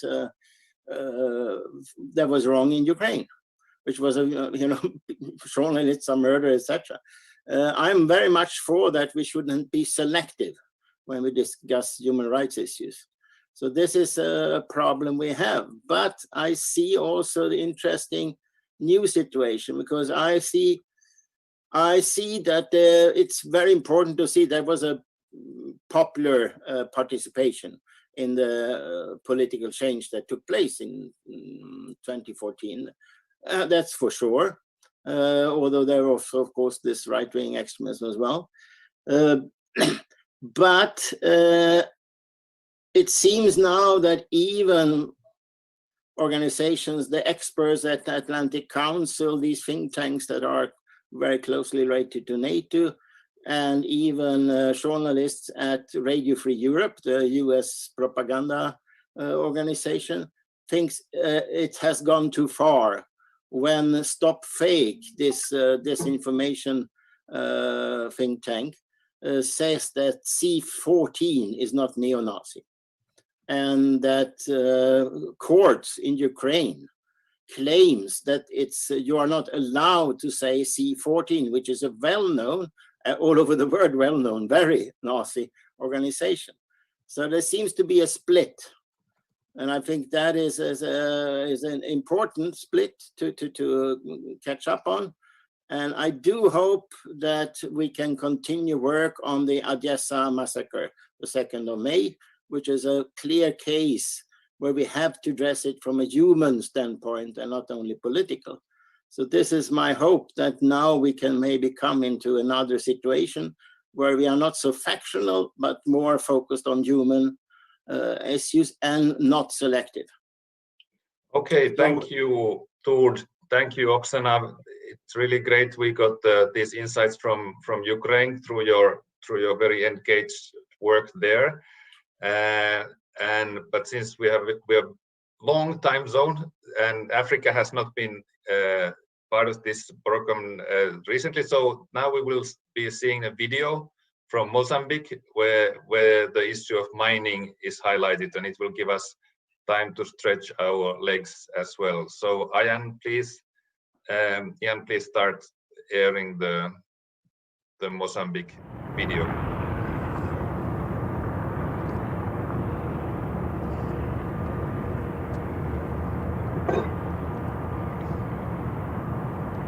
It's going to be shared, but not in the Zoom conversation, Marco. It's in the live.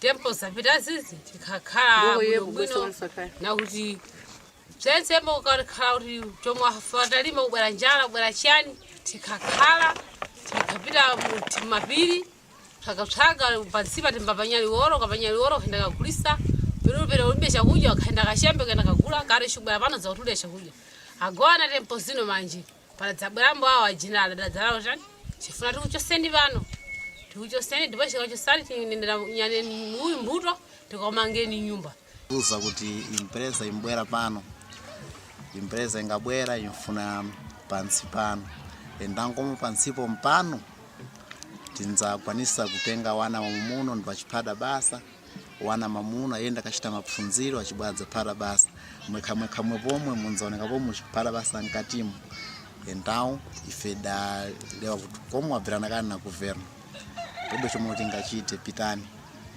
zokona matenda kwenikweni golino kadwaliwa malaria achifuwa mimba ate msolo bizinji ya maso vista ne pano pa vista jani kona isi ngani jalino kama wati ngatse kuti ipeni nja mulungu libodza bwino tini malashi male mpinga pinga but kuno kuma ikabwera fumbiri pona mali kafika likazinji kuno ikafika kutera njawali tera tibai ate kwenda kupasha kuno kanati so kumwiwa kufika mina kufubi kuno bula kuti nifika tsapano zinje tukwanga kuti tifidiribuka zinje nango alapita basa mpakutalitali wapano palibe munthu alapita basa mbabodza ine kuti pilango sukwenda o 30 chayangu panalini akapita tuzi start obula sonza va vantu topara majolijo pilango umeshi uchibula ama majolijo mwe tamira ubiri ngona mashuka pira moro ntompanyelo biri sinji na metenga ndaleto mwe dayamba kuti tipasane pakuyamba kuti mwepote kuti pasa odi muti chembo ipi diditu tikomedwe tukuvera litu kudzona imwe bwino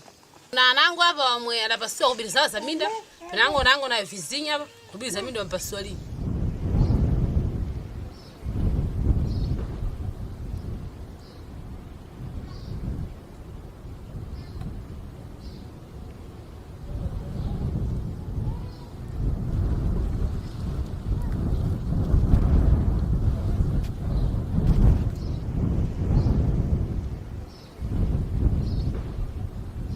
Nós, o que decidimos é pôr as barracadas aqui na linha férrea e nas vias de acesso à estrada e a via de acesso de Chipanga, via de acesso 60, como eles dizem. Então, onde nós já espalhamos, estamos nesses sítios aqui para barracar, para não haver passagem, para eles poderem trabalhar. Essas vias que nós fechamos e não queremos malidar com ninguém, não queremos fazer confusão, isso só viemos aqui pacificamente para pedir o nosso direito, que nos dê os nossos valores das nossas machambas. Já estamos aí ao fim do ano, já é o fim do ano, o próximo ano, o outro ano. Quando que nós vamos pegar as nossas machambas? Fechamos naquele sítio, estava cheio. No dia seguinte fechamos em 3 sítios, éramos pessoas mesmo, aquilo correspondia a 500 pessoas. Estava de senhoras, velhas, estávamos aí todos. Eu dava a informação a todos, então vir esses, né? Já querem começar com arma, nós não temos arma aqui. O que vamos fazer mesmo? É que nos mata. O que vamos fazer? Vamos abandonar? Abandonar não é possível. Como vamos abandonar? Se nós já iniciamos, temos que ter solução. Se abandonamos, nós não vamos ter solução nenhuma. E eles começaram aí, lá mesmo, começaram nessa cancela primeira que nós tínhamos bloqueado. Começaram já a metralhar até pessoas com aquelas armas aí, houve fogo aí. Só que era coisa, né? Balas de borracha. Mas feriram aquelas pessoas. Outros fugiram, outros estavam aí a ser batidos com arma mesmo. Tá vendo, né? Só que outros ficaram lá. Outros fugiam, outros ficaram. Então chegamos a fazer uma carta dirigida a Vale que devíamos ter encontro para hoje. Então dali nós retiramos todo o nosso bloqueio e informamos a todos que não devia mais ter esse bloqueio. Então nós já acalmamos e hoje quando voltamos ao terreno, a Vale agora que apareceu junto ao governo, só que ali simplesmente nós entregamos as propostas que nós estamos a reivindicar. Então eles receberam. Então, para dizer que o dia de hoje simplesmente foi uma vitória para nós, um passo para a vitória. Para nós, porque eles aceitaram receber os nossos pedidos. E próxima semana, que é numa sexta-feira, é que vamos já debater esses pontos.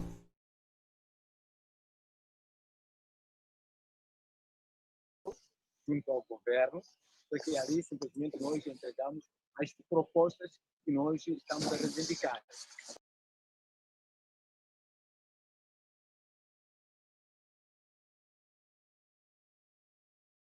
receber os nossos pedidos. E próxima semana, que é uma sexta-feira, que vamos já debater esses pontos.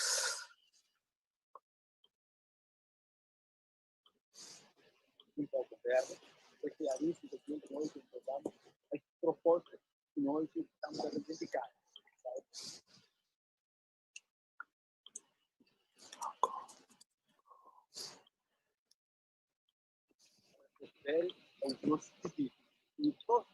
Hi everyone, we are back online. So please, Marco, you can give the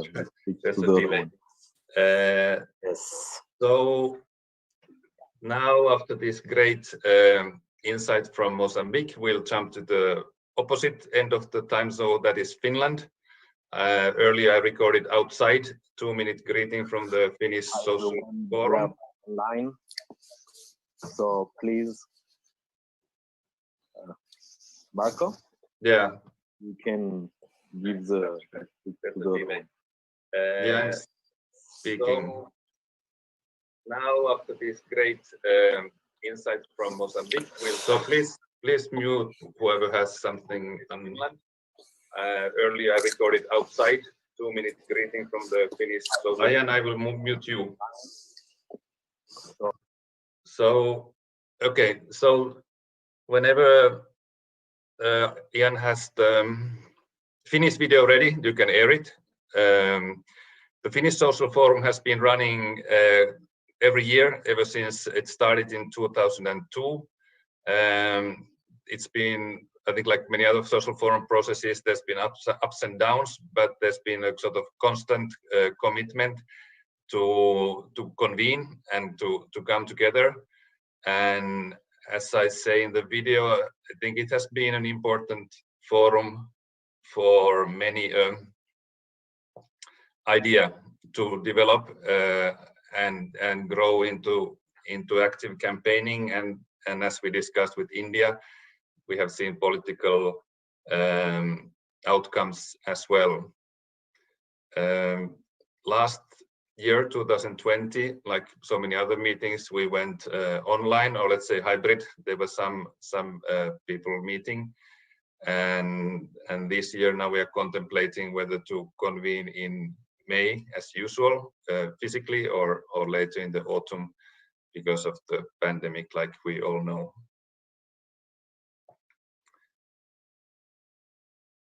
So,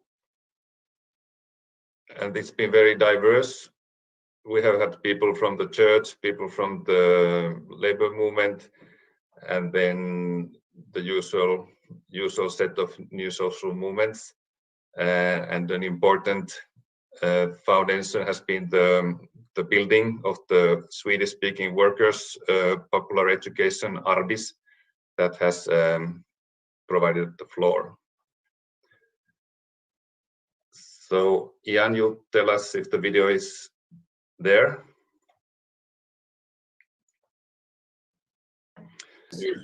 Sorry, Marco is not ready.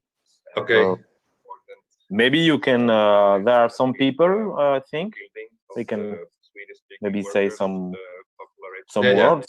Okay, we jump to Italy.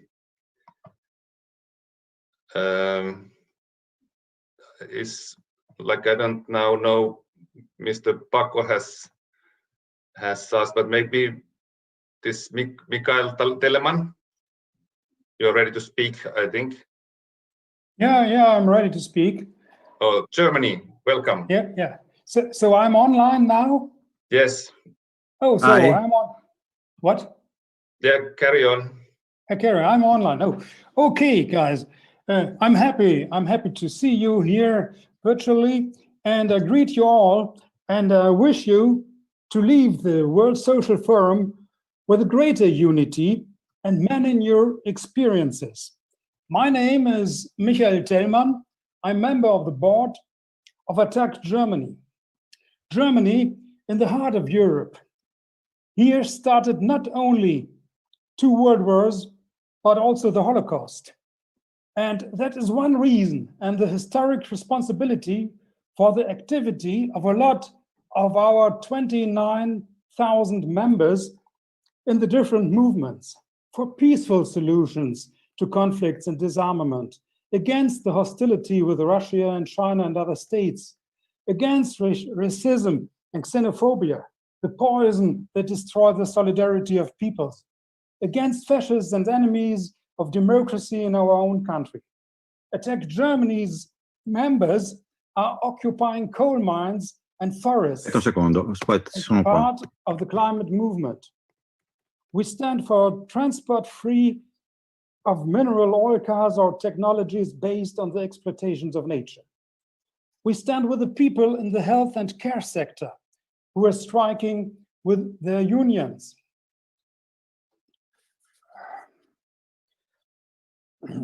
We're striking with their unions for better working conditions and against the logic of profit.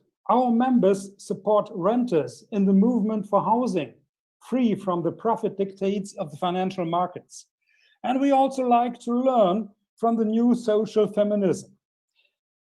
As an international movement, our solidarity with people through the struggle for world trade free from colonialism and neocolonialism plays an important role in our working groups and campaigns. These are just some struggles against the phenomena of international capital domination.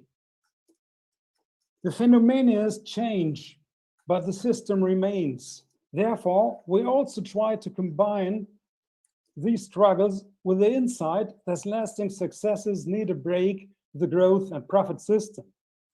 For instance, we call this strategy socio-ecological transformation. The struggle against the unequal distribution of wealth in our country is not only one for more justice. Wealth is the basis for the dominance of the ruling class, and at the same time, the basis for the current multiple crisis.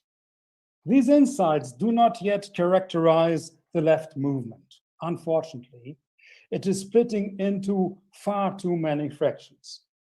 Let's learn from each other on the way next week to overcome this division a bit. I would say, united, we can get up. Divided, we will fail. Venceremos. Thank you so much, Mikhail. So I think now we move to Italy, and Paco, I think, is ready to moderate. Over to you, Paco. Yes, I don't see my face. Welcome to everybody, and thanks for the opportunity. We are waiting. Okay, perfect. Also, Vittorio Agnoletto needs if someone can open the camera for him. So we will have three representatives of a different area in Italy. We have Vittorio Agnoletto, and that is a doctor, and is also an activist, as you know, and he is very involved in the COVID situation in Italy and also in Milano, the city where we are. Then is Sergio Bassoli, one of the coordinator of the Italian Union CGIL, Confederazione Generale del Lavoro. And then is also with us Fabrizio Garbarino. He is a peasant farmer. He is doing a fantastic cheese, one of the best cheese in the world, and he is a president of ARI, Associazione Rurale Italiana, and is a member of the European coordination of Via Campesina. So Fabrizio don't speak English, he speaks French. So what we're doing, what we have to understand. So please, someone help me, please. Maybe Ian from French to English, and I will give the floor. We can say the virtual floor to Vittorio to start to introduce our Italian situation. I think that we can do two questions, very short. One is our situation of struggle, and then one about the World Social Forum, that we are involved in a great reform and process that starts from here, from this virtual social forum, and go ahead for a year to reach the forum in Mexico. Please, Vittorio, can you go ahead, please? Sorry, Puoi andare avanti, Vittorio? Penso che tu abbia capito. Provo a fare delle traduzioni così. Maybe one suggestion. Just, I think we don't need to translate from French, and especially, at least Jan cannot do it. So we just go with the languages we have. They are international. We are international. So this is my proposal. Va bene. Okay. Okay. Thank you. Thank you, Antonio. I am very happy to be here because I was in Porto Alegre in 2001, and I am inside the International Council and inside the history of the World Social Forum, and I think that is a very, very important this session of the World Social Forum. 20 years ago, we were right. We said, attention, please, pay attention, because if the world is going in this direction, in the direction of the neoliberalism, in the future will be a disaster. And now we are inside the disaster. We were right. Which is our situation? Our situation is really terrible, is a tragedy. I live in Milan, in Lombardy. The Lombardy, if Lombardy was a country, Lombardy would be the country with the biggest number of the dead about population. Now we are more than 250 people dead for coronavirus every 100,000 people. Is a terrible, terrible number of the dead. And the responsibility is clear that is of the virus, but is also of the responsible of our health national system. In the last 20 years, a lot of parts of our health national system were privatized. And you know that for the private industry, for the private businessmen, the important thing is profit. But when we are discussing about the health, the profit is on our body. So when the virus arrived, we have no sufficient beds in the public hospital. The private hospital work a little about emergency unit. They work more about other sector with more profit.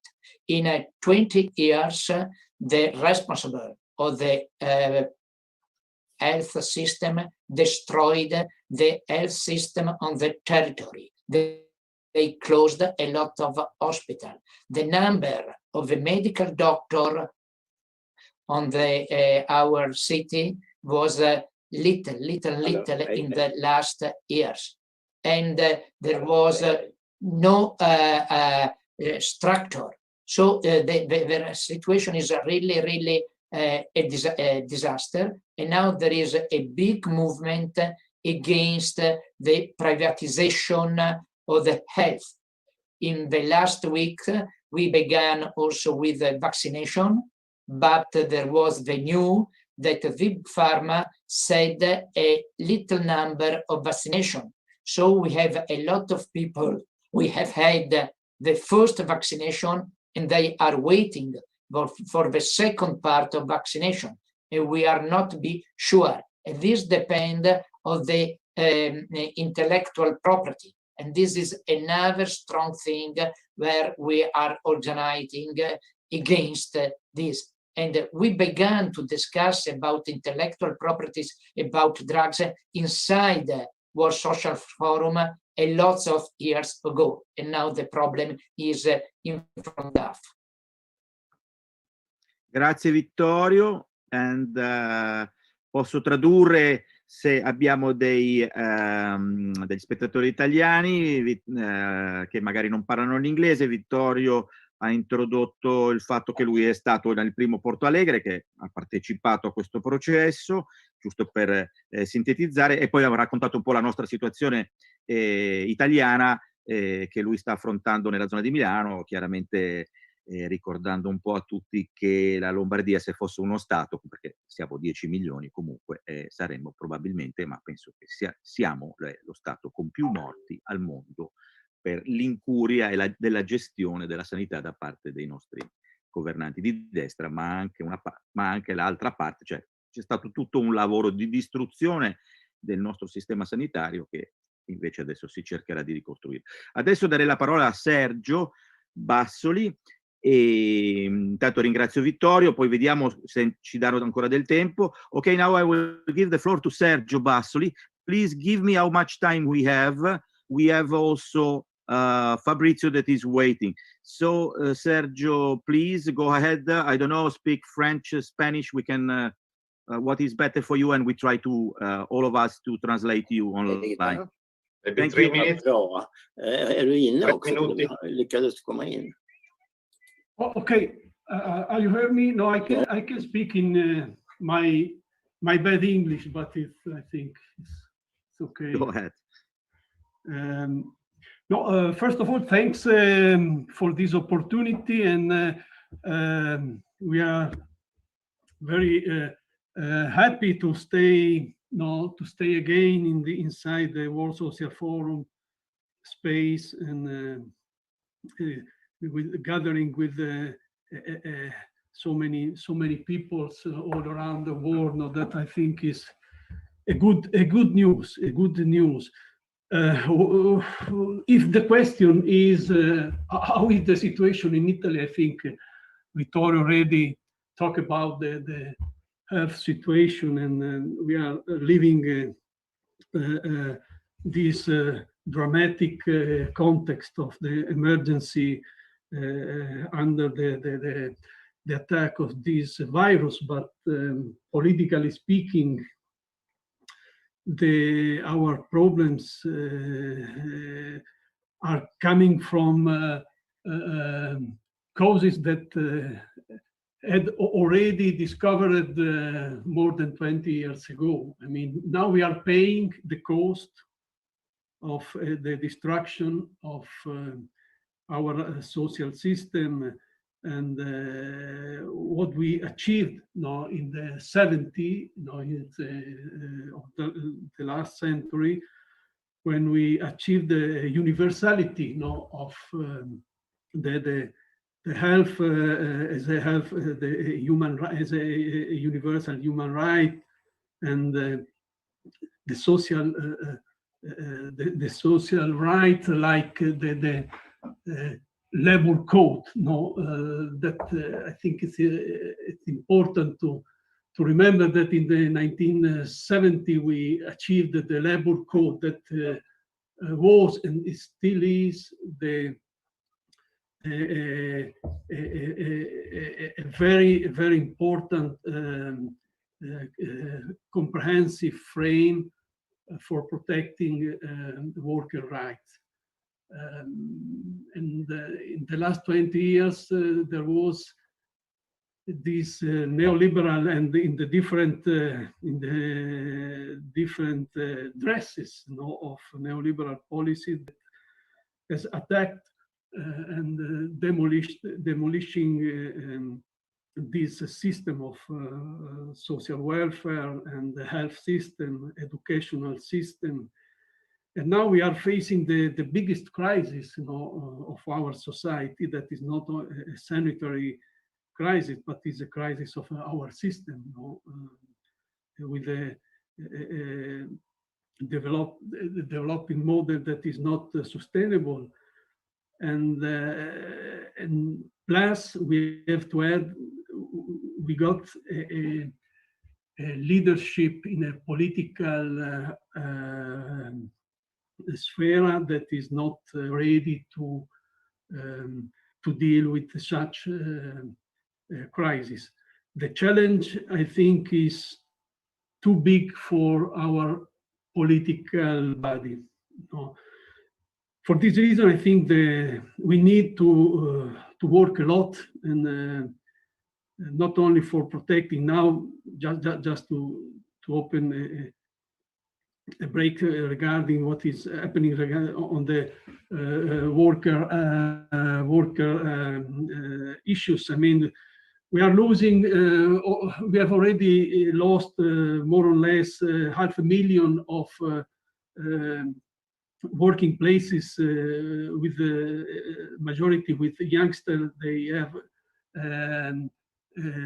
contract, precarious contract, and the risk when we finish, to support, the cost of the labor market in this emergency moment, the risk is to lose more or less 1 million working place.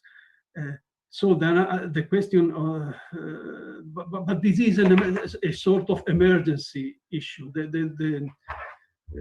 I think we are engaged, and we are fully awareness that we need to rethink the model. We have to rethink the investment. We have to rethink what is the production, the condition, but what we are producing. And this is a big challenge. And I repeat, we have a lack of political leadership in our country. There are no answers, but I think for us it's important to restart with a national, but European and internationally global mobilization, restarting with the dialogue between the different movements and sectors, because we have to rebuild our proposal. That cannot be only a proposal from the trade union, cannot be only a proposal from the left wing that, for example, in Europe, I mean, in Italy, we have lost the left wing, so that is another issue. Easy to say the slogan as united we are stronger, but first of all, we have to build the unity. That is not so easy, because to have unity, we have to identify what is the common frame. And I hope that this week of debate inside the World Social Forum could be another opportunity to restart this very, very important and urgent debate. Elaboration. Just last question that I want to raise up, that as a trade union, we are working at international level now. We have a strong coalition participation in this forum with one aim. Now we have one goal, concrete goal, that I want to share with you now in the opening of the forum, that we are calling for a mobilization the next May, when there will be in Singapore the World Economic Forum. Now that is, it has been postponed from Davos and from January to Singapore in May. So for us, it's important to show to everywhere and to everybody that the civil society, workers, indigenous people, women, inhabitants, youngsters, etc., that we don't delegate the big powers to define the future of our planet and of our life. So I hope that we will be able to achieve a new strong coalition, and that could be our proposal to unify the movement on this mobilization. Thanks. Okay, Sergio, thanks a lot for the last word. It's very interesting that the big union are again engaged. No, they are always engaged. That's the fact. Vorrei giusto tradurre, riassumere un attimo.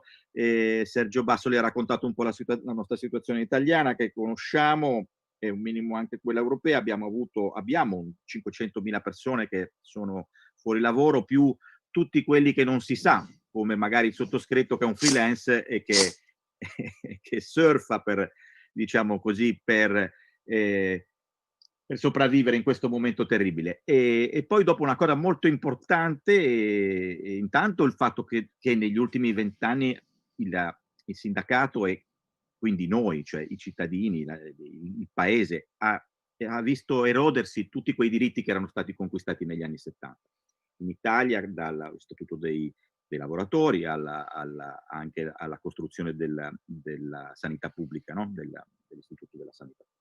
E poi il fatto una cosa molto importante, che i sindacati sono presenti in questo forum virtuale, con il grande lavoro di Sergio che è riuscito a ricreare una coalizione. Ci sarà anche oggi, mi pare, un dibattito alle 2, un altro dibattito sempre sul web, e l'idea è anche per loro di ricostruire queste relazioni che ci sono state anche negli anni, anche attraverso il forum.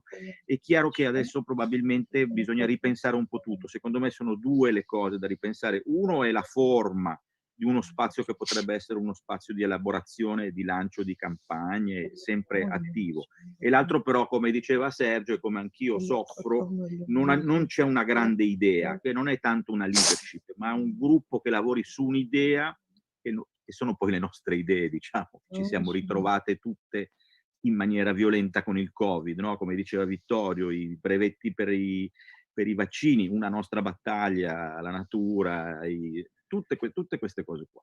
Per cui è molto interessante che ci sia questa volontà, e quindi è stata lanciata una chiamata per Singapore, dove ci sarà il forum di Davos. Difatti si sta tutti un po' qua, si inizia a sentire che ci sono delle possibilità di ricreare magari di nuovo una mobilitazione, e questo è molto importante. Adesso diamo la parola a Fabrizio Garbarino, allevatore di capre e produttore di un formaggio buonissimo, la rabbiola di Roccaverano, ma soprattutto attivista e militante, con la sua associazione, di cui lui è presidente dell'Associazione Rurale Italiana, partecipante che partecipa della grande rete della Via Campesina.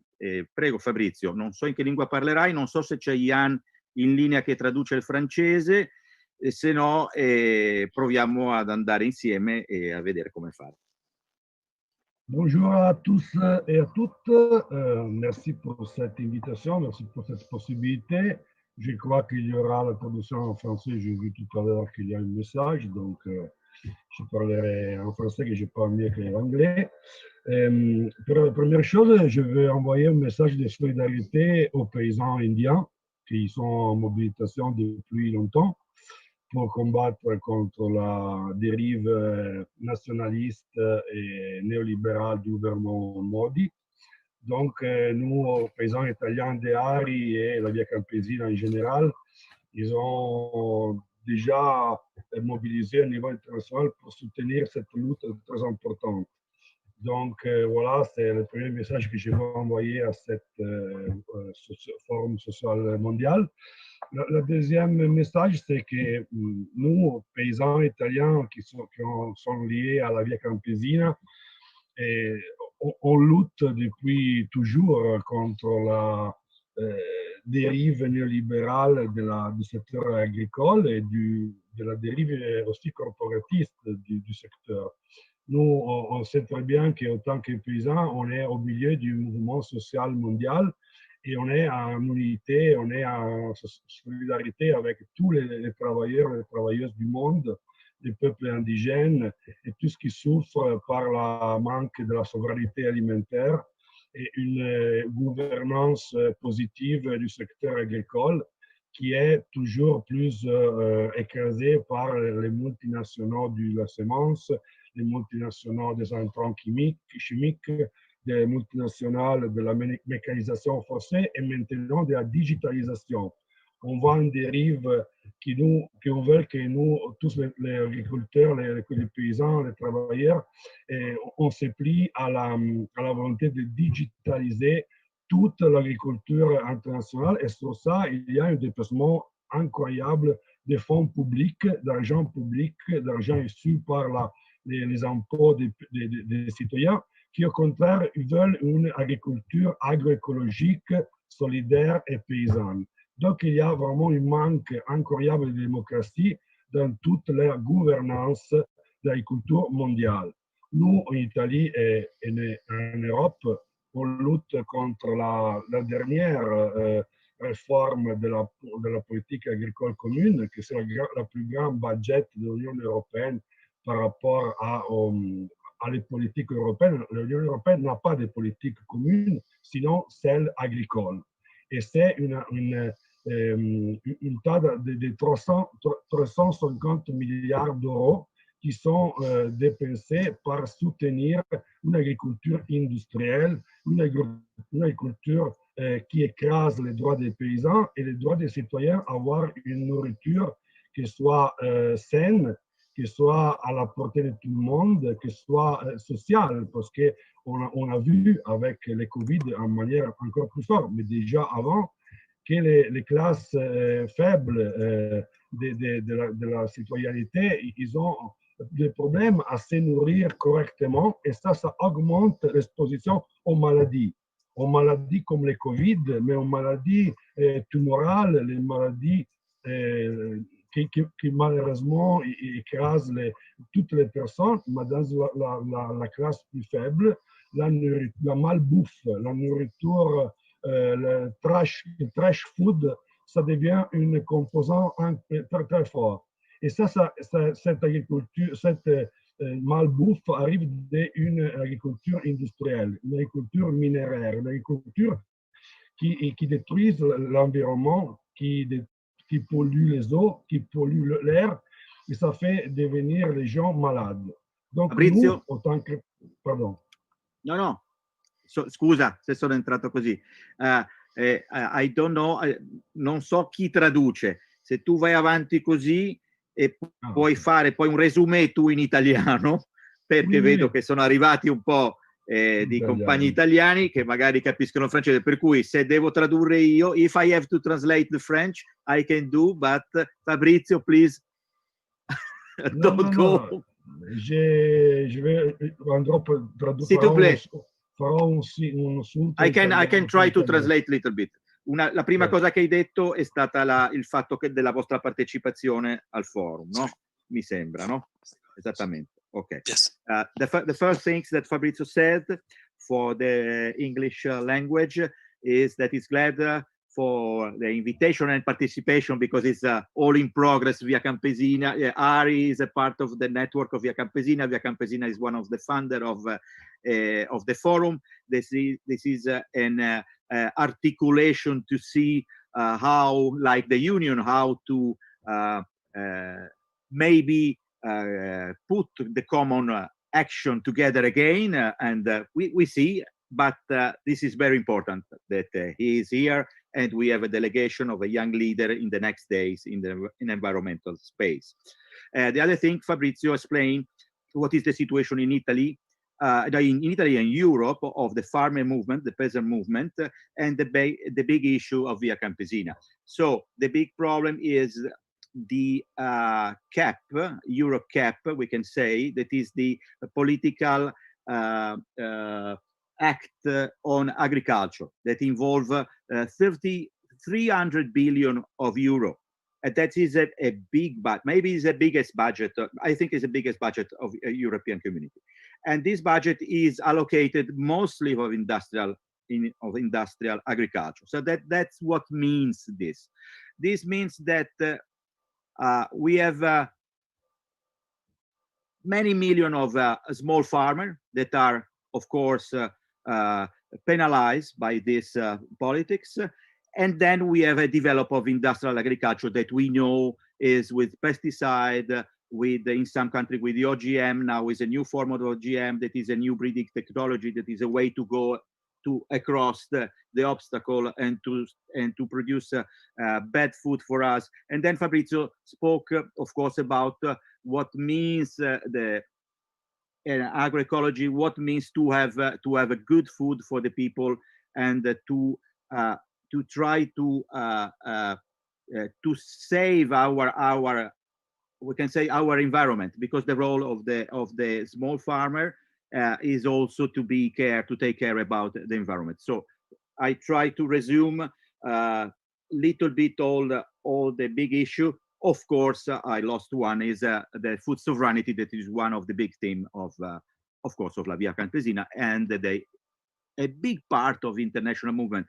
Yesterday night, l'altra notte, abbiamo avuto una delle prime contatti con la Micronesia, con una signora attivista che era anche a Madrid, anche lei parlava dall'isola di Guam, e questo concetto della sovranità alimentare sta veramente ormai circolando in maniera molto forte. Ok, Fabrizio, vai avanti tu per chiudere, poi facciamo un altro giro, se vuoi ci fermiamo e io posso ridare la parola, se sono ancora in linea, per un altro giro.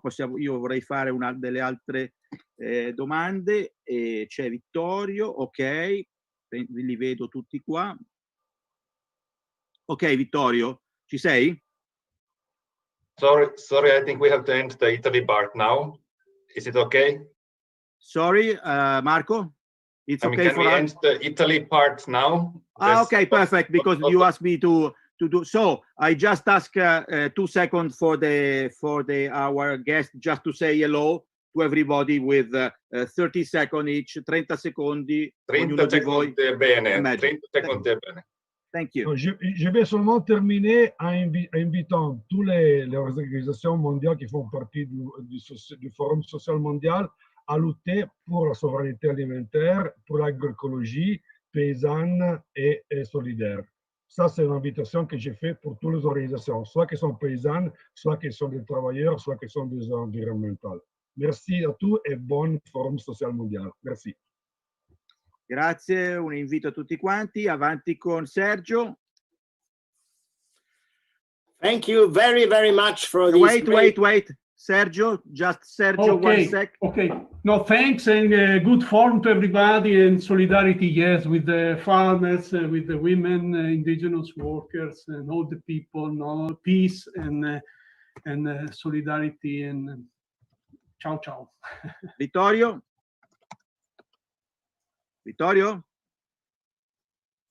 Hello, Vittorio. So I think that is absolutely necessary. What social forum now is necessary to fight together, because we have in front of us a pandemic. But pandemic is also a result of this neoliberalism model. We must not forget this, and we can win only work together. Thank you. Bye-bye, everybody. A good day. Okay, guys. Thank you very much for your participation. Thank you, we get in touch in the next days of this week.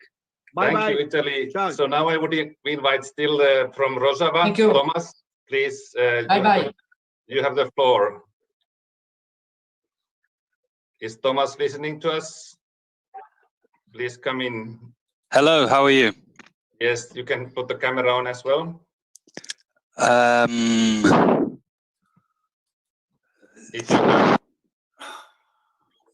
Yes. So I thought it was on. No, we don't see you.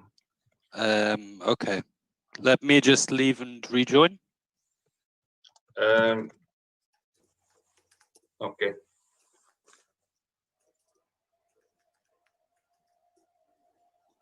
So maybe while we wait.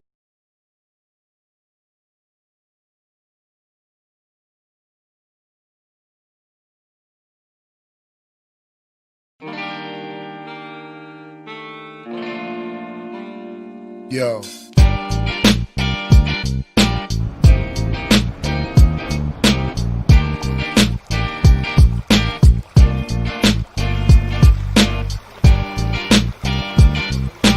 اما بخور لفيدر كي اخوي زير هر تشتي تكاره تشتغل اسكارم تشيكم ما زيش درفه بينن.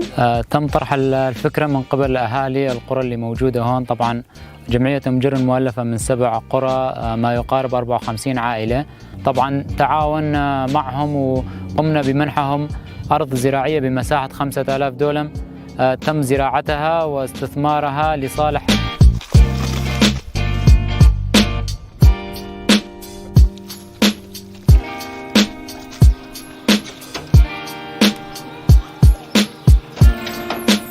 يعني هدفها ما أساسي نبهربو يعني نجا أسبرك زيدش خور بسينا هدفها ما أساسي شكون براتيفا جمع قرار ستان بهذا كاركرن رحيها بالتي أبشار صار تشيبو وقالك سركبتي درباست بكاريما.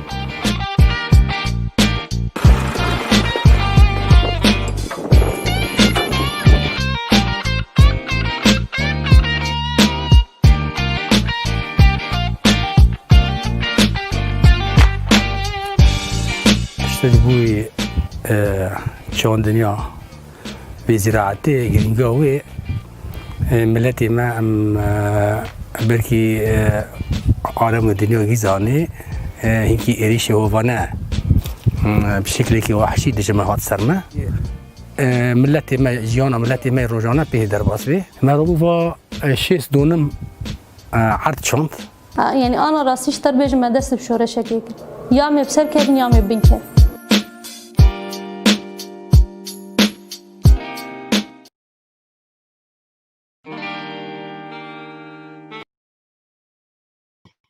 Hello, good to see you.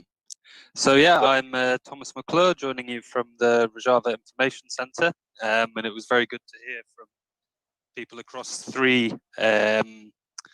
continents in the space of the last hour. So similarly to some of the previous panelists, I wanted to share something about our struggle here against forces of globalization, the forces of the state powers that have devastated this region, and particularly put that in the kind of frame, example and context of the coronavirus crisis. So just to give a bit of background, possibly some of those watching will know something about our autonomous regions in North and East Syria, or Rojava. So maybe people will know about the Kurds' struggle for self-determination in this region. Maybe they will know about the war that was fought against ISIS. Maybe they will have seen the pictures of women, the female fighters of YPG, female Kurdish fighters fighting against ISIS. And maybe too, they will have seen the Turkish attacks greenlit by the United States. Now, a little over 1 year ago in October 2019. But they might not really have a clear picture of what's going on in this region today. And so, yeah, I wanted to talk a little bit about the past year in terms of the coronavirus crisis and how this has affected our regions and what the response has been from our kind of grassroots movement in order to deal with this crisis. So now, our regions, of course, we are still here despite the war against ISIS, despite the attacks from Turkey. Our region is still home to around 4 million people living in a system of grassroots, bottom-up democracy, women-led democracy outside any state control, with all the opportunities that brings, but also with all the challenges that brings.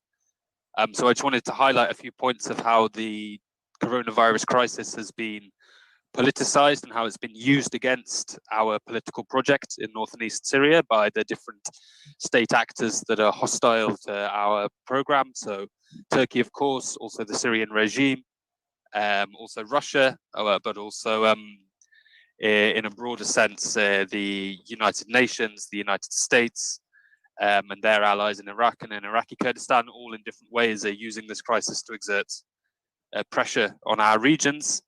And we, of course, are also trying to respond to that. So in terms of the coronavirus crisis, in general, our region has a very hard time. meeting a lot of the enormous humanitarian needs it has, because we're not part of any state, and so we are not getting any support from the United Nations and very limited support from NGOs. And this is something which all the states around us use to exert pressure on us, particularly the Syrian government and Russia. So at the start of last year, Russia was able to put pressure on the United Nations to close the only aid crossing into North and East Syria, meaning that there's now no United Nations aid arriving into our region. So, our region already, we had no ventilators, no coronavirus testing equipment, very few hospitals, very little medicine, even very few masks. And now if we are wanting to get these things from the United Nations or from the World Health Organization, that has to go through the Syrian regime in Damascus, because these international pan-national organizations will deal with the Syrian regime, but they won't deal with us because we're not the official government of Syria.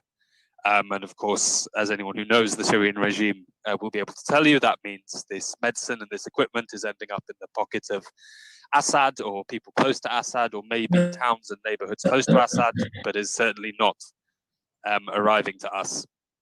And so you have this pressure being applied on us in terms of the great struggles we had to get basic coronavirus supplies like ventilators and so on. And then at the same time, from the north, we have Turkey, who of course is, if anything, even more hostile to us than the Syrian government. And Turkey too has been weaponizing this coronavirus crisis against us, in particular by cutting off the water flow to a large part of our region. So Turkey has control of a water station, a key water station, since it invaded our regions with the approval of the United States a little over a year ago. And since then has been regularly cutting off the water flow for weeks or for months at a time. And this, of course, makes it even harder for local people to carry out basic hygiene measures. So there's also cutting off the water flow to IDP camps, home to tens of thousands of refugees, to the main coronavirus hospital in the region, and to hundreds of thousands of poor people who, when they go to turn on the tap to do a little cleaning of their own, find that there's nothing coming out. Of course, I could go on. I would also highlight the financial crisis that has emerged partly as a result of coronavirus, partly as a result of the United States sanctions on the region, partly as a result of the financial mismanagement of the Syrian regime. What I also wanted to show a bit was how is this region responding, and how is it developing a grassroots response to this crisis and these challenges. So I've only got a couple of minutes left. There was several things that I could highlight. We could talk about the distribution of aid and support and public health awareness through the local communes. We could talk also about the development of DIY 3D printed ventilators. But what I really wanted to highlight was this video, which actually we just saw 5 minutes ago, showing the push across the region for food autonomy. And this is coming as a response to the financial crisis, which has left local people unable to afford many basic essentials. And that's why, as the whole region, we're now pushing to establish total autonomous production of vegetables by 2021, autonomous production of fruits sometime after that, and then in the future as well, autonomous production of other basics such as oil, sugar, rice even, and so on.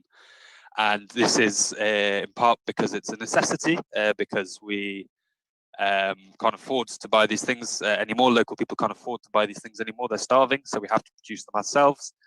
It's also a political act, because as a region we see clearly that it's not sustainable to be reliant on rice being brought from 1,000 kilometers away, and that this kind of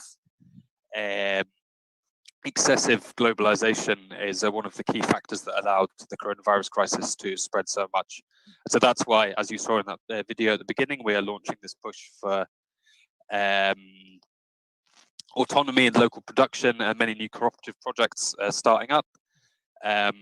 There's not really time to go into more detail now, but you can look up Rojava Information Center to learn some more about the kind of unique response to this crisis which is happening in north and east Syria. So thank you very much for your time. Again, you can look up Rojava Information Center for a deeper understanding of some of these issues, and I look forward to hearing from the rest of the panelists. Thank you. Thank you so much, Thomas. And now the Eastern European time zone is finished. Torbjörg, you are the next host, I believe. Tor, do you come online? Yes, and I give the word to Isabel, who has invited Iraq Social Forum, who had no time to do that right precisely now, and it fits very well as we just has been in the West Asia. So Isabel, are you on board? Yes, I'm here. What did you say, Todd? You can host and you can take the Iraq Social Forum on board on this opening march. So I think this is Martina. I'm the one introducing the Iraqi Social Forum, if you don't mind. Okay, thank you. Good. Okay, so this is Martina of the Iraqi Civil Society Solidarity Initiative. Thanks to all those who are organizing this amazing opening march. And so the ICSSI is a global coalition that we launched after the war of 2003 to break the isolation of Iraqi social movements and bring them into the global movement. Since, so even though we all opposed, of course, the war, then we try to take advantage as much as possible of the small spaces for freedom and for the birth of an independent Iraqi civil society with workers' unions that finally became legal, and human rights organizations, women groups.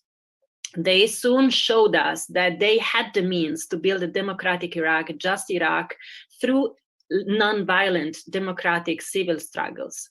So right now we are remembering 30 years from the first Gulf War, the deadly war that signed a breakthrough. Like, it was the moment when, unfortunately, NATO international coalitions showed that they could bend the United Nations to their own wishes to move illegal wars.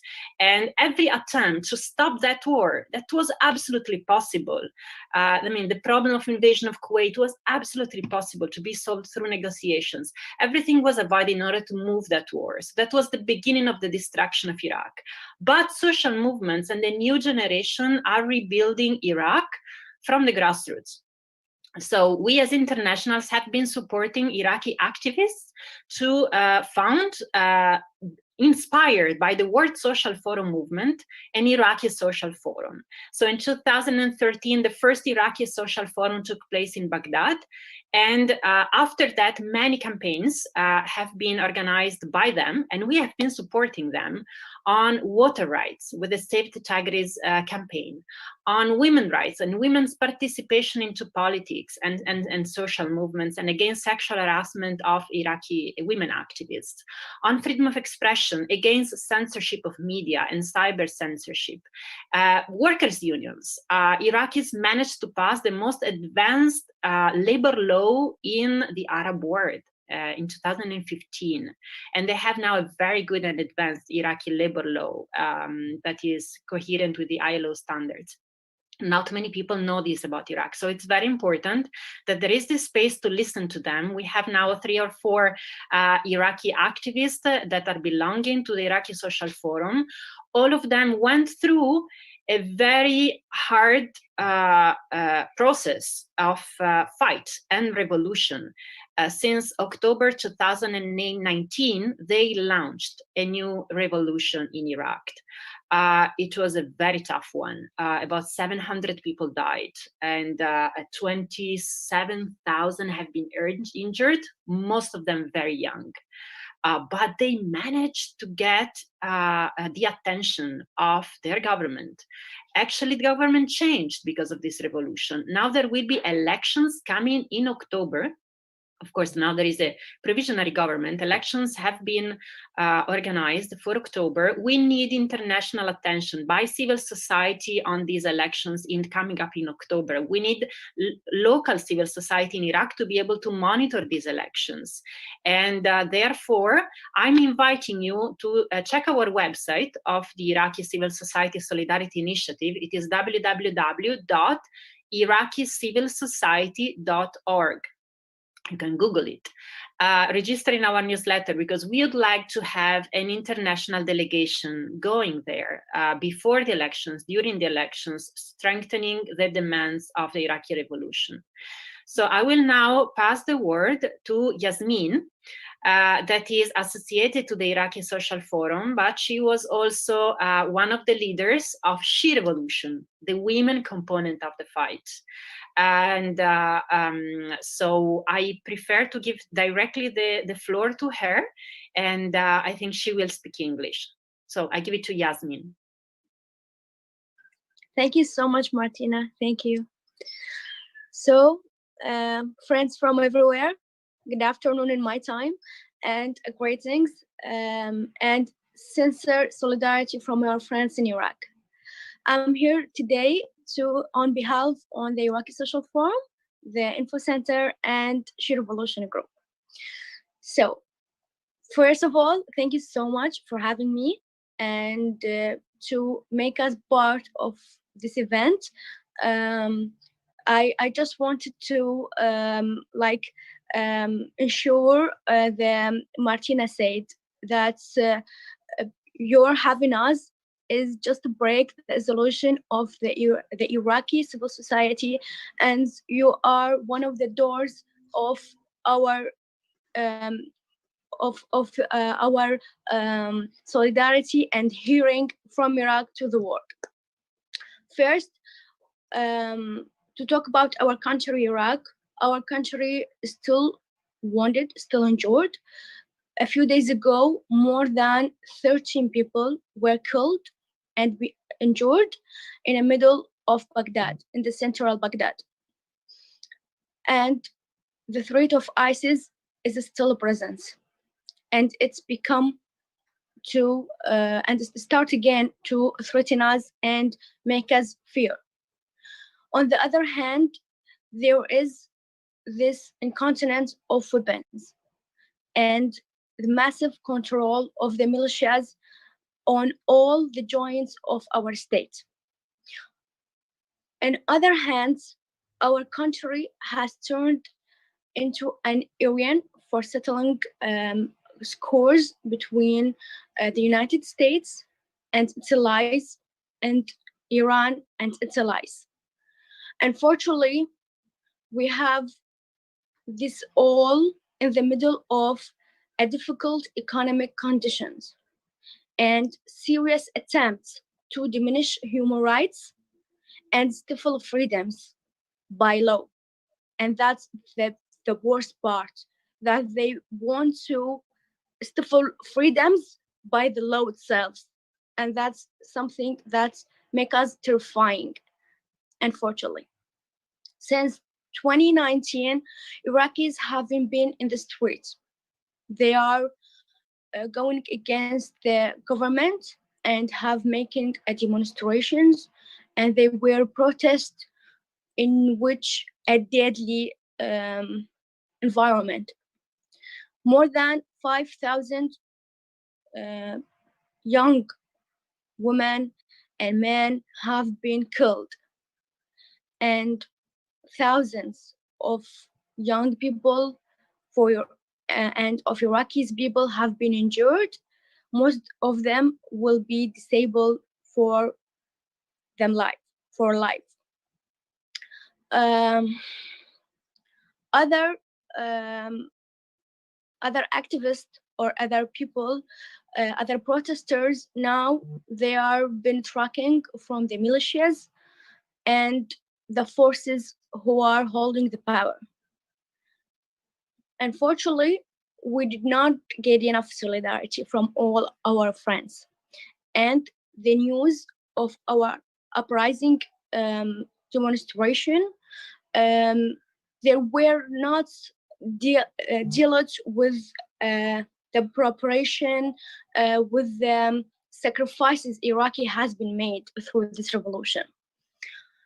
To be more focused on the condition of females in our society, and because I'm one of them, and because I'm now talking on behalf of several activists, women activists, who've been out of this revolution with a lot of feelings, with a lot of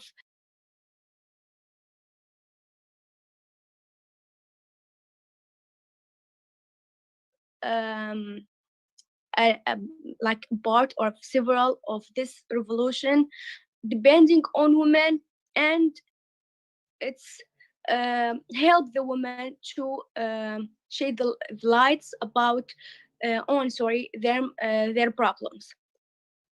And after the revolution and after the coronavirus lockdown, the Iraqi women have been into so many pressures, but that pressures were subjected in a huge way, but it's made them more capable to participate and to determine what they want to do and to overcome difficulties, and prepared a number of so excited young women who do not fear of participating in them society in a bold. They want to change. They want to get justice for themselves and for the other girls in the same situation. They are using all means and benefit from available solidarity to reach justice, and to despite the economic condition and psychological the situations.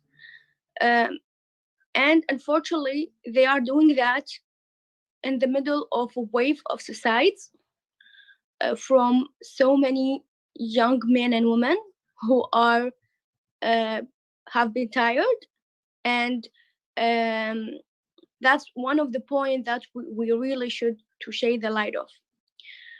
We will need to focus more on these women so that they can be protect themselves in the first hand, and to help others from the youth to get themselves a better life in Iraq.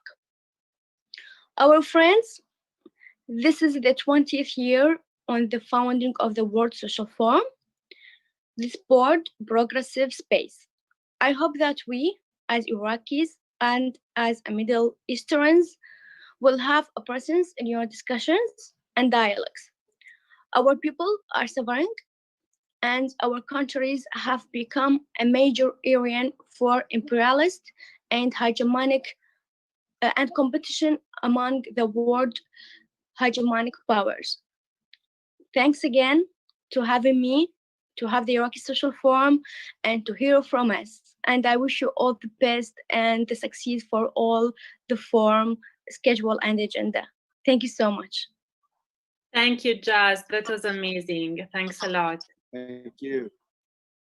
Then, Tori, if you allow us, I would also leave the word to Ali Saheb, who has been the secretary of the Iraqi Social Forum since 2003. Now he is ready to pass on the task to new generations to come. And Ali will probably speak a little bit in Arabic, because it's right to let people speak in their own language to their own people. Also because a very interesting dynamic is being generated by the Maghreb Mashrek Social Forum. So Ali is engaged in that as well. Ali, are you with us? Yes, Martina. Thank you, Martina. Thank you to all people here in this room. I would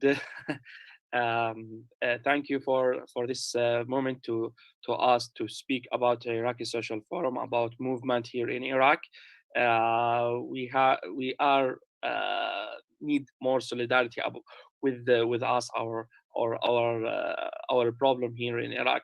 sometimes we think we are a lost time from all the world, because the many people don't know anything about Iraq. So this is very important moment to speak about Iraq and about the movement here in Iraq, about civil society in Iraq. Thank you again, and sorry about bad language English, because I am speaking Arabic well now. You can listen to me in the session about Mashriq Maghrib and last day from the forum. Thank you again, and thank you, Martina.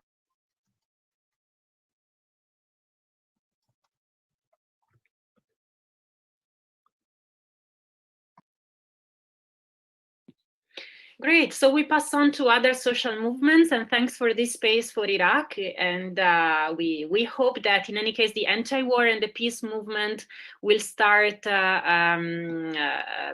work again also with the enthusiasm that is given to us by the treaty on the prohibition of nuclear weapons, which entered into force yesterday. That's a big push of enthusiasm for all of us. We'll continue fighting for peace.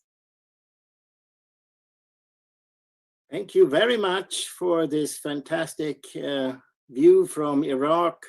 And it seems like the World Social Forum really can be a place where we address the issues in an independent way, away from the normal selective use of doing things. This is precisely the same thing we feel in the conflict in Europe. It's so great to hear these messages. And I'm quite certain that all Europeans, and maybe even worldwide, think this is so important. So thank you very much indeed. My name is Tord Björk. I'm from Sweden, and I'm active both in oh, sorry, I'm trying to organize this at the same time. Oh, God heaven. Yes, I'm both active in Friends of Sweden and in Activists for Peace, which is part of Prague Spring 2 network, which has been dealing very much with the conflict and opposing the new Cold War. We have recently here in Sweden been able to create a new kind of alliance. And I think Fabrizio from Italy will like this very much. I will share some few shots showing, oh, why doesn't it come up? Yeah, there we are.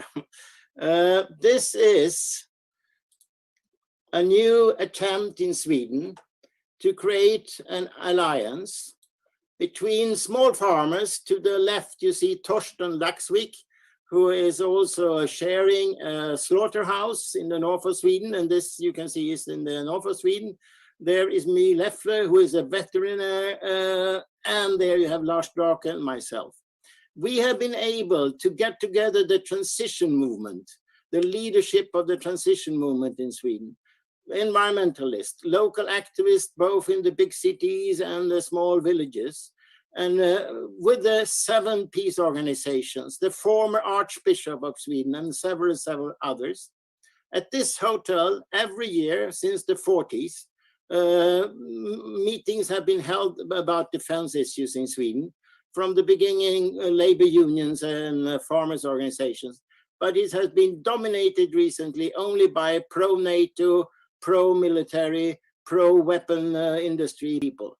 So now we took it over, and as they left, because there was Corona crisis, you know, they left and made their thing in a studio in Stockholm. We came to Sälen here instead. This is one of the other typical here. I don't know if you will see him now. Do you see the cow here? I hope you can. I maybe should do like this. Share again. Was it seen? Well, we saw one photo, but maybe it's enough. Now it's, yeah, this is the last one. Go. So here you have a key organizer for bringing together the peace movement and the transition movement and the environmental movement, Torsten Laxvik. He has spoken to webinars with tens of thousands of people about this new initiative. And now I give the floor to Birgitta Hedström from Brodetorp, a very, very small village. And you know, the villages are important. So here you are, well, most welcome, Birgitta. Well, thank you, Tord. Hope you can hear me. And thank you for making it possible to be part of this solemn moment, the opening march of the World Social Forum, rolling like a wave over Mother Earth.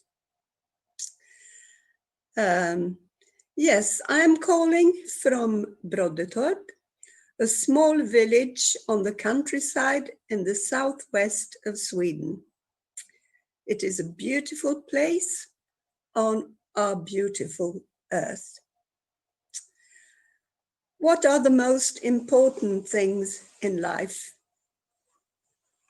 It is healthy food, it's healthy environment, it's a good village to belong to, and a good and just society. And peace. Without peace, we have nothing. In our transition group and community in Brodetorp and our countryside, we are working to create the village that can give us what we need in a close relationship with the land and nature we belong to. We go for self-sustainability. This we do in the global crisis of pandemic, of climate change, of loss of biodiversity, catastrophic and widening social inequality, the crisis of war and migration, the ongoing downfall of democracy, and growing control over people and militarization. It is a crisis where our survival on Earth is at stake. We in our local community believe that we must address all these crises at the same time, linking the people's movements together. And I want to end on the note, peace on earth and peace with earth. Good luck to the World Social Forum 2021, more needed than ever. Thank you.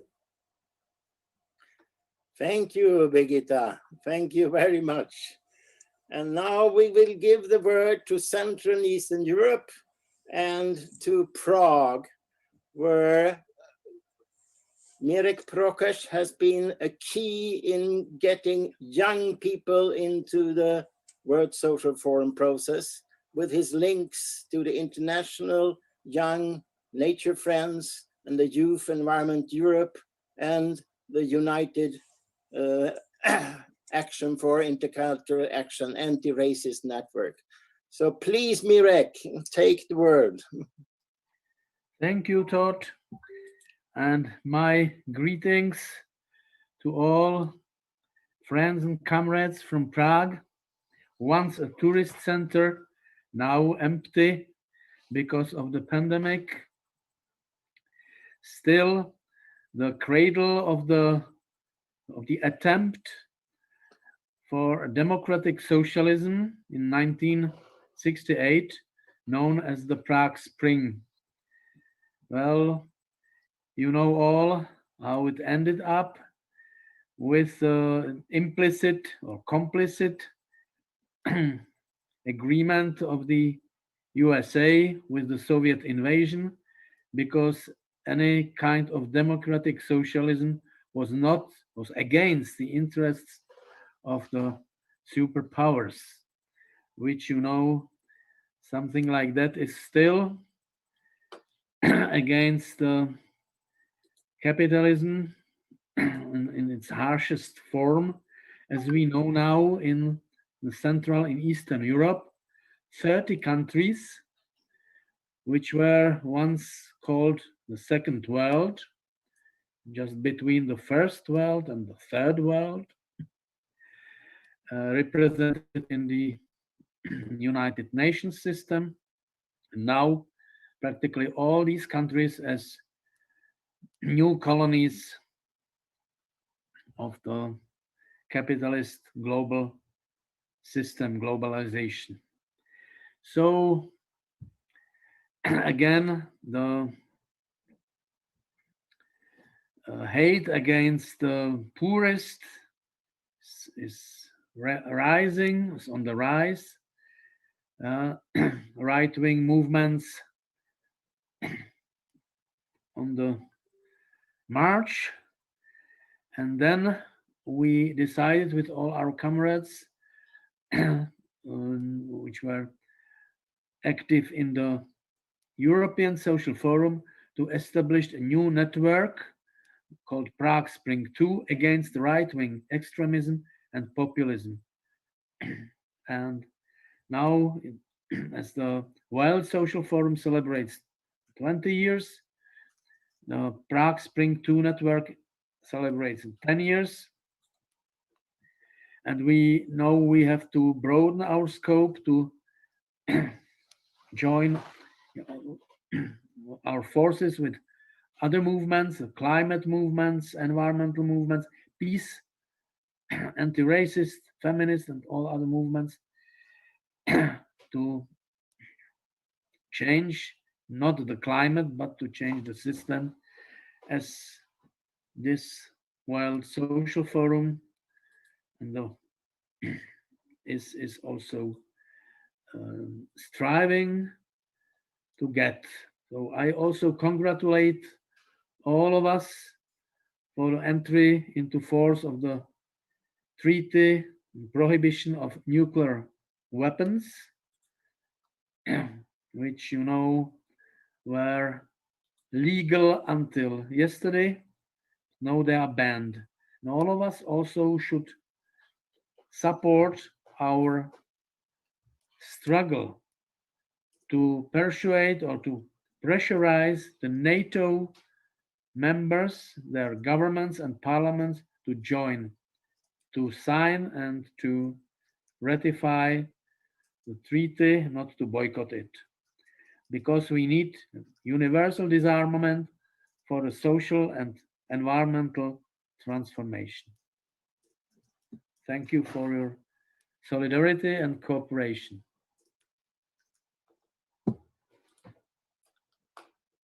Thank you very much, Mirek from Prague.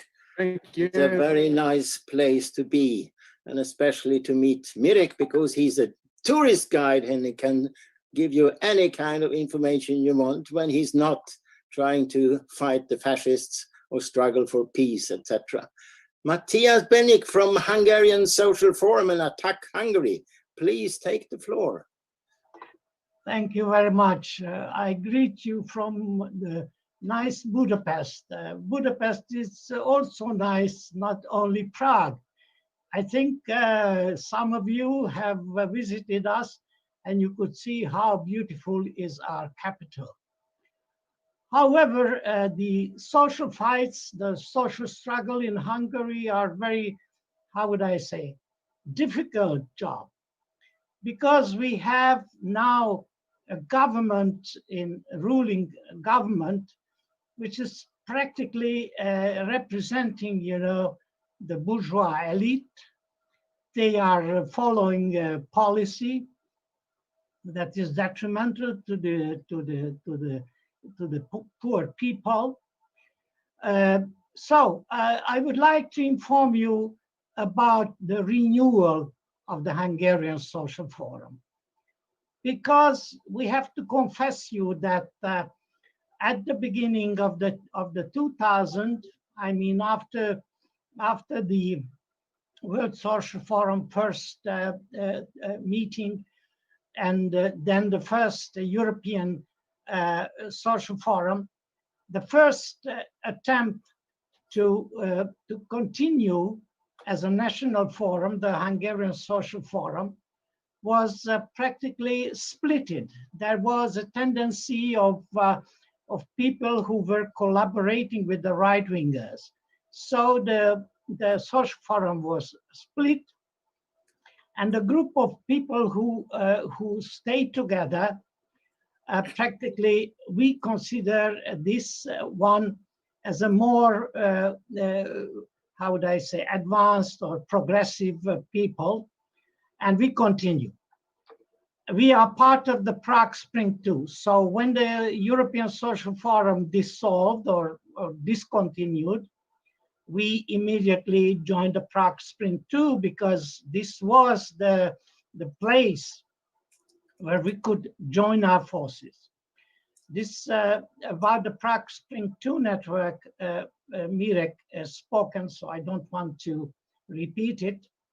Now I want to tell you about the recent meeting of the renewal of the Hungarian Social Forum, which took place on the 5th of January, so 2 weeks ago. And during this meeting, there were about 24 participants, that's almost 30 people, from about 12 civil society organizations or movements. There were 3 groups, I could say. One group was consisting of theoreticians, theoretical people, some of them young, but many of them in the academic field, and they are following all the social and political developments in our country, and this is the network of theoretical people who are helping our work. The second group of people are the movements which are very important in Hungary, like the Roma Parliament. In Hungary, about 1 million people belongs to the Roma community, practically 10% of the Hungarian population. So this is a very important group. The problem with the Romas in Hungary is the poverty.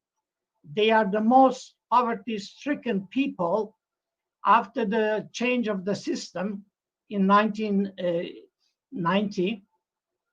These were the people who were first sacked, fired from their working places, and there was no possibility for them to find a job.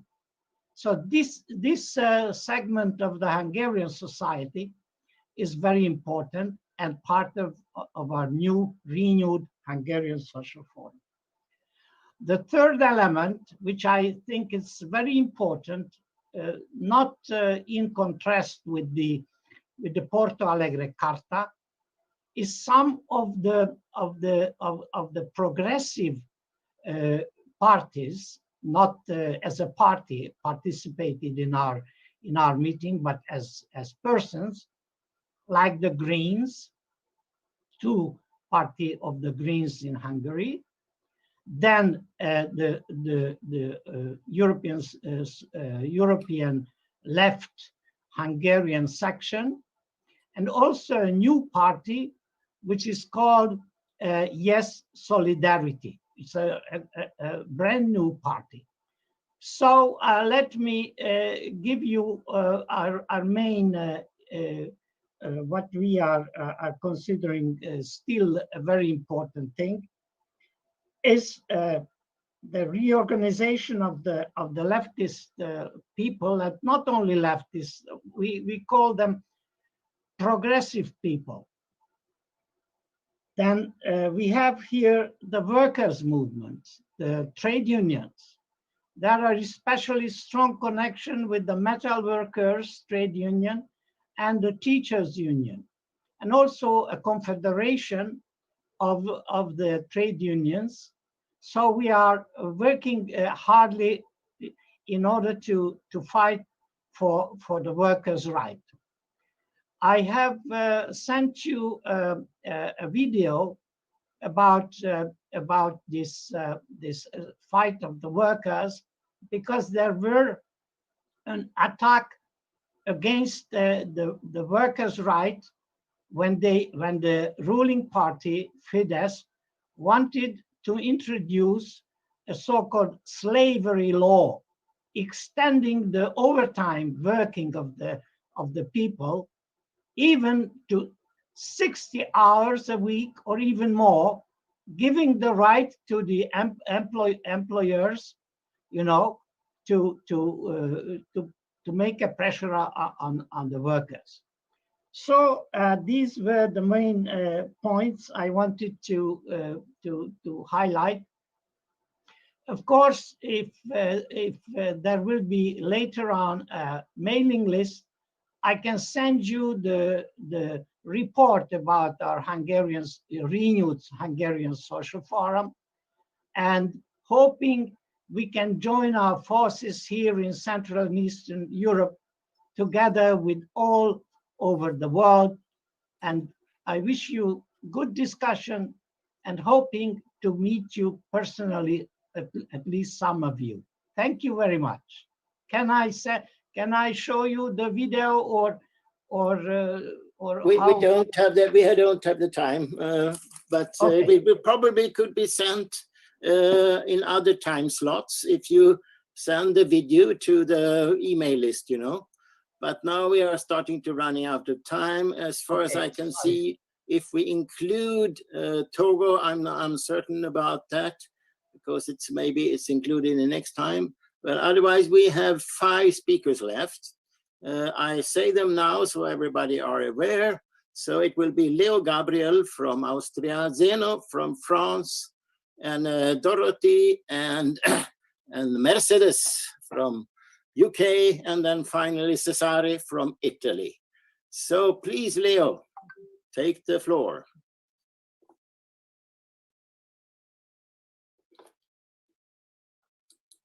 Hello. Well, I'm being short, we'll be short this time, because tomorrow in the different panel discussion on peace and militarization, there will be a lot of talk of international conception. What is for me very important is that we get together, not only talking to each other, but also doing things with each other. I think one of the major purpose of the World Social Forum is to produce a space of action where we can come together, and if there is a lot of talk about unity, this unity can materialize in concrete political projects. We in the Prague Spring 2 and Austria, where I am from, is part of Prague Spring 2, because on the one hand, geographically, we are quite close to Eastern European countries, but on the other hand, also politically, our government is very close to the government of Hungary and of Poland and all these rightist, archie-conservative governments. So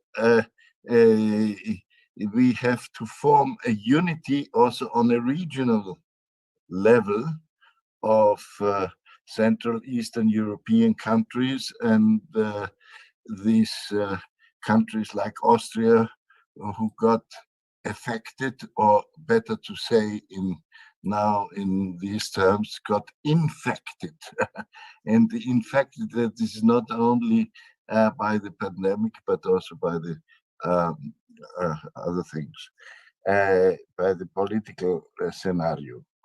It is very important that we join these efforts which are being made around the globe, because there has been a lot of talk about the World Economic Forum in Davos, but there are so many other instances where the big capitals and bourgeois government gets together and planify their strategy and make their clusters around specific dictators around the world, so that we need a space where we can unite.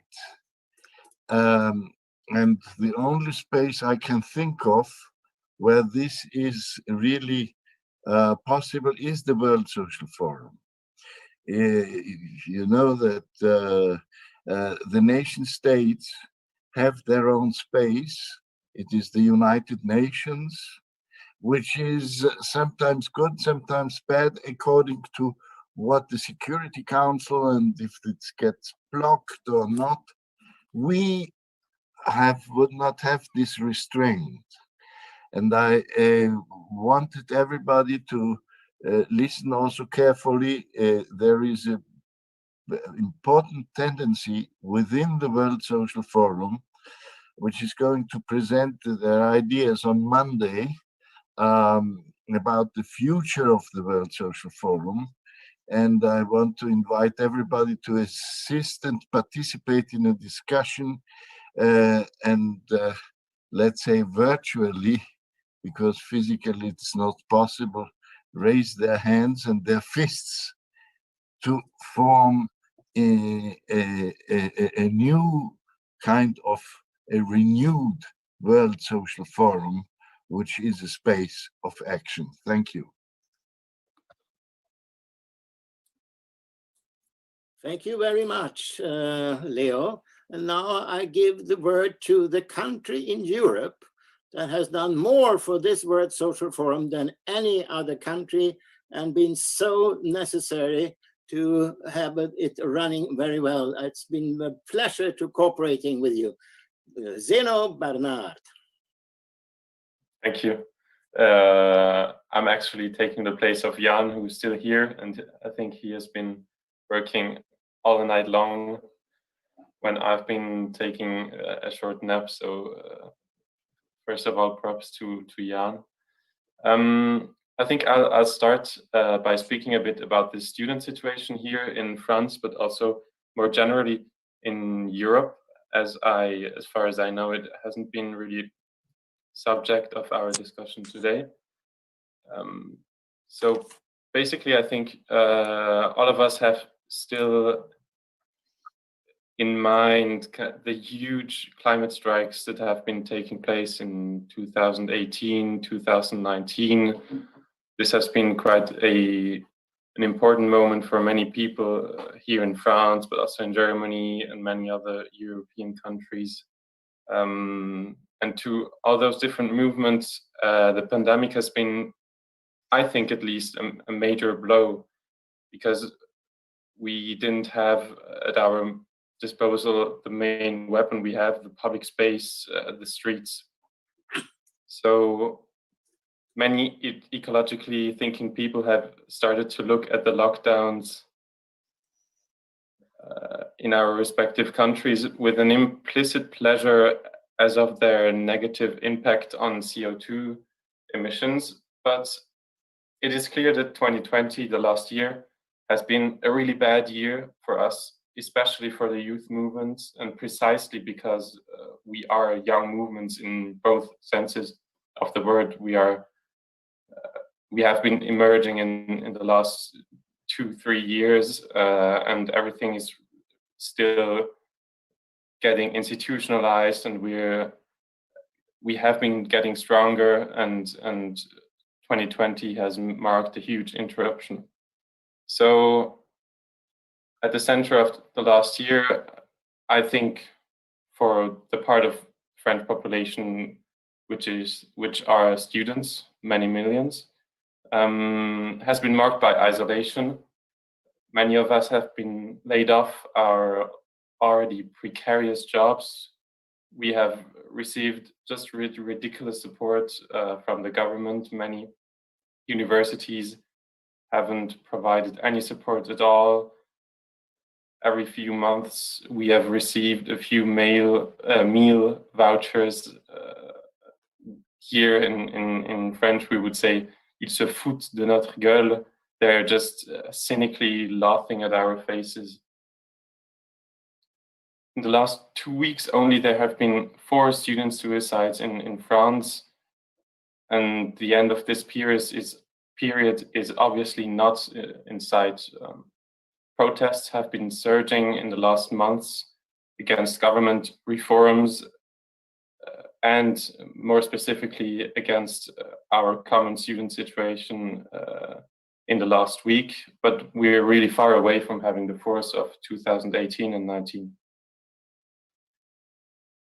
Attaque France therefore started to speak very pertinently, I think, of the profiteers of the crisis. Macron's, France's president, his government itself, and big money, most importantly. Macron's are already thinking of the elections in 2022. So he's trying to steal our topics, attacks topics, and the youth movement's topics. The French government hosted just 2 months ago a huge greenwashing summit called Finance in Common, for example, uniting hundreds of private and public development banks and organizing the so-called Paris consensus, which should replace the old Washington consensus. But his logic obviously remains the same. It's just about privatization and financialization, about redistribution from the bottom to the top. To counter these banks and the deplorable governments in France and elsewhere, Attaque France has been very active in the contestation of, for instance, the actions of European governments in Africa, exploiting and exporting at low cost their resources. We have been contesting the EU-Mercosur trade deal with dozens of other movements. And we will co-host at this social forum sessions on both of these topics. So if you haven't had a look at the website, do it, and you'll find these and many others. So I want to finish on a very important and recent development here in France, which might inspire us and give us a bit of new force. More and more trade unions, climate activists, and associations such as Attaque have been converging. Here we say la convergence des luttes, the convergence of struggles. This convergence has been theoretical, as we publish common letters against the government's COVID policies, proposing measures against the profiteers of the crisis and for the people. System change, not climate change. This is obviously central. But the convergence has been and is concrete as well. The workers of a huge refinery in the south of Paris called Grand Puits are on strike for 1.5 months already, joined by Attaque and various environmentalist groups. Total, their employer, a huge French resources and gas and oil company, which is their employer, says that they have to lay them off because they want the company to make their activities greener. But in fact, it's greenwashing again, and it's just a cost-cutting measure. And Total has absolutely, of course, no idea how a transition toward a real sustainable future might work. The local workers, so Attaque and other movements, we know it better and demand re-employment in the urgently needed CO2 cutting works, not cost-cutting works. So thank you very much for listening, and I'm pleased to continue here on the Zoom conversation. Thank you very much, Zeno. I think what you describe is something under the surface coming now in very many countries. At this People and Peace conference in Sweden, we have a very wide audience. It's certainly not at all the left anymore. It's much more independent movements who don't have other traditions, but who are not at all afraid of the left. And the interesting thing is that we say we. We don't say anymore, we are the transition movement, we are the environmentalists, we are peace. People start to say we. So this is really something going on, not only in the World Social Forum process, and we see now in the environmental space, which is organized by small local ecological groups and some Ganjans in India and this Prague Spring 2 network. And everybody wants to join, the International Trade Union, Via Campesina, everyone. So there is a new tendency here now.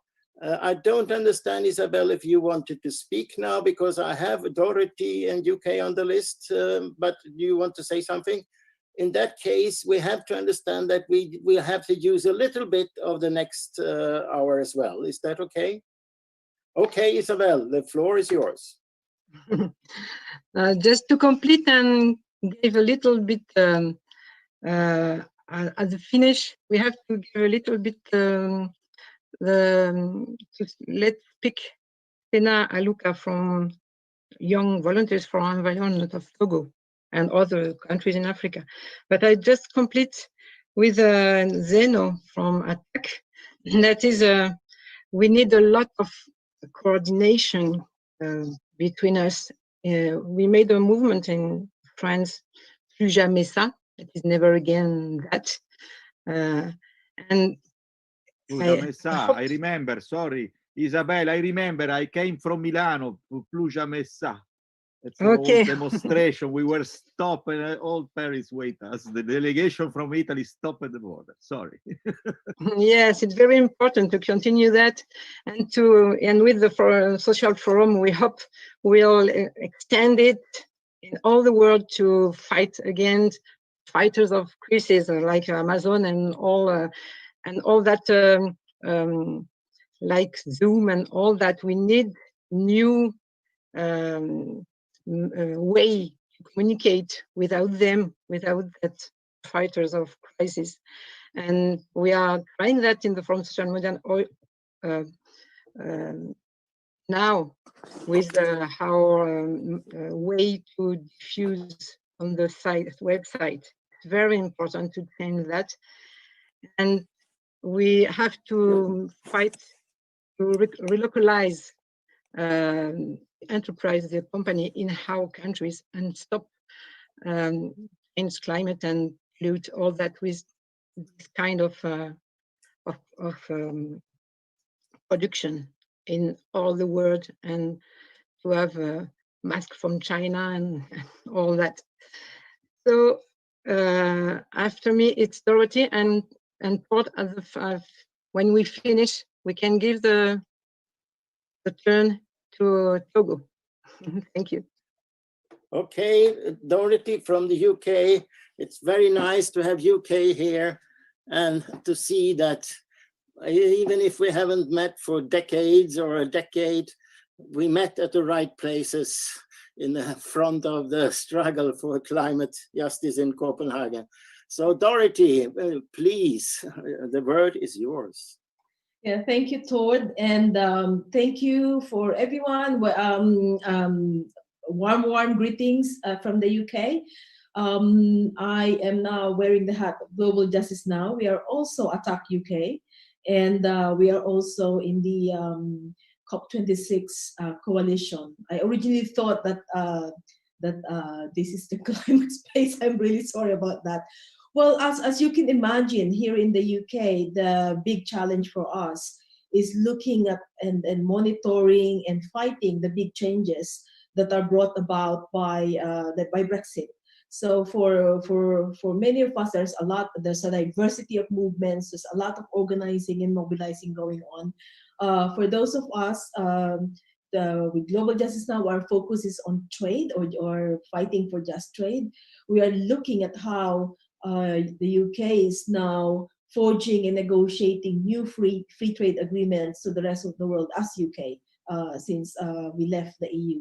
We're also campaigning for people's vaccines, because as we see now under the pandemic, rich countries like the UK are hoarding on vaccines while the developing countries are being left without or would have to wait for a couple of years before they can get access. Because in this market economy, those who's got money, like the rich countries, can get all the vaccines or vaccinate their population 3 or 5 times over, while the poor countries are waiting.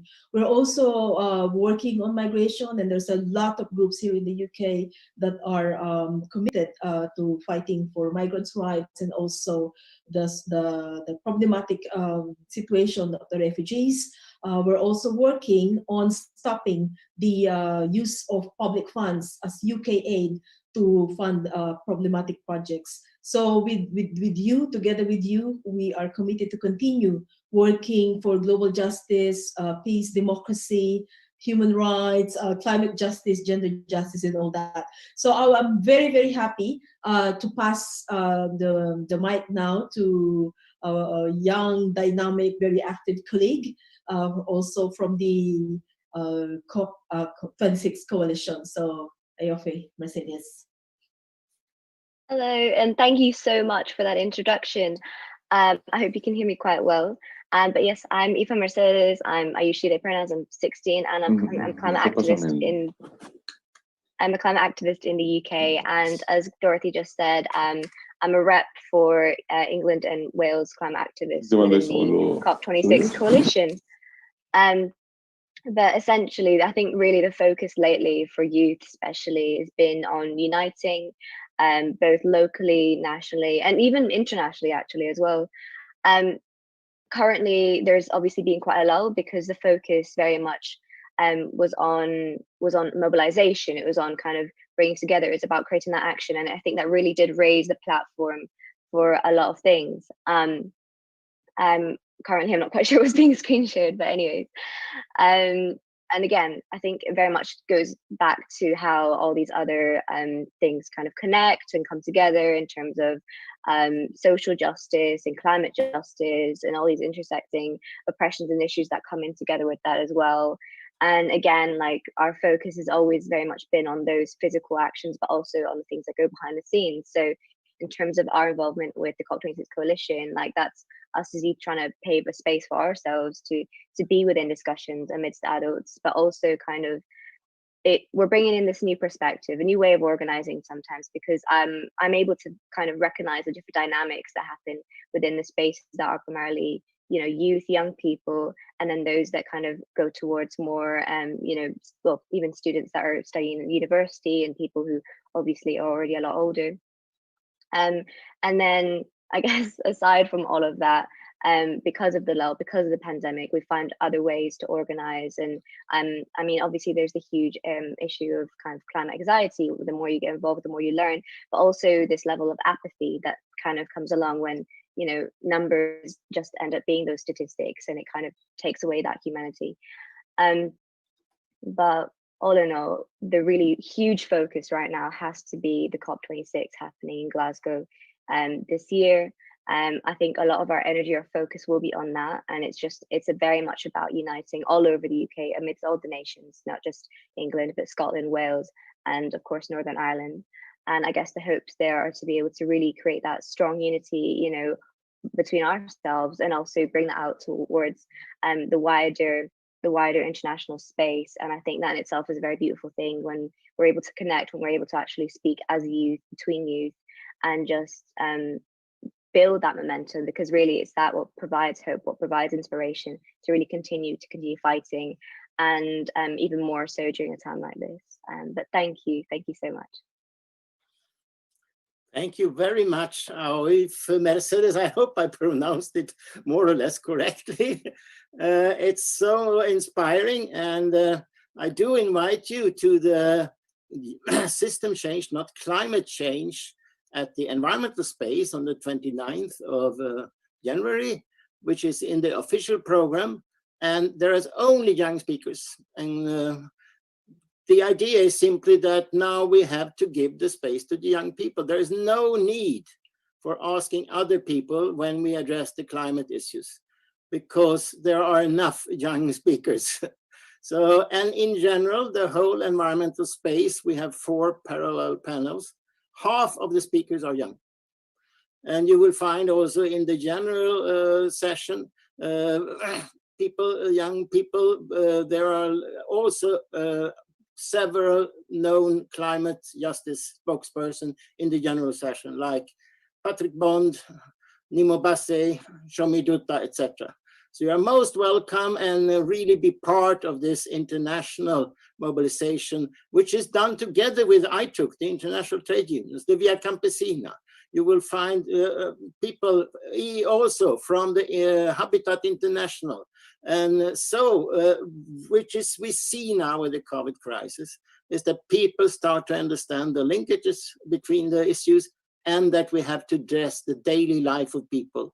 And that is why I think the movement for the inhabitants, the International Alliance of Inhabitants, have been so important in this whole World Social Forum process. And thus I give the word to Cesare Ottolini from Italy. Ciao a tutti, grazie per l'invito, stiamo lavorando alacremente. We are working very hard in order to support the re-existences. For us is the most important. So from the very beginning, we begin to implement the zero eviction campaign. Hundreds of organizations around the world are resisting to fighting against evictions, against hunger, and try to change the rules and change the policy. And I'd like to share with you some concrete results, because we are struggling, but we have also some victories. Only some days ago, the European Parliament voted an important resolution that changed the rule about the right to housing, about the approach of the European Union towards the housing policy. So it's important to highlight that the great support, the great push arrived from the inhabitants organization, the NGO, but thanks a great mobilization.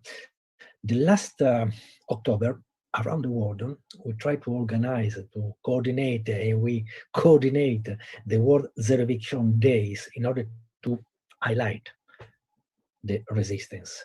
But not only that, we had the idea, the inspiration, the need, and the dream to gather inhabitant organizations around the world from every continent. And so we organize not one, but 3 until now, virtual World Assembly of Inhabitants. So we have at this moment more than 850 organizations from 66 countries from all the continents engaged. Next step will be in 1 week in the framework of the World Social Forum, Saturday 30. Please take note, please come to the Virtual World Assembly of Inhabitants, because there we'll discuss not only how we are struggling, but how try to support the radical change we need on the policy. Enough with the neoliberal policy. They are failed. We need another approach grounded on the human rights, environmental rights, and the redistribution of wealthy. So it's important to share this proposal to invite you to gather and to converge. And the International Alliance of Inhabitants is ready. We are willing to cooperate, to dialogue with all the social sector. So the World Social Forum is the right place. We are among the founders of the World Social Forum from the very, very, very beginning. And right now we are proud to be part of this venture. It's not a venture, it's the only one possibility for the humanity to understand what is happening and to try to go out from the right side, outside the portal that the crisis unveiled by the coronavirus show. So there are two opportunities, or the neoliberal, so the restoration, or change, radical change. We are on the radical change for the right side. The inhabitants are there.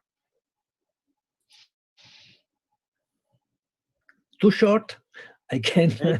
Thank you very much, Cesare. That is very good. And this was the last speaker from the Central and Eastern European time from Europe. And I thank you very much for all the contributions. It's been really a diversity. And we see that even people who was not participating in the first World Social Forum are here. I certainly did not. I've been in other movements, but now we are here all. I would like to give the word to next speaker, which I have been told should be English from Africa and climate activist. So, who is then that person? Is it Naji Jones or who is it? Isabel, help me. Okay, Sena Aloka, welcome. Well, you better introduce yourself. Thank you very much for this amazing opportunity. My name is Sena Aluka. I'm intervening from Togo, from Lomé, where we'll be supporting the social movement for the past 20 years. Our organization is called Jeunes Volontaires pour l'Environnement, or Young Volunteers for the Environment. We are the largest youth movement on the continent. We have groups in 28 countries. We started in Togo just in 2001. We are now supporting the youth movement around key challenges we are all facing, particularly the climate issues. As you know, we have a vibrant climate justice movement in Africa, and supported by young people from Nakete in Uganda to Amzi from Nigeria, etc. But in my country, Togo, we are through a very particular moment. The whole aspect of freedom of speech is being endangered in the past weeks. As I'm speaking, 3 delegates of the trade union movement have been put to jail for various issues, for expressing concerns with the government. Apart from that, on the environmental side, that's more what we do. We have serious challenges, particularly land grabbing. Land grabbing is a great topic here. And as you know, populations and colleagues or businessmen from China, India, Malaysia, Hong Kong, even Hong Kong, are coming to buy our land and all our water bodies. So that's a real matter of concern in my country here. Apart from the issue of land grabbing, the whole food dumping. So as you know, we take tomato, chicken, rice, everything from outside. But we do have an amazing fertile land. So we are now supporting, pushing the government to develop an agroecology and national strategy. And we are happy that, as I'm speaking, Togo is the first country ever to have banned glyphosate. There's no glyphosate coming into Togo from last year. And we are now working with the government to develop the first ever national organic and agroecology development strategy. That will, we hope so, push the country toward agroecology transition. And very, very importantly, the whole issue that we're facing working with young people is about youth unemployment. It's a great problem. It's even fueling the whole radicalization that we can see elsewhere. And we are definitely working with other partners and supporting our colleague, the youth movement, to look into into the social enterprise, to look to green job, etc. So that also is one of the key challenges we're facing here.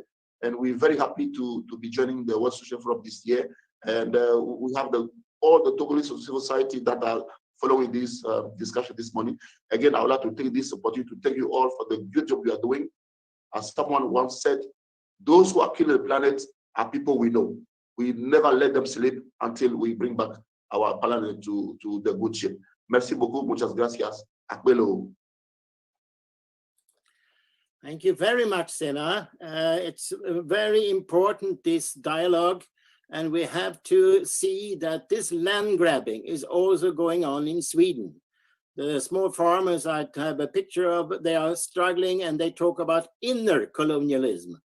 So this opportunity we have here to come together, avoiding the normal thinking that North against South. No, it's a class struggle. The rural and the urban class struggle has to be united with all who wants a planet where people can survive upon.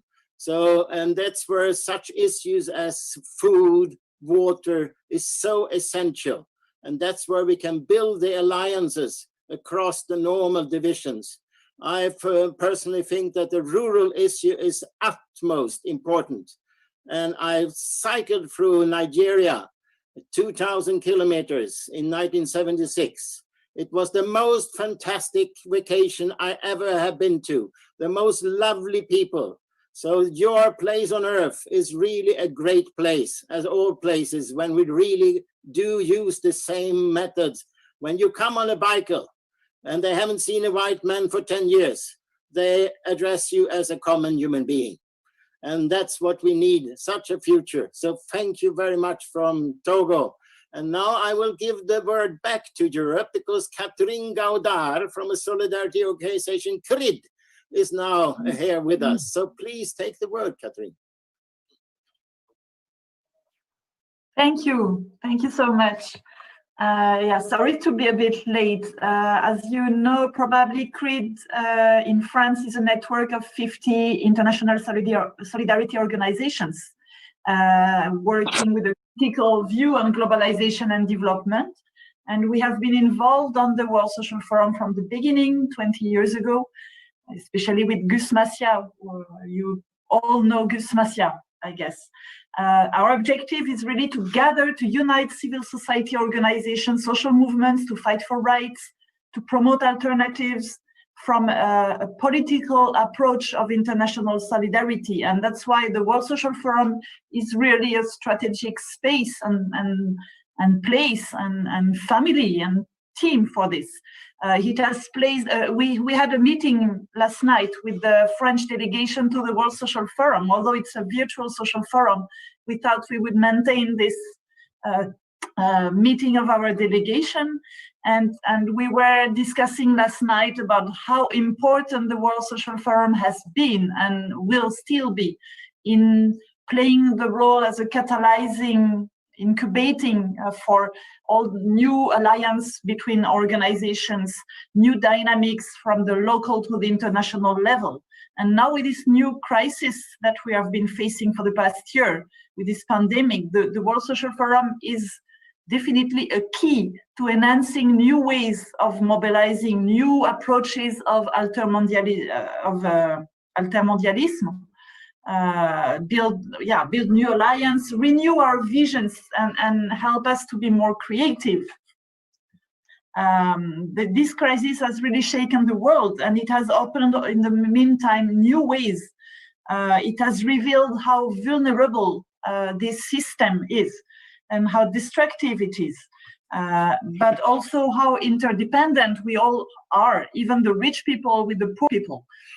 So we need to maximize this World Social Forum, and we are really dedicated to that, to build, to reinforce social movements from the grassroots. That was very underlined last night in our meeting, really build from the grassroots. And as Masakone from Mali, who was with us last night, was saying, to go far, we need to walk the 2 feet on the floor and to work on defending access to resources. As you were saying, the peasant movement, the indigenous peoples movement are key to find ways of fighting for this new world we want to happen.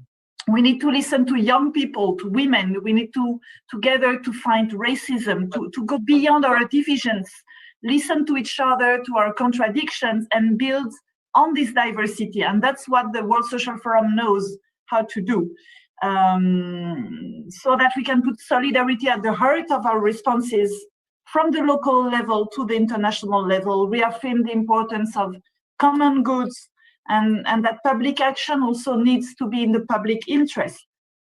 So yeah, I will just finish to say that this World Social Forum is a way to impose the role of civil society to build a better future, and we are convinced that we can do it starting from this virtual social forum and building up in the coming months to the next social forum that is supposed to be taking place in Mexico.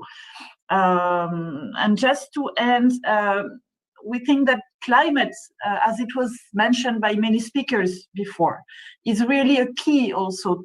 Fighting climate, fighting to renew social movement with this view of a sustainable world, and these new alliances are necessary for us to build for a sustainable world. So I wish a lot of success, and we in CREED will wish a lot of success to the World Social Forum, and will be involved in trying to participate, listen to others, and organize some activities as well. Thank you. Thank you very much, Catherine. And now we end this English-speaking part, and I will give the word to the next host, Hamouda Soubi, who will be Francophone, if I'm correctly informed. So please, Hamouda. Hi, Tord. How are you? I'm well. Good luck. Il n'y a pas d'image.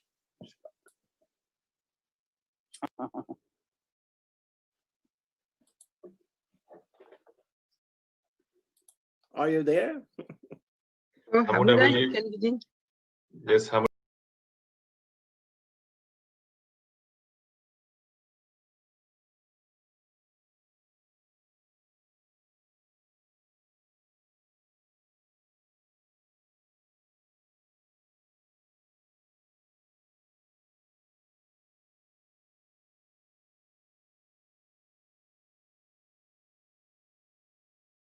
Can Isabel step in?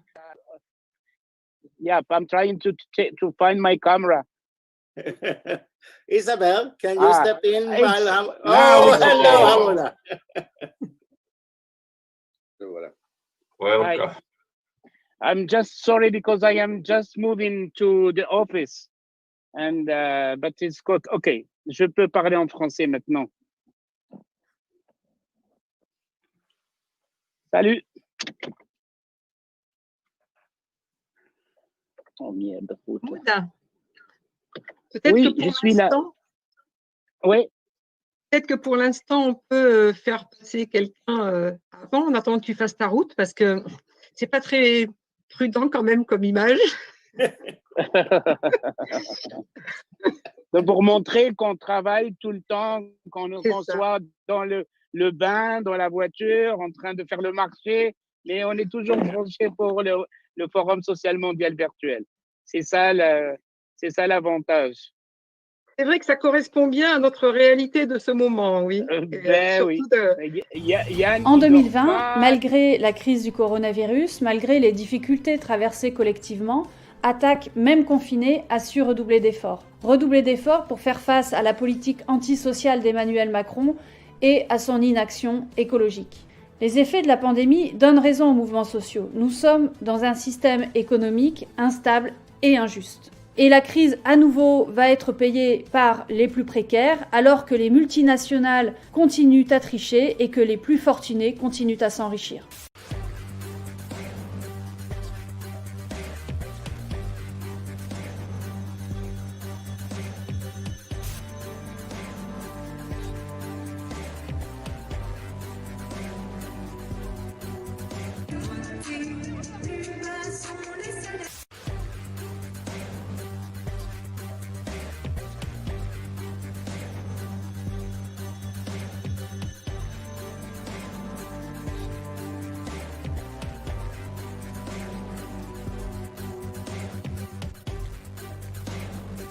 la suspension des dividendes de toutes les grandes entreprises pour que ce ne soient pas les salaires et les investissements productifs qui soient touchés.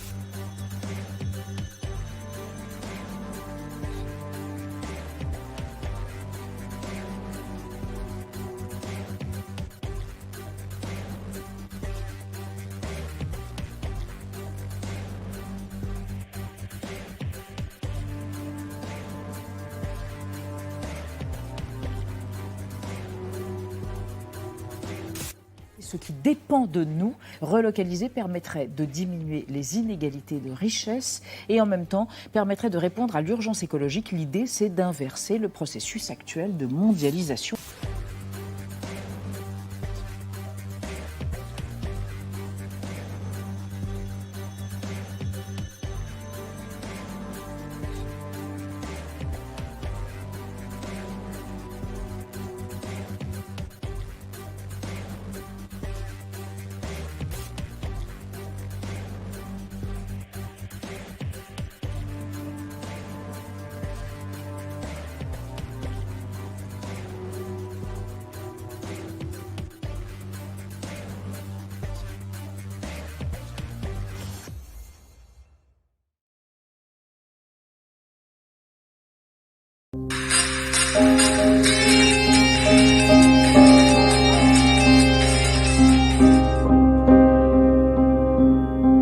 الطلاب بالمدرسة ما بتعرفي كيف شعور الخوف، شعور الزعل، يعني الطلاب كل يوم والتاني بيحكوا لنا يجوا وين رح يجي يهدموا لنا المدرسة، إحنا وين رح ندرس، وين رح نكمل دراسة.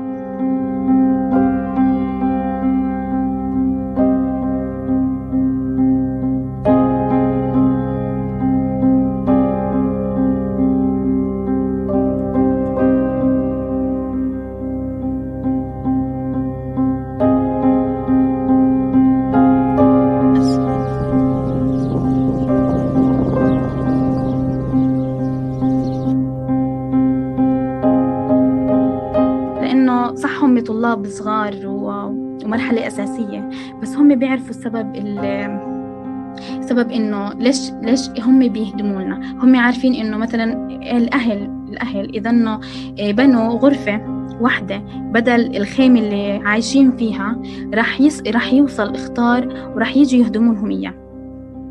تمام، لهيك الطلاب يعني كتير عندهم يعني في مشاعر خوف، في مشاعر إحباط، في مشاعر كتير، يعني إنه زعل كبير، حزن كبير من الطلاب إنه المدرسة راح تنهدم.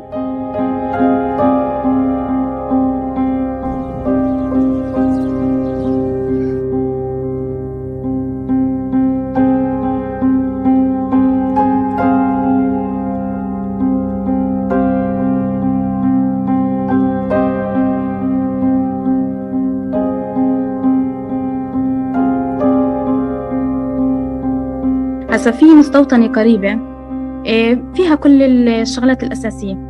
طبعا إنه يعني بدي أحكي لك أخطار الهدم اللي أخطروا للمدرسة، هاد كله من سياسات الاستيطان أو دعم الاستيطان. يعني هاي إذا بدك أنت تبني مدرسة بهاي المنطقة، أنت قاعد بتثبت الأرض وبتعطي للناس دافع إنهم يضلوا جوا المنطقة. يعني لما تكون المدرسة بعيدة، لما يكون الحاجات الأساسية كلها بعيدة عن الناس وعن المنطقة اللي إحنا فيها، راح يصير إنه أنا بدي أطلع من المنطقة هاي علشان ألاقي الحاجات الأساسية اللي إلي. ماشي، هسا هاي سياسة، طبعا سياسة دعم الاستيطان. هسا إنه أنت إذا خليت الأرض أو طلعت منها، طبعا راح يتوسعوا أصلا هم، وهيك راح يضيقوا هم، أصلا هيك بيضيقوا علينا. The Fitzroy River belongs to all of us in the Kimberley. It belongs to the fishermen, to the pastoralists, to the agriculturists, to traditional owners, to all of the people who come and continuously camp by the river every year from the south. So what we're saying, it's time for us as human beings to give back to the river, to acknowledge that the river is so important in all of our lives. We love the Marrawara. We care about the Marrawara. We don't want the Marrawara to end up like the Murray-Darling Basin. And so what we're saying is that come on down, show the river that you love it, that you care about it, and that we all need the river to be healthy so that all of us can continue our deep love and respect and relationship with the river. We're also showcasing a film, The Serpent's Tail. This has been a 2-year journey by Mark Jones, who've stuck with the story, who's stayed with all of the elders, who've now put together an amazing film that we will be showing. We're also making a small film for Indigenous Community TV. So all of these are being led by the Matawarra Fitzroy River Council. So come to Fitzroy Crossing, come on the 31st of October to showcase at 6 to 10 p.m. at night your love, your relationship, your ethics of care with the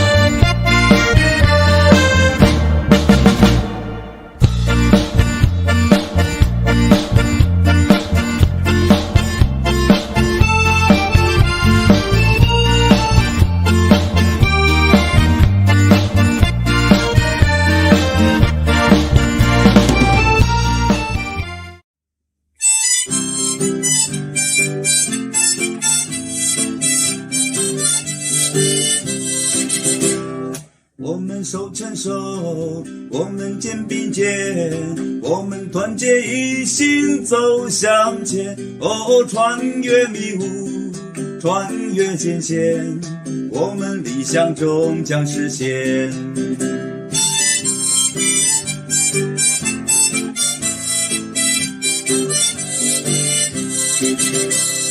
前途一定很艰险，旅途一定会孤单，只要我们大家心相连。哦，擦去眼泪，莫要伤悲，我们理想终将实现。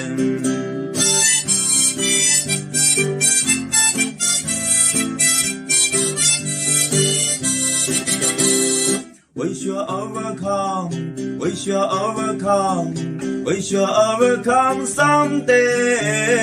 Oh, deep in my heart, I do believe we shall overcome someday.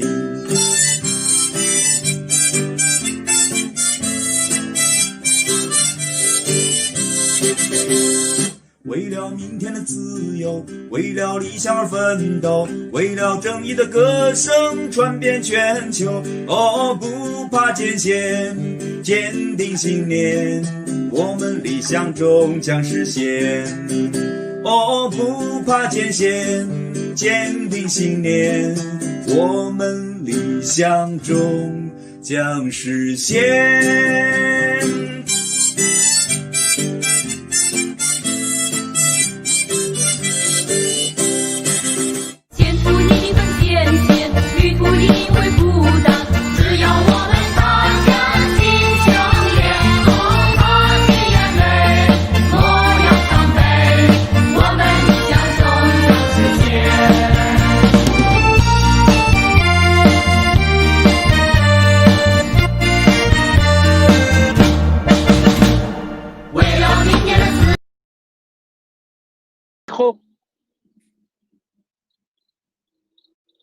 Ton micro. Voilà. Vous m'entendez? Oui. Oui, on t'entend très bien. Très bien. Donc, d'abord, je vous remercie et je vous souhaite une bonne et heureuse année.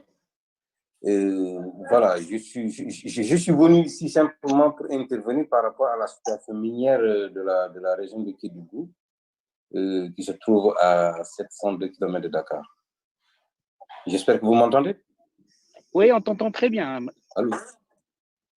On t'entend très bien. Donc, voilà. Donc, Kédougou est une région totalement minière où on exploite l'or depuis 2009.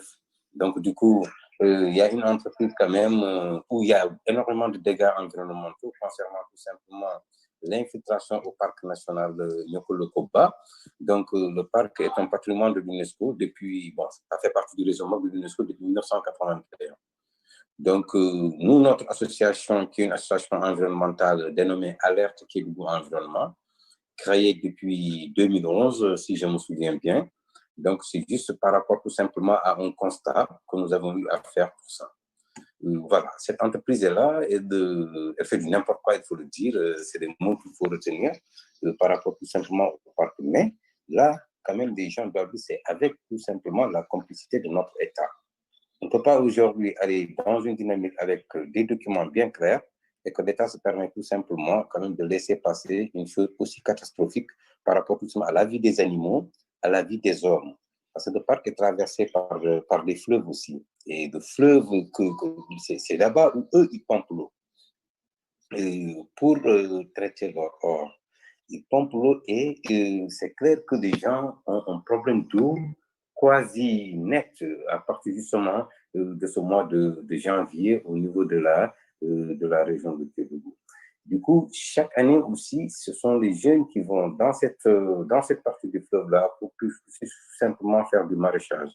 Et quand vous arrivez à ce stade et qu'il n'y a pas d'eau et que les gens ne peuvent pas tout simplement faire ce maraîchage-là, donc les gens sont confrontés sur ce qu'on appelle une confrontation tout simplement du chiffre d'affaires, de vie, quoi. C'est que le quotidien est confronté à un problème.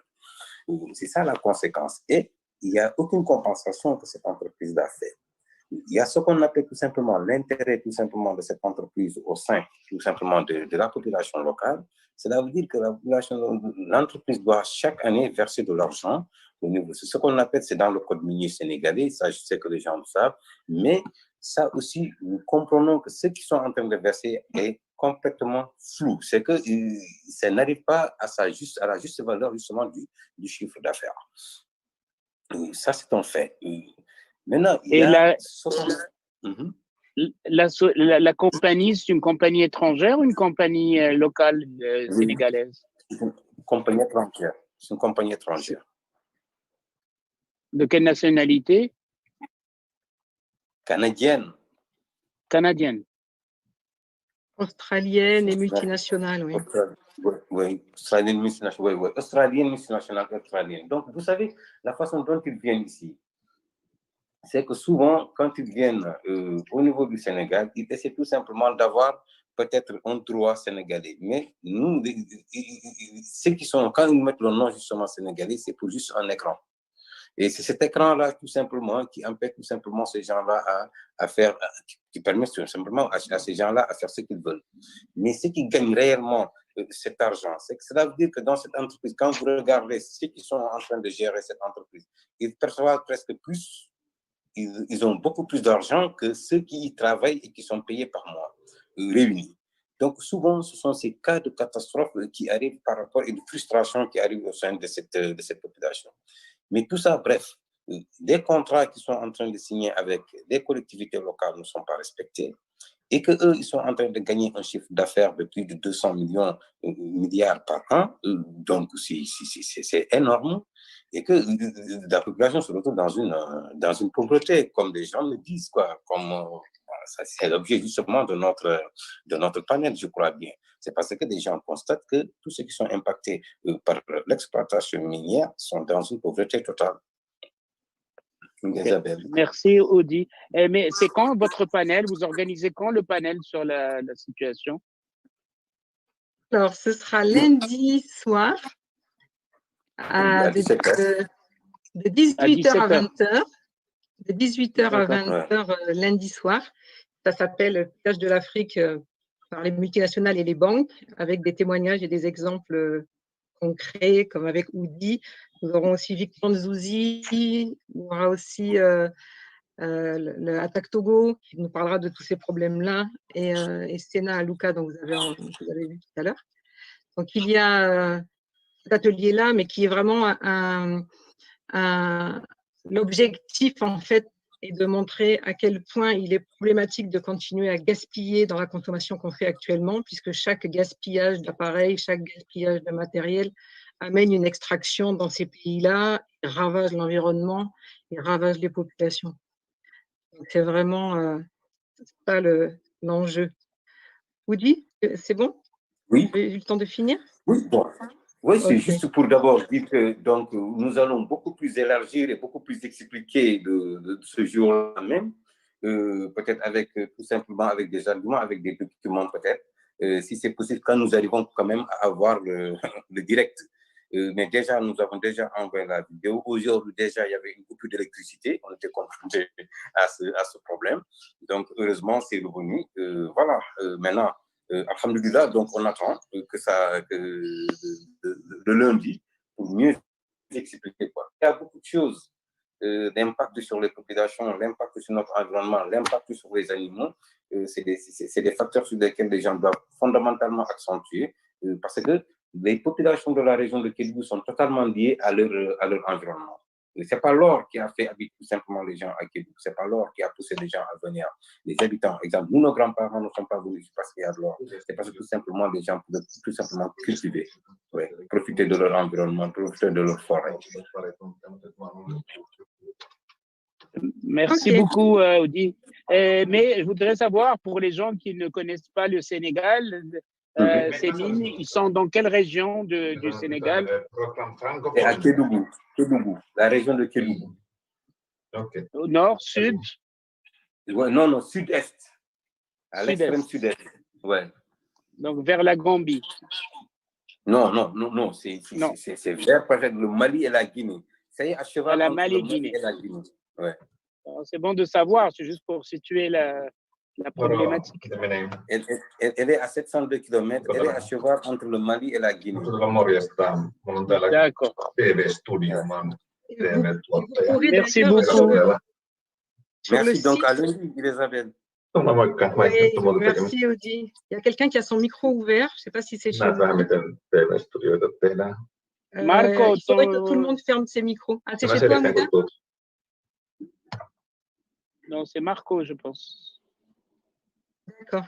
Oui, je voulais juste ajouter qu'on invite tous les gens qui ont vu la marche à aller sur le site ensuite, voir toutes ces vidéos qui ont été faites par plein de militants.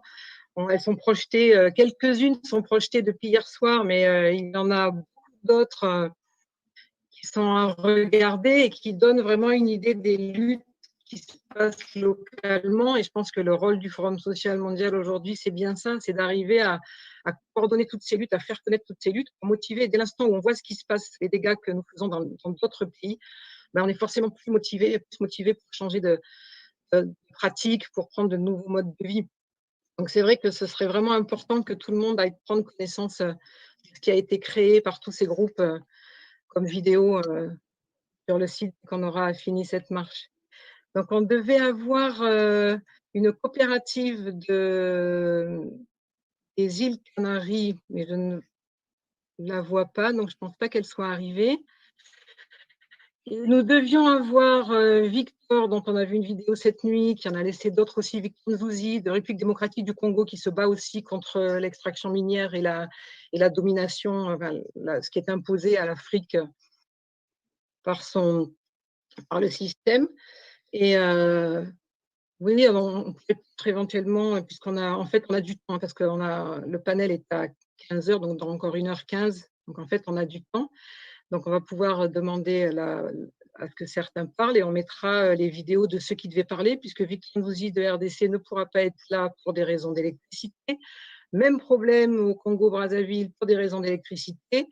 Et heureusement, Oudi a eu l'électricité au dernier moment, mais ça nous donne encore une idée de problème, puisque Victor Nzouzi a fait une vidéo pour expliquer comment, en République démocratique du Congo, on construit un immense barrage qu'on fait payer par l'État, qui s'appelle Inga numéro 1, ensuite dans les années 70, puis Inga numéro 2, puis maintenant on veut construire Inga numéro 3, 14 milliards pour l'État.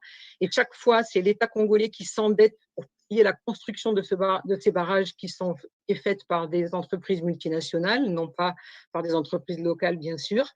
Il s'endette, ensuite il est endetté, il a payé la construction du barrage et ensuite, pendant 25 ans ou 30 ans, l'entreprise qui a construit, qui va le gérer, fait payer à l'État l'électricité pour les populations, mais n'installe pas le courant dans les populations. Donc, Victor explique bien comment les lignes à haute tension passent au-dessus des paysans, au-dessus de tous les villages. sans que jamais le courant n'arrive dans ces régions. Et même si le courant dans les grandes villes est là, il est très hypothétique, alors que la ligne à haute tension permet à l'extraction minière à toutes les entreprises qui extraient le coltan, qui est le tantal nécessaire dans tous nos téléphones pour que ça conserve les données quand on éteint le téléphone. Le cuivre, le cobalt, la plupart des minerais viennent de République démocratique du Congo et le pays est dans une misère totale. Donc, 3 vidéos, qu'une vidéo il a faite aussi sur le pétrole qui pollue son pays. Donc, ce serait vraiment intéressant d'aller voir. Et pour le Congo-Brazzaville, c'est des vidéos qui présentent les résistants oubliés, ceux qui ont résisté autant à l'esclavage que pendant la colonisation, que depuis le néocolonialisme, tous ces résistants qu'on a sortis de l'histoire et qu'il est nécessaire de connaître à nouveau pour voir que non, l'Afrique n'est pas restée passive pendant tout ce temps. Est-ce que quelqu'un souhaite… On est donc dans la tranche horaire Europe, Maghreb et Afrique de l'Ouest. Donc, ce serait bien, si certains sont là, qu'on puisse les entendre. N'hésitez pas à demander, vous mettez une petite étoile ou un petit signe dans le chat, ou vous prenez la parole directement. N'hésitez pas si vous souhaitez intervenir. Est-ce que, Mouda, tu avais quelqu'un que tu voulais faire intervenir? Non, il y a avec nous Ben Brahim qui fait partie du forum Maghreb-Mashrek, le forum social Maghreb-Mashrek, qui est avec nous. Qui pourrait… alors qu'il y avait la vidéo. C'est ça. Donc, s'il pourrait reprendre, ce serait bien. Oui. Il peut reprendre un peu ce qu'on est en train d'organiser. Et aussi, parce que je sais que Ben Brahim travaille beaucoup sur la question environnementale au Maroc, donc un petit peu, qu'il nous fasse un petit topo sur ce qui se passe. Donc, je saisis l'occasion pour inviter les gens à se joindre à nous. Le 25 à 17h, nous organisons un atelier qui se rapporte à la justice climatique comme levier contre les crises économiques, écologiques et démocratiques. Donc, nous avons des intervenants nationaux, mais nous souhaitons que d'autres nationalités se rejoignent à nous pour partager nos vues, parce que vous le savez très bien que le défi des changements climatiques est un défi de dimension internationale qui impacte tout l'univers, bien sûr de manière différenciée. Et il y a la question de justice climatique qui s'impose depuis au moins la COP21, via l'accord de Paris, qui a remarqué que cette question doit être traitée de manière centrale et qu'il y ait une dette écologique des pays du Nord envers les pays en développement qui sont plus impactés et qui ne sont pas responsables des émissions des gaz à effet de serre qui, bien sûr, impactent non seulement l'économie, mais le social, l'écologie, et touche toutes les questions qui se relatent et à l'humanité. Donc, cette question, nous allons l'aborder sous différents angles pour essayer de voir comment les États se sont engagés pour honorer leur engagement au moins depuis l'accord de Paris, c'est-à-dire depuis 2015. Il y a pas mal de questions qui sont soulevées, notamment l'adaptation, l'atténuation et aussi la biodiversité. Donc, il y a pas mal de thématiques, la transition écologique et la transition énergétique. Qu'en est-il? Où on est jusqu'à maintenant? Qu'est-ce que les États ont fait depuis lors? Quel est le sort du budget alloué au climat vert? Les 100 milliards de dollars qui ont été désignés à l'accord à Paris, où est-il? Quelle est la part des pays en développement pour essayer de faire face à ces ces problématiques. Qu'en est-il des projets d'adaptation et d'atténuation qui ont été abordés par ces États? Quelles sont leurs destinations? Où on est? Voilà un petit peu un tour d'horizon sur tous les problèmes qui se rapportent au changement climatique et bien sûr au développement durable. Qu'en est-il de l'engagement des États pour les ODD? On est à 2021, on est très proche de l'agenda qui est de 2030 et qu'en est-il de ces ODD? Voilà un petit peu un petit tour autour de la question du changement climatique et peut-être du développement durable. Et nous aurons l'occasion, bien sûr, dans cet atelier, pour essayer de développer pas mal de thématiques qui se rapportent au changement climatique et au développement durable. Merci. Ben Brahim, l'autre question que je voudrais savoir, c'est par rapport au changement climatique au Maroc et tout ça. Je sais que vous êtes dans une coalition et qui regroupe pas mal d'organisations. C'est quoi votre plan pour 2021? Est-ce que vous avez discuté et tout ça par rapport à la mobilisation de 2021? Ça serait bien de savoir un peu ce que vous faites. Comme ça nous permettra mettre des alliances avec nos amis qui travaillent sur la question environnementale ou qui travaillent sur la question d'extractivisme. Donc tout ça serait une idée. Qu'est-ce que vous prévoyez pour 2021 jusqu'à Mexico 2022? Donc pour 2021, on va aller dans le même sens, c'est-à-dire on a un programme qui est en train de se finaliser pour essayer de combler toute l'année 2021 en préparation, bien sûr, de Mexico. Et on va continuer dans cette démarche pour essayer de mobiliser l'ensemble des acteurs, que ce soit au niveau gouvernemental, au niveau du secteur privé, et même les associations qui œuvrent dans le domaine de l'environnement, du développement durable, qui peuvent nous accompagner pour essayer de faire de cette mobilisation un moyen pour faire pression sur les États pour honorer leurs engagements, au moins pour essayer de mettre en exécution l'accord de Paris, qui maintenant, il y a 6 ans que cet accord a été conclu, et on va essayer de voir un bilan. Qu'en est-il quelle est la conclusion générale qu'on peut tirer de ces 6 années de travail, de l'engagement des États, et on essaie d'avoir un petit bilan d'étape en attendant que les choses avancent de fur et à mesure, étape par étape. Et est-ce qu'on est vraiment dans la logique d'honorer ces engagements qui sont édictés par l'accord de Paris, ce soit au niveau du Nord ou du Sud, et surtout dans les pays en développement qui en souffrent plus et qui sont plus impactés et qui sont plus vulnérables. Voilà un petit peu le contour de la question. Et sur la question de réseautage, parce que je sais que vous avez commencé à travailler sur un réseau, pas un réseau, mais sur au Maghreb, un petit peu avec les Tunisiens, les Algériens, les Libyens. Qu'est-ce qui en est de la situation?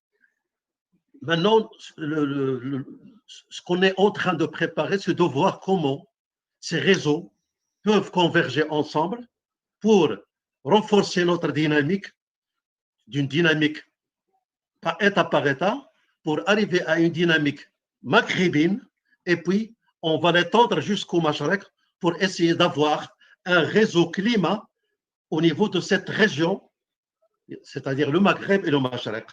Bien sûr, renforcer ce réseau, c'est un travail de grande haleine qui va nous demander toute l'année 2021 en mobilisation, en essayant de faire de ce réseautage un moyen pour essayer d'y arriver à asseoir des mécanismes qui peuvent faire de la pression pour essayer comment dirais-je, de mettre en œuvre la justice climatique et la justice écologique. Merci beaucoup, c'est Abslam. Je vous en prie. Je laisse la parole à Isabelle.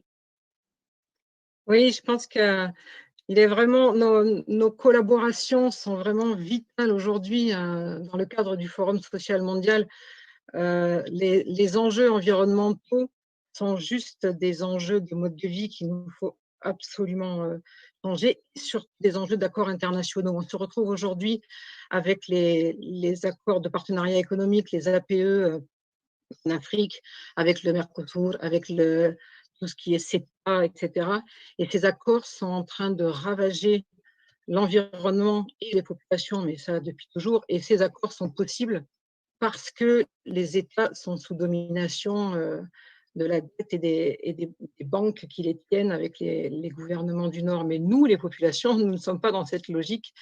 Et je pense qu'il est vraiment important qu'on se mette ensemble. C'est tout l'objectif de ce regroupement dans lequel on est tous à égalité dans cette structure du Forum social mondial. Et par exemple, en tant qu'attaque avec la lutte pour la relocalisation et arriver à se regrouper entre syndicats, associations, des mouvements globaux. Et je pense que c'est vraiment un bon démarrage aujourd'hui, ce forum, pour arriver à organiser des événements communs, des actions réellement mondiales et non plus régionales, pour arriver à ce résultat qui serait enfin se retrouver dans un système où ceux qui fournissent l'essentiel de ce qui est nécessaire à la société ne soient pas ceux qui sont opprimés.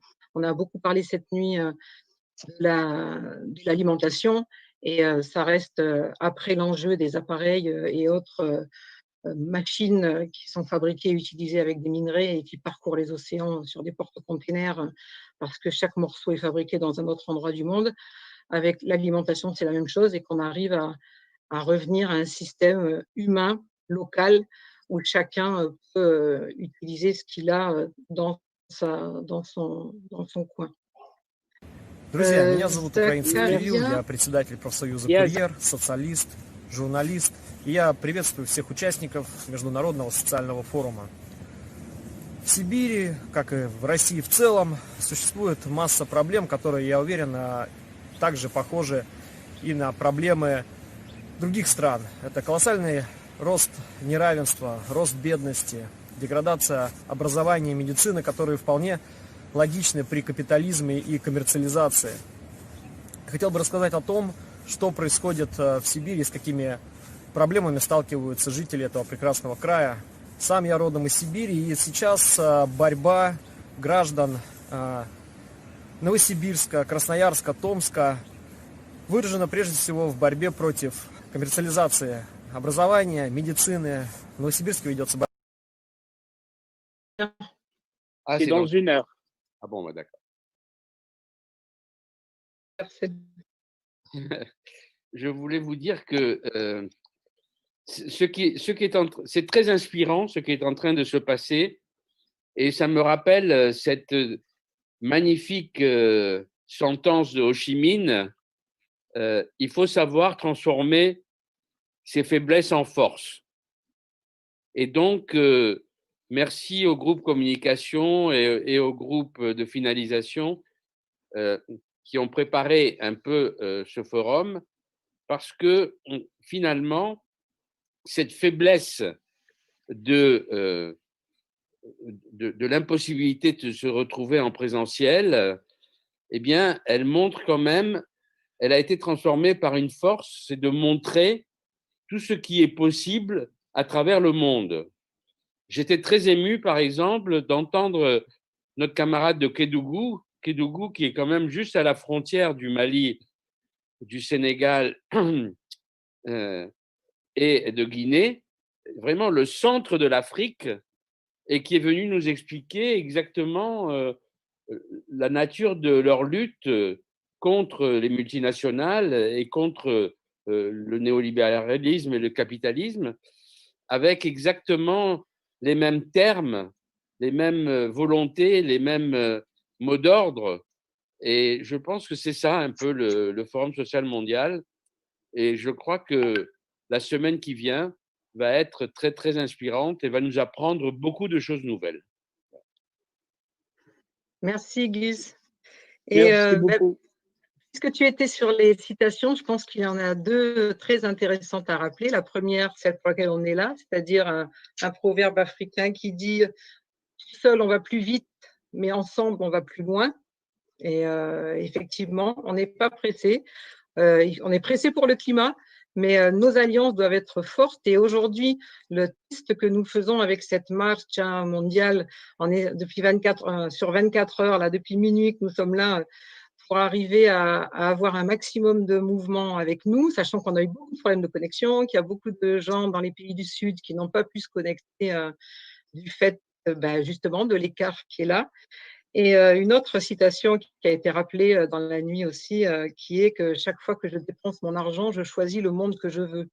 Et aujourd'hui, malheureusement, nous sommes encore sur des moyens de communication qui sont pas pour le site et pas pour la projection visuelle que vous voyez, qui est un média alternatif, donc dans les grands réseaux, mais pour malheureusement là, le webinaire sur lequel nous sommes encore sur des réseaux non alternatifs et l'objectif du FSM va être d'arriver à se faire, on le prouve là avec le direct sur le site, d'arriver à ne plus utiliser les armes des autres et avoir nos propres moyens de communication pour sortir de cette domination dans laquelle nous sommes. Et aujourd'hui, nous sommes tous sur ces réseaux parce que nous sommes bloqués pour la plupart chez nous, mais on pourra faire subsister le forum au-delà de cette semaine-là.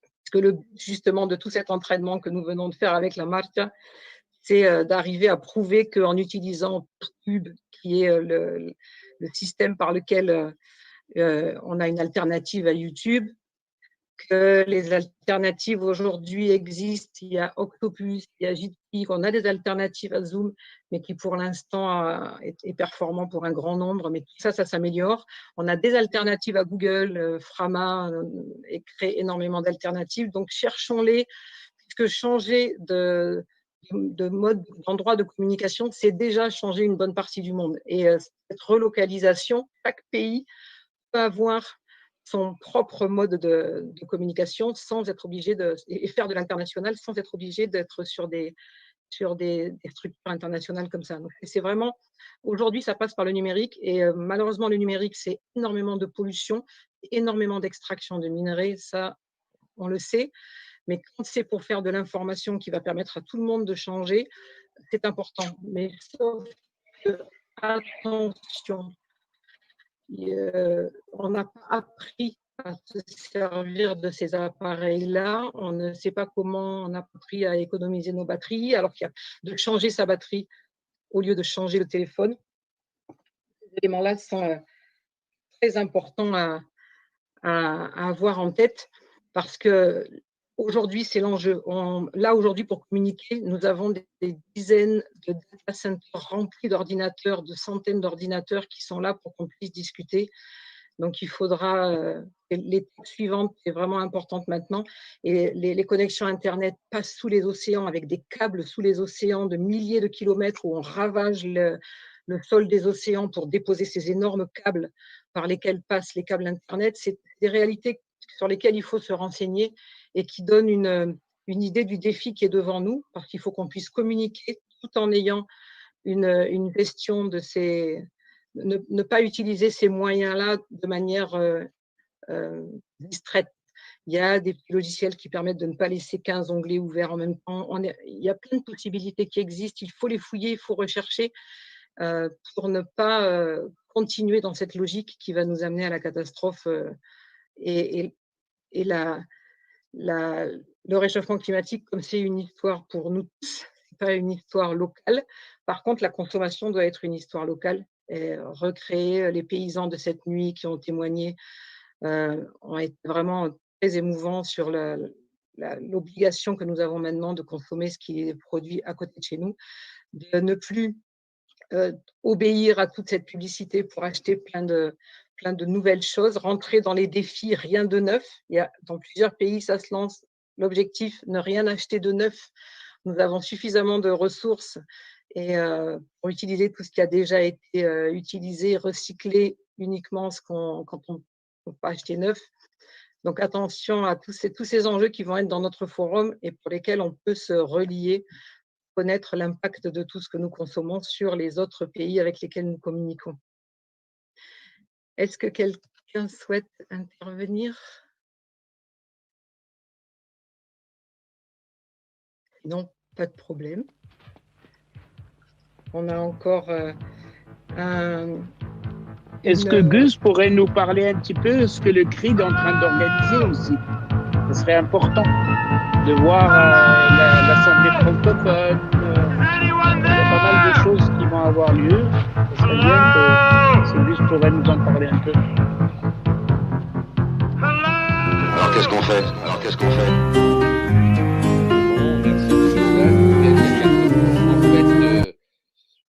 Disons, le CRID est présent dans les forums depuis le début et nous avons décidé de reprendre un peu les méthodes que nous avons utilisées, c'est-à-dire d'organiser un peu une délégation des associations qui étaient des associations engagées dans la solidarité internationale et donc des associations d'Europe, notamment de France, et des partenaires, parce que finalement, la solidarité internationale, elle repose sur cette idée fondamentale du partenariat. Et le partenariat, c'est une valeur. Ça consiste à essayer de construire des rapports d'égalité en partant de situations inégales.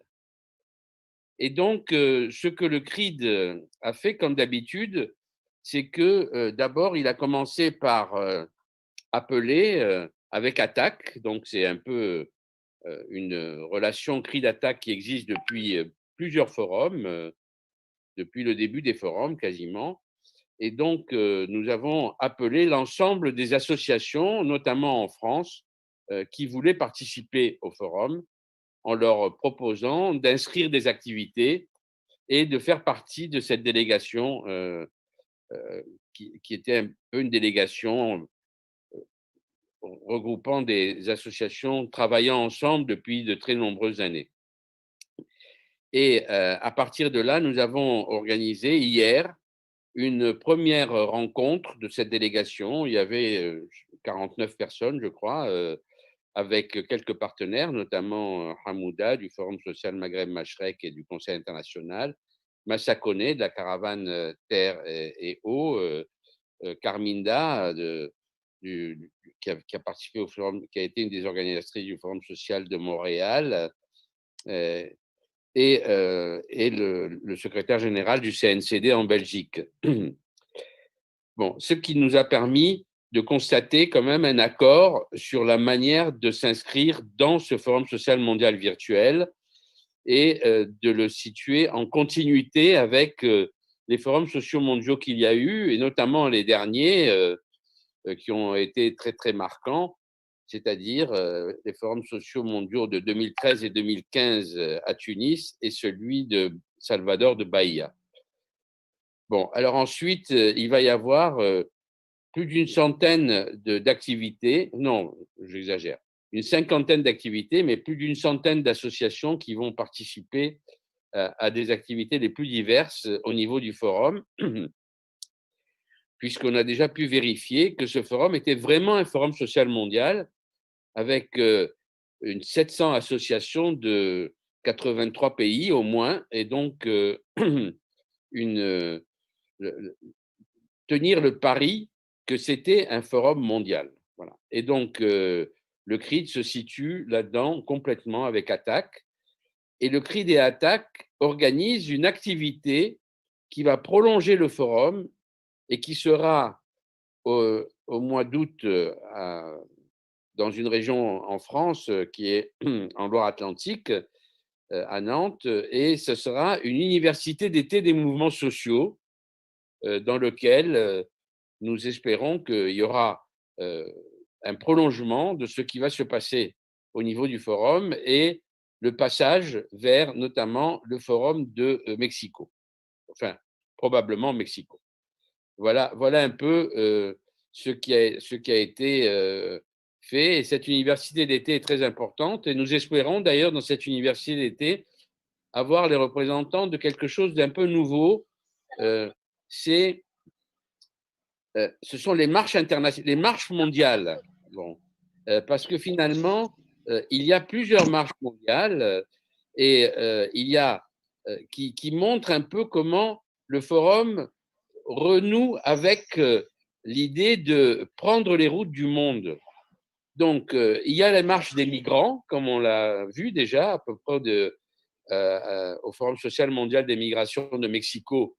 Et il y a plusieurs marches de migrants, notamment au niveau des pays du pourtour de la Méditerranée. Et le Forum social Maghreb-Machrek est tout à fait déterminant dans ce travail.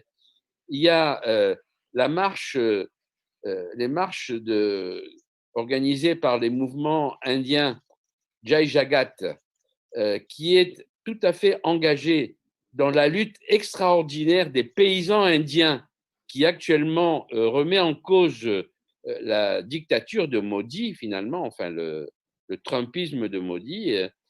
Il y a la marche des apatistes qui va être extrêmement importante et la marche des caravanes terre-eau, qui est une marche qui a démarré en Afrique de l'Ouest, mais qui est en train de s'élargir. Et donc, on voit qu'effectivement, il y a là des nouvelles formes d'intervention et le CRID, avec Attac, sont tout à fait en soutien à cette mise en mouvement des mouvements. Oui, d'ailleurs, je vais compléter puisqu'on avait… Allez-y, Isabelle. Oui, tu me prends la parole, hein, Amouda, quand tu as besoin. On avait justement les priorités aujourd'hui. Donc, cette année, la COP n'a pas vraiment eu lieu. Nous sommes maintenant tout un mouvement. Il faut absolument remobiliser sur les COP pour qu'elles deviennent plus effectives. Et l'université des mouvements sociaux, l'université des mouvements sociaux qui se passera au mois d'août est une des priorités juste avant la COP et permettra aussi d'évoquer des enjeux très très importants sur les migrations. Et il faut absolument prendre à bras le corps. Aujourd'hui, on s'occupe seulement des conséquences, sauf que les causes des migrations, c'est exactement ce dont on vient de parler. C'est l'extraction minière, c'est les champs agricoles utilisés pour faire de l'essence au lieu de faire de l'alimentation, c'est tous ces enjeux autour de l'Amazonie. Et d'ailleurs, je vérifie si la personne qui devait être là sur ce sujet, non. Et aujourd'hui, ATTAC est le CRID pour la France, mais le CADTM en Belgique est très actif contre la dette. Et les mouvements en Roumanie, il y a actuellement des mouvements pour la santé qui sont aussi très actifs. Et ce forum devrait être le lieu pour regrouper tout ce monde et qu'on puisse faire ça en commun pour vraiment se retourner contre faire le Forum social a toujours été un anti-Davos, mais là, il faudrait vraiment qu'on fasse le nôtre. Préciser aussi que aujourd'hui, on se retrouve dans un système où on est absolument obligé de boycotter ces productions faites par ces multinationales. C'est l'unique moyen que nous avons.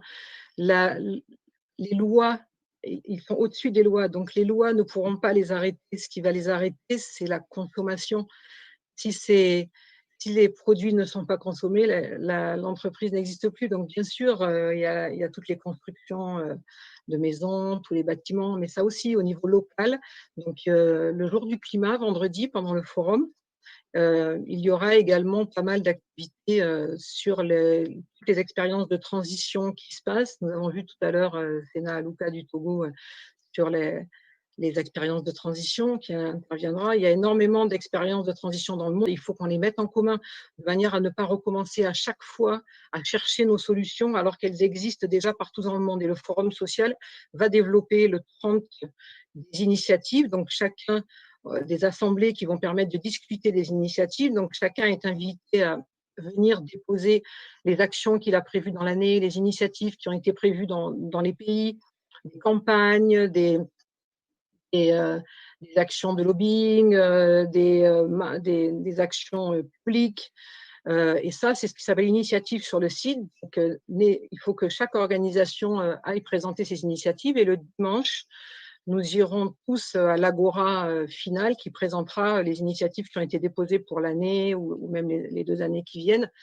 Et parmi ces initiatives, on a aujourd'hui un gros mouvement de convergence contre les multinationales et leur pouvoir.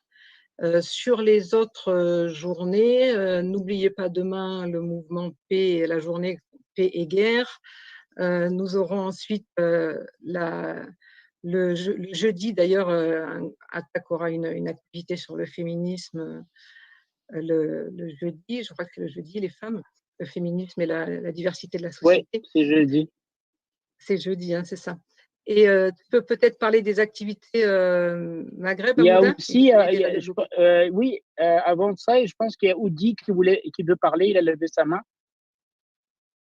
Oudi? Oudi? Oui.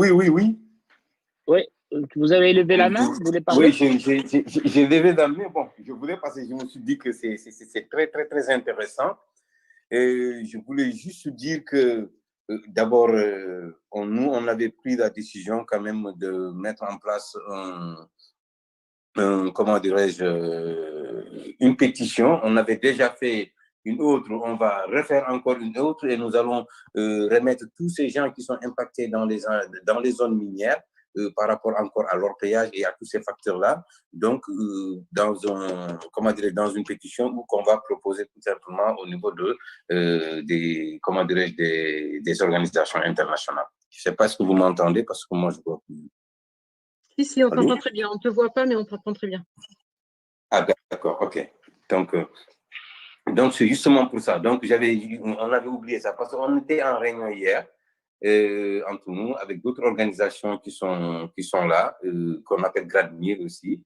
Donc là, eux, ils ont décidé qu'on fasse une pétition par rapport tout simplement à l'infiltration tout simplement de cette entreprise-là au niveau de la société, comment dirais-je, de notre parc national Nyokolo-Koba. Voilà, et l'impact. Ça, je voulais simplement attirer votre attention là-dessus, quoi. Ouais. Merci, Oudi. Merci, Oudi. Nous, au Forum Maghreb Mashrek, nous sommes en train d'organiser à peu près 6 séminaires, plus une assemblée. Et les séminaires vont de la résolution du conflit avec ce qui se passe en Libye, en Syrie, en Irak, sur la question du Sahara. Nous allons avoir, comme Ben Brahim l'a bien dit, sur le climat. Il y a aussi la question des femmes, sur la violence faite aux femmes, sur la question de la précarité et la violence, qui va avoir lieu le jeudi aussi. Hein. Donc, il y a aussi, qui est important, demain, le 24, on va avoir un grand panel sur la Palestine qui vont annoncer aussi vers l'Assemblée générale, l'Assemblée de convergence que nous allons faire, un forum, le 2e édition du forum Free Palestine. Et quoi d'autre? La protection sociale, la démocratie, voilà. La protection et les droits de l'homme, l'immigration. Le forum sur le numérique, vous avez aussi organisé un forum sur le numérique. Oui, un truc sur l'hégémonie de la GAFA et les réseaux sociaux et Internet, la gouvernance Internet. Voilà, c'est ça que nous organisons. La mobilisation pour les initiatives est vraiment importante parce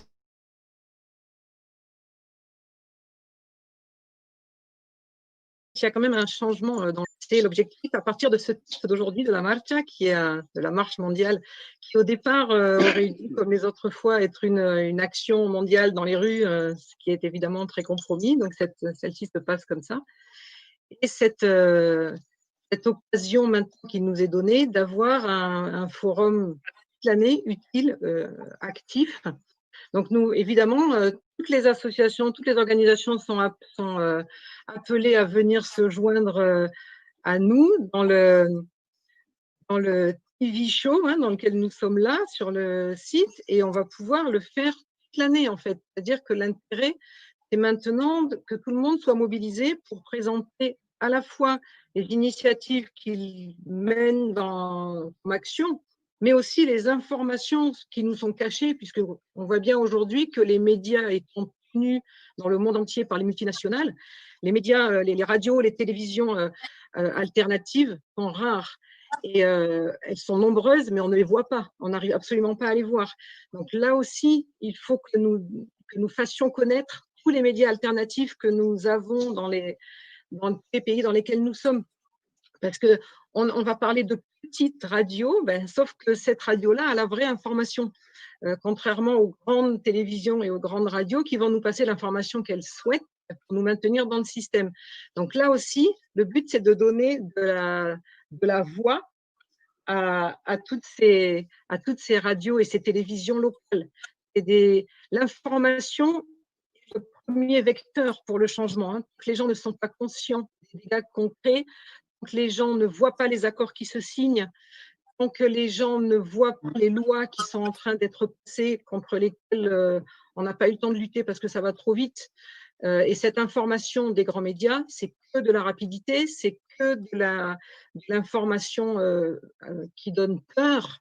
Aujourd'hui, avec la pandémie, évidemment, la peur s'est surdéveloppée. Et cette peur fait que nous n'arrivons plus à être actifs.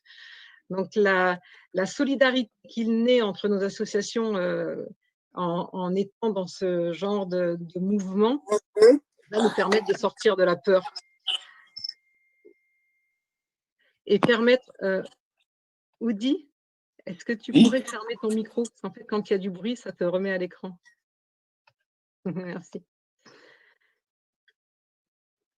Oui, donc arriver aussi à faire connaître tous ces médias et qui pourraient être diffusés sur la télé, le TV show du forum. C'est vraiment souvent ce que les petites associations font leur semble anodin, alors qu'en fait, elles ont souvent une efficacité d'information énorme auprès des populations. Et il faut que ce type de fonctionnement soit mis en valeur dans le Forum social mondial, et c'est un peu l'objectif. Alors, on a une demande pour… mais oui, vas-y, Mathias. Tu parles en anglais? Yes, Isabel. Yes, Isabel. I speak a little bit of French, but I don't want you to suffer from my French. No, anyway. because Matthias, because it was this section, it was a French section, and the other one before it was the English section. But you are welcome. You can speak with us. Go ahead. Okay, so I am interested if you take the issue of the Sahrawis, because I am the president of the Central Eastern European Alliance for the Sahrawi people. Mm-hmm. So if there will be a space during the WSF, I would be very much interested. Je suis très intéressé pour oui. Demain, le 24, nous avons à 15 heures, l'heure européenne, c'est-à-dire 16 heures GMT, nous allons avoir un grand séminaire avec 6 personnes qui vont intervenir sur la question des résolutions du conflit, dont celui du Sahara. Donc demain à 17 heures, c'est organisé par le Forum Maghreb-Mashrek. Dans la journée, demain aussi, le 24, pour la journée de la paix et guerre, il va y avoir le grand panel qui va avoir lieu. Il y aura une personnalité sahraoui qui va parler. C'est organisé par Léo Gabriel, qui est, je pense, avec nous dans ça, qui pourrait peut-être en parler, Léo, si tu as. You can, there is Léo nearby with us. Maybe he can speak on that, Léo Gabriel. Tomorrow is organizing a big panel on peace and war. And there is a people from all over the world. And there is somebody from the Sahara who will speak on that panel tomorrow also. Merci beaucoup. Merci bien. Léo, tu es avec nous? Oui. L'objectif de ce panel, c'est moins de dire ce qu'il faut faire les grandes puissances ou que les différents pays, mais c'est plutôt quel est notre rôle, soit dans le processus de médiation, soit de faciliter le dialogue entre les habitants de ces pays qui sont en guerre. Parce que une chose, c'est le leadership, et on sait qu'il y a beaucoup d'intérêts économiques et tout ça entre-temps, mais qu'est-ce qu'on peut faire pour nous, pour avoir un rôle propre? Et je prends là aussi comme exemple ce qu'on a fait une semaine avant de la guerre de l'Irak. On est allé à une commission pour voir un dialogue possible entre les gens de Saddam Hussein, entre les gens qui étaient des États-Unis et différents partis, c'est-à-dire le rôle propre de la société civile dans le conflit en Ukraine, en Sahara et en Syrie et dans tout ça. C'est ça l'objectif qu'on a avec ce panel. Merci beaucoup, Léo. Je voudrais participer dans cette discussion.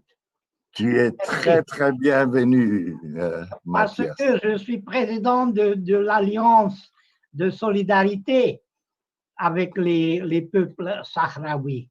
Ah oui, j'ai écouté ça, oui. C'est une organisation qui fait beaucoup de campagnes et protestes, comment dit-on, sur ce sujet. Merci.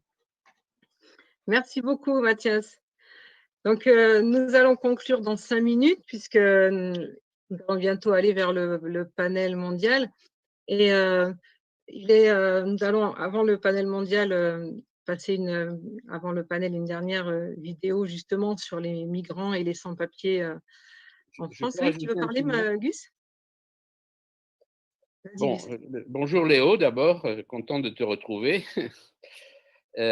Bon, je voudrais insister sur un point, c'est que la région Maghreb-Mashrek et le Moyen-Orient, c'est un peu une des régions, c'est pas la seule, mais une des régions clés de la liaison entre le géopolitique et l'économique, à cause de la puissance des firmes pétrolières et des États pétroliers notamment, et que c'est là aussi que c'est fait à chaque fois l'intervention armée.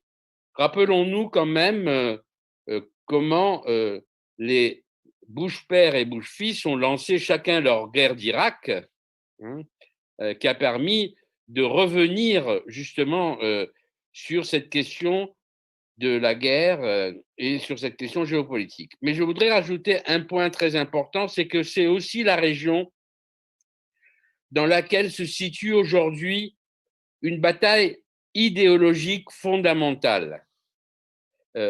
Rappelons-nous, par exemple, que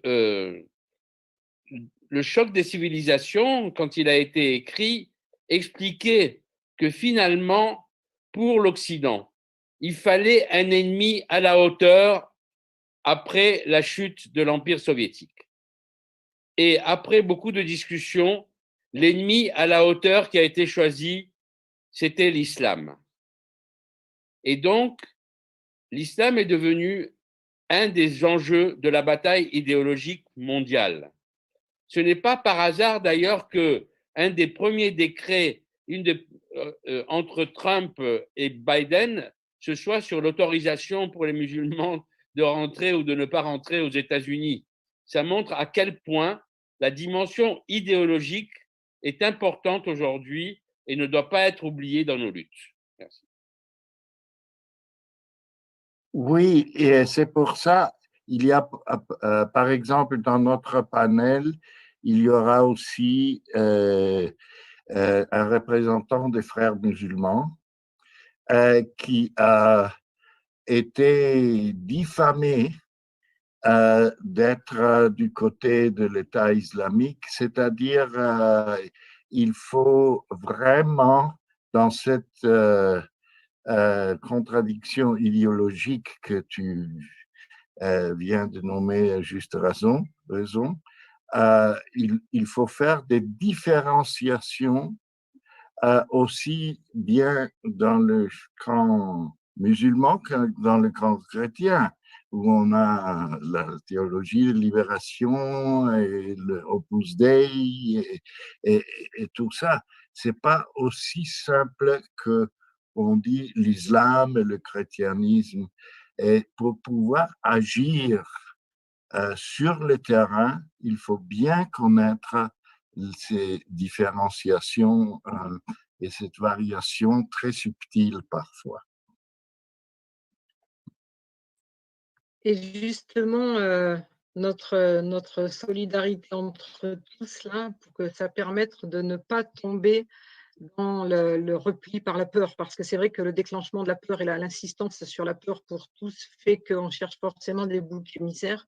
Dès qu'on est complètement effrayé, il faut toujours trouver un coupable, et on se retrouve aujourd'hui à trouver normal que des gens ne puissent pas traverser des frontières alors qu'ils ont tout à fait le droit, comme tout le monde, de circuler. Donc toutes ces batailles, et que évidemment ceux qui se trouvent dans un endroit du monde qui est ravagé par les autres parties du monde a tout à fait le droit de s'en aller.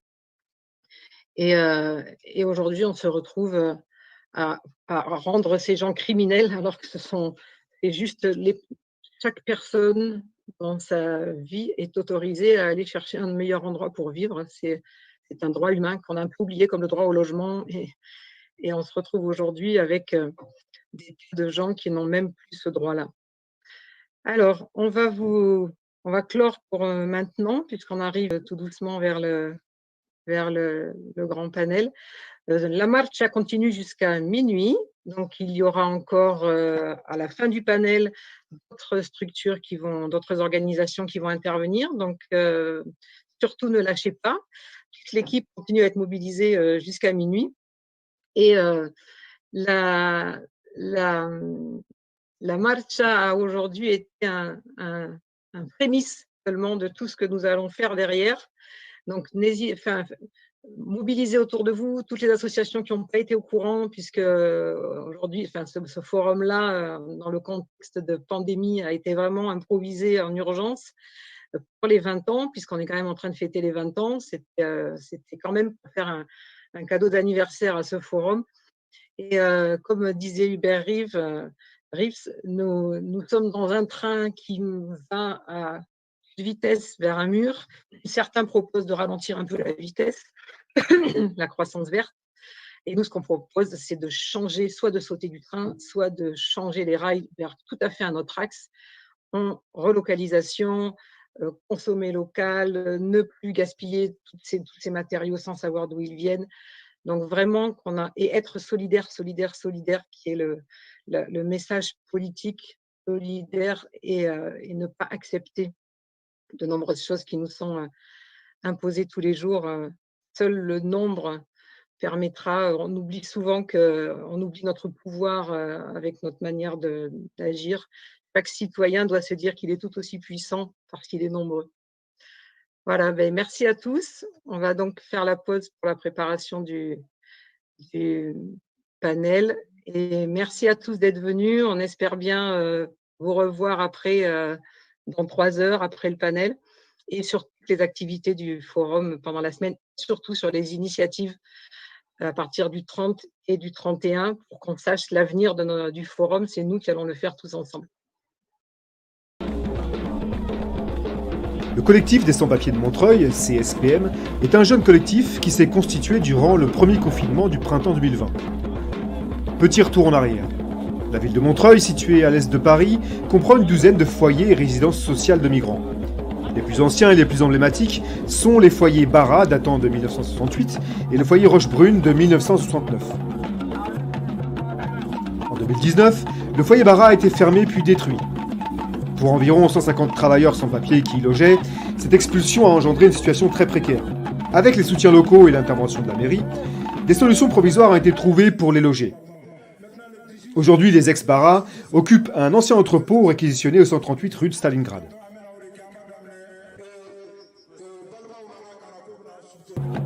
Le premier confinement en 2020 a contribué à accentuer encore la situation critique des travailleurs sans papier. Non plus seulement au niveau local, mais sur l'ensemble du territoire.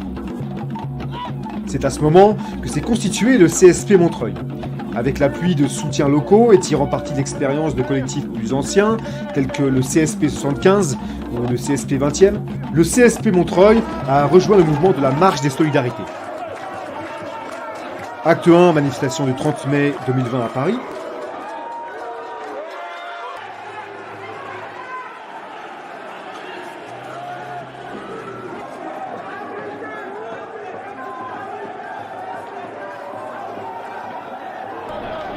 Les revendications tournent évidemment autour de la régularisation et de tout ce qui en découle.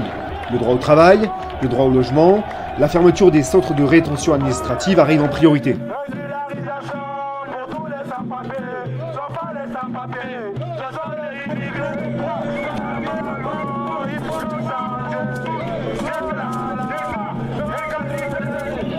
Acte 2, manifestation du 20 juin.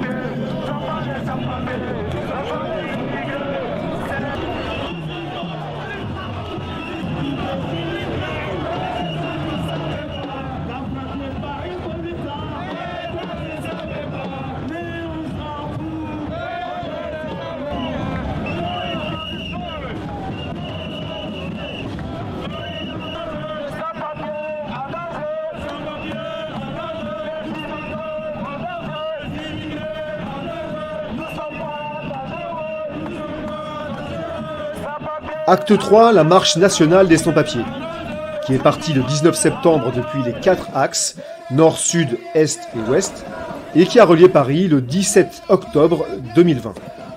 Une trentaine de marcheurs du collectif de Montreuil ont d'ailleurs marché sur l'axe est, reliant ainsi Strasbourg à Paris.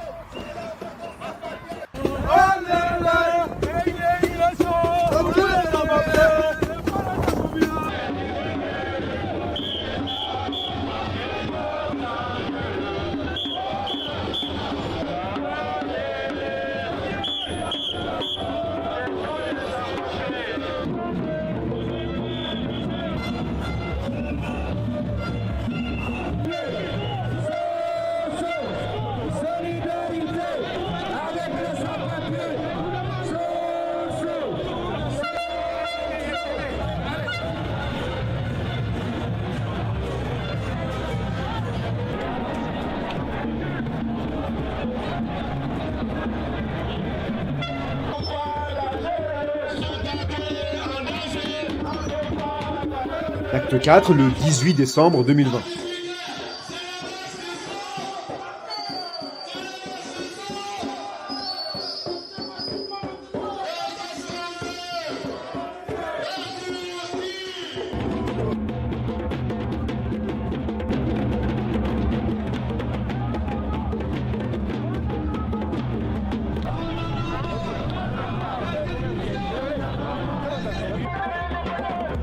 Outre ces grandes marches, le collectif du CSP Montreuil s'est investi en soutien, par exemple, aux ex-Barra lors de la manifestation du 24 juillet 2020, le soutien à la lutte des ex-Chrono le 8 août 2020 à Rungis, la manifestation du droit au logement le 2 janvier 2021 à Paris.